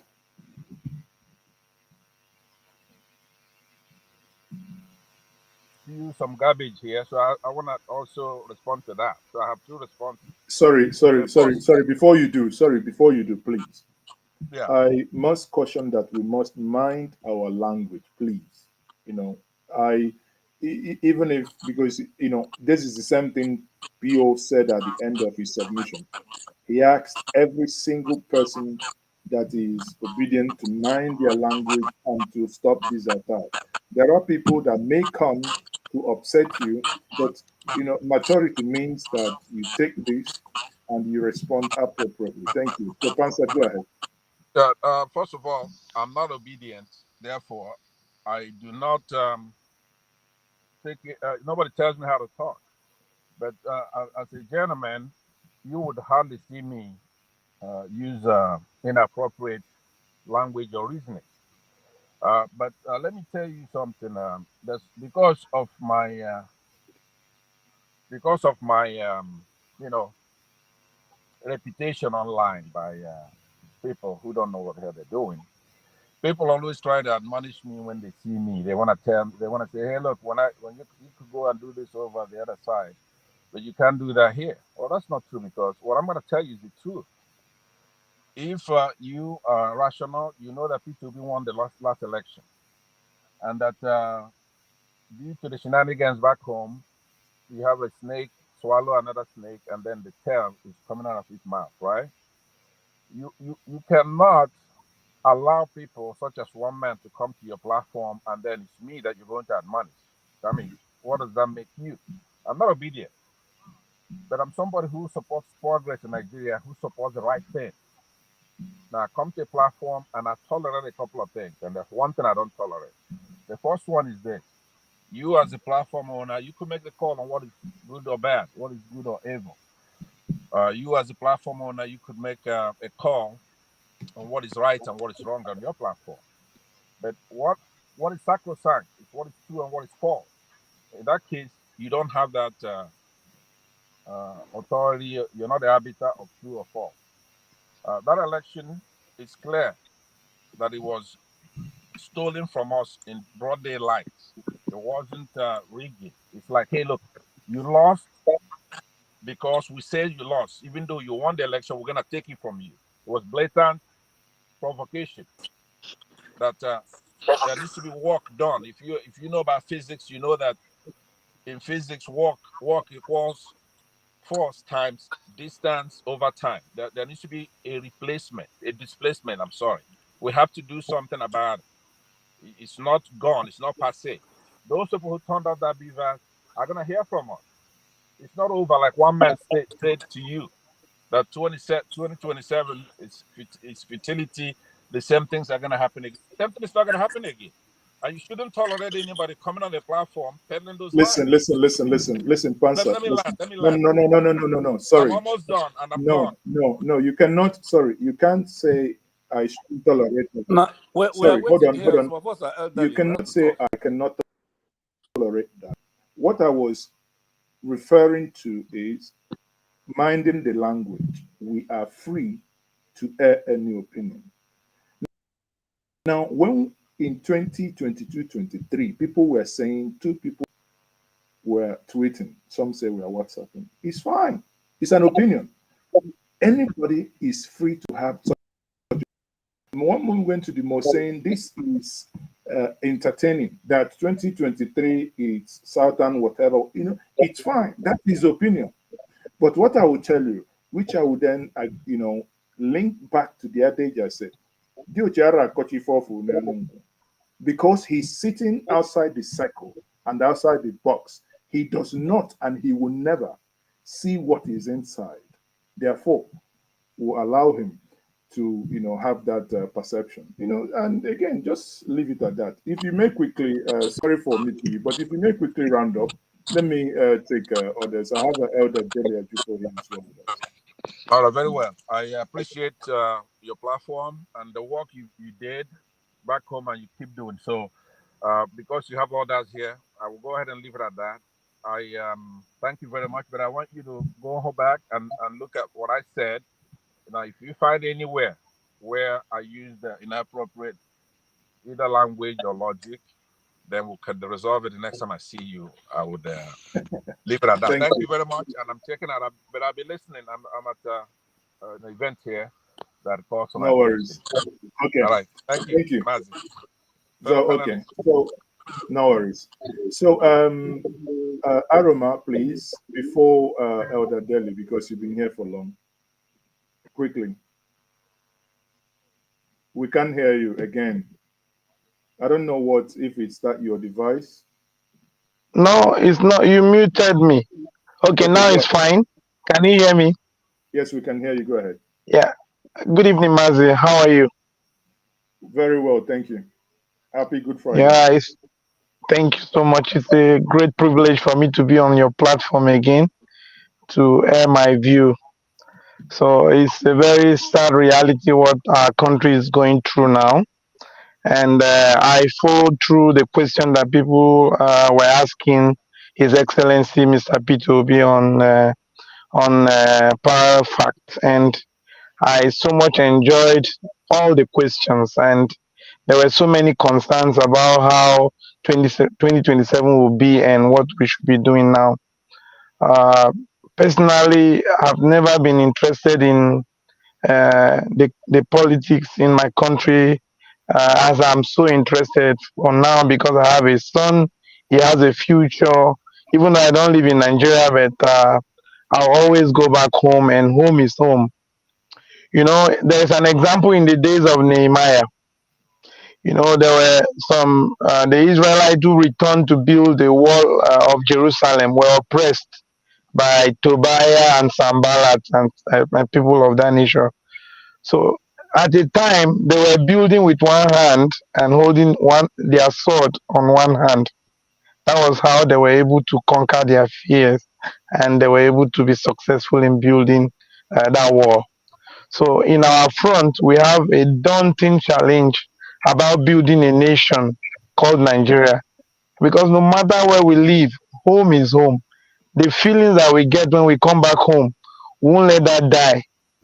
Nigeria is being sustained today by all of us that are living outside, sending money back home to help the people who are living there. How long are we going to continue? I'll grow old soon and I will die. So if the country is left like that by these criminals who are fewer than those who really want the best for the country, we need to work together and get the country working. Whether it will require that is the last thing I do before I leave this surface of the earth, I'm really willing to support anyone who have the same idea like me, be it in Labour Party, be it anywhere, as long as people want the country to work, we can come together and make Nigeria work. Senegal just did it. We can't do it also. So this is my contribution, Thank you. Mazi. Thank you very much. That is very straight to the point. So, Elder Delhi, yes, Can we you can hear hear me you. now? Go ahead. Well, let me address the issue you. When I came in, I had just, because like I told you, I just came back. It's 11:40 in Nigeria now. I haven't even had dinner.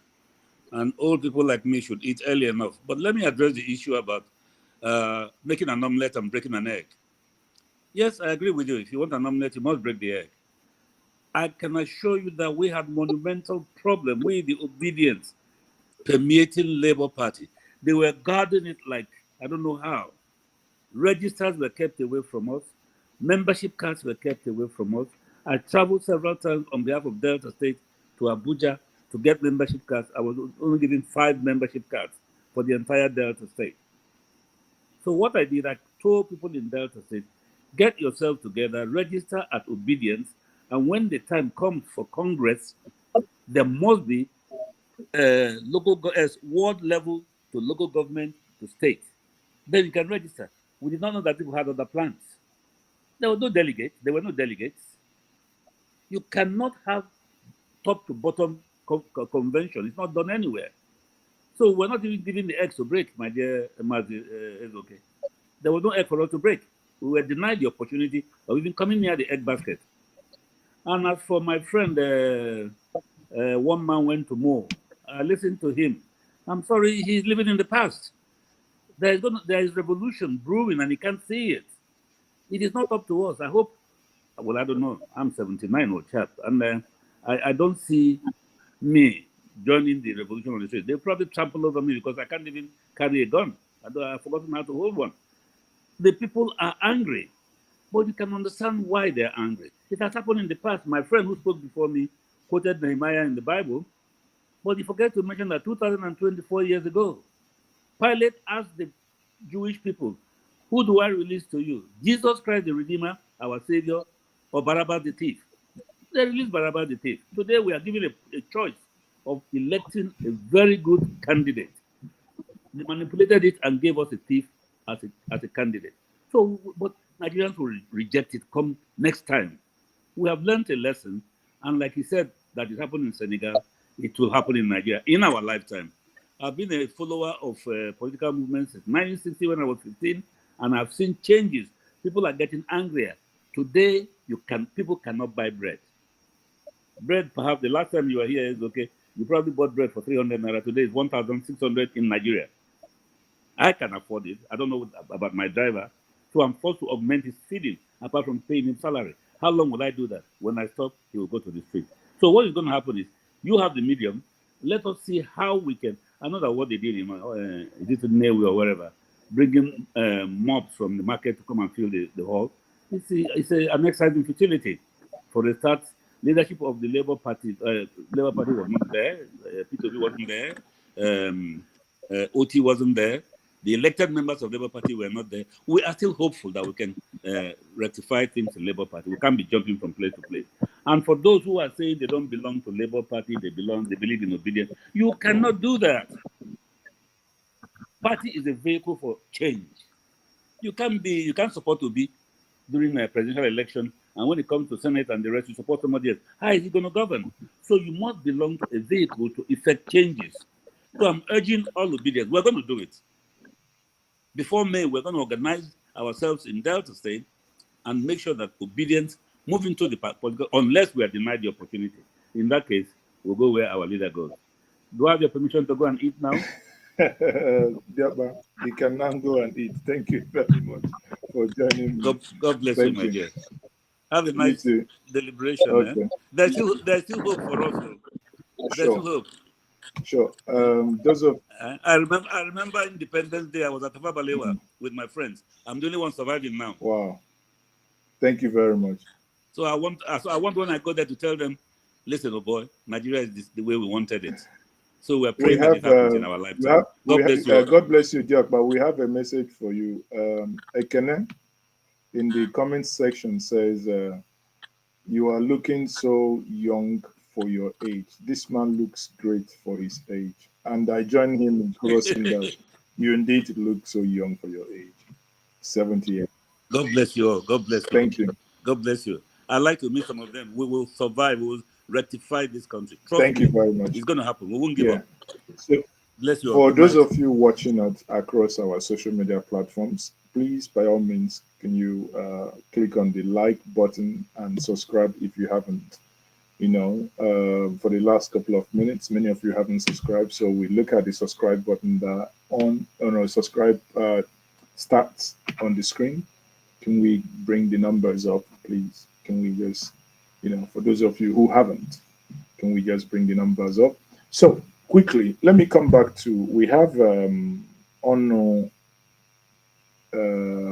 Enyeze, right? Can you please make your intervention, if you may?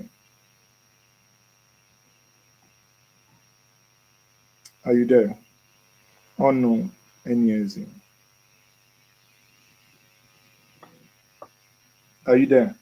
We'll quickly be rounding up. Obviously, that's been a very long day. And I will take Onwenyes. If you're not there, then I'll take Onyeka. Onyeka, are you there? Yes, I'm here. Okay, go ahead, Onyeka. I've heard everything you have been saying because I've been following you for a long time. Like when our brother was talking today, right away, I saw some information. Like what I'm trying to urge everyone in this movement is it's not going to be easy. Nobody is paying anyone. We all are doing it for a better Nigeria because I used to live in Nigeria for 22 years. Funny enough, Mr. PeterObi was somebody I know very well, and we are not doing it for PeterObi.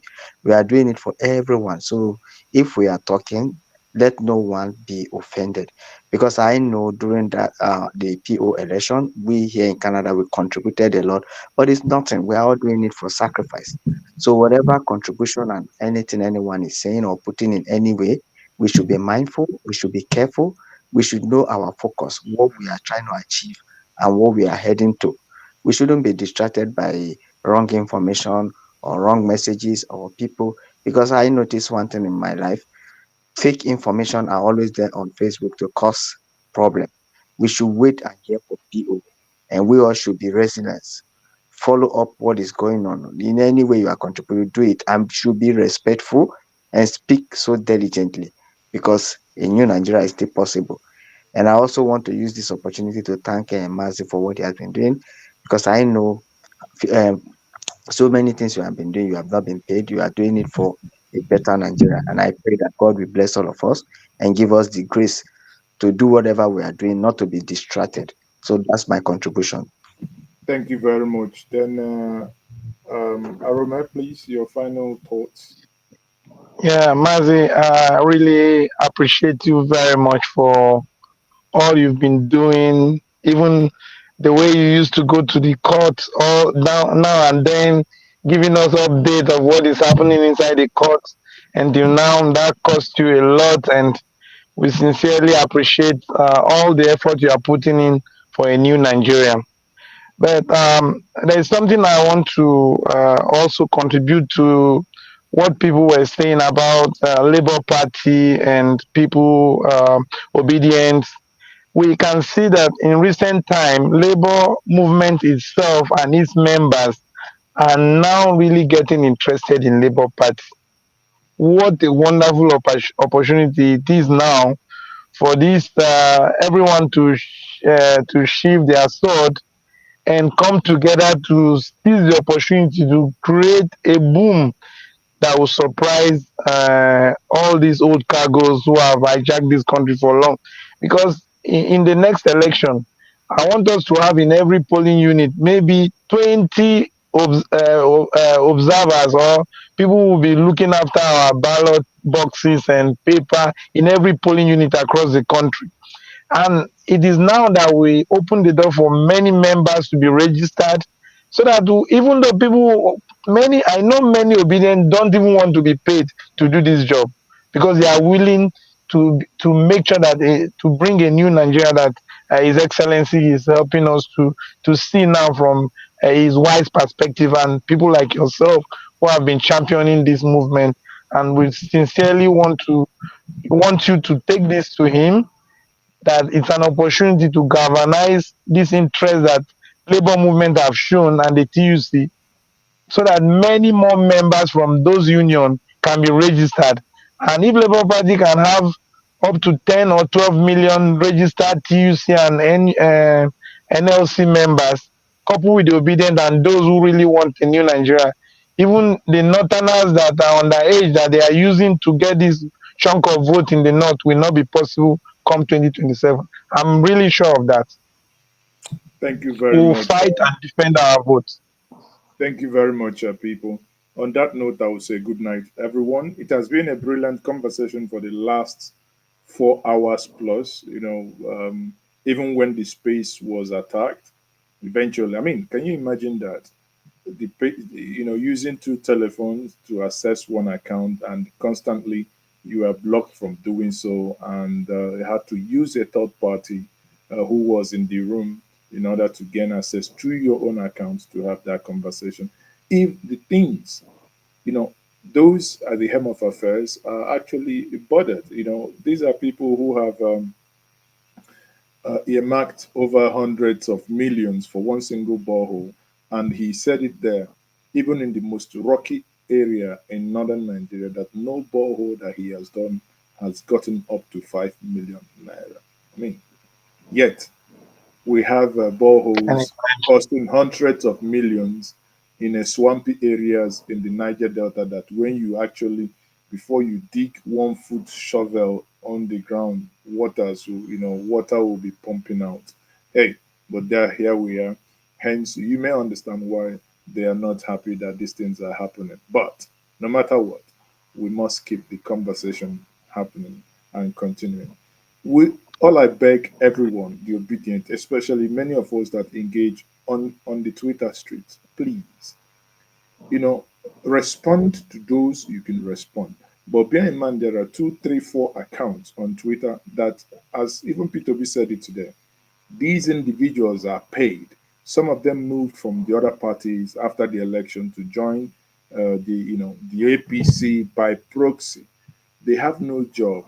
Their job brief, where they have paid money, is every other day, if not every day. Just go to the TV station, talk nonsense, talk about PeterObi, try to bring him down, write 2 tweets, every single day about PeterObi. And I said to the obedient, I said to any discerning Nigerian, even if you're not obedient, let's stop giving these men oxygen. Let's stop. Some of them are actually looking for Elon Musk's monetization. Stop listening to them. If possible, just ignore, because if they do not have traction, they don't have statistics to go back and say, see what we are doing, see the level of engagement we are generating. You are the one that is generating the engagement. If you go to Twitter today, what is trending is P2B on parallel 5. As of the last time I checked, we are approaching 20,000. So you can see that that is the power you have. And because of that power you have, do not allow others to drag you into their own parochial, business ventures. People, on that note, I say, may God bless us all and good night. Happy Easter in advance. And I am still Mazes okay. Thank you very much. Good night. God bless you. Yeah.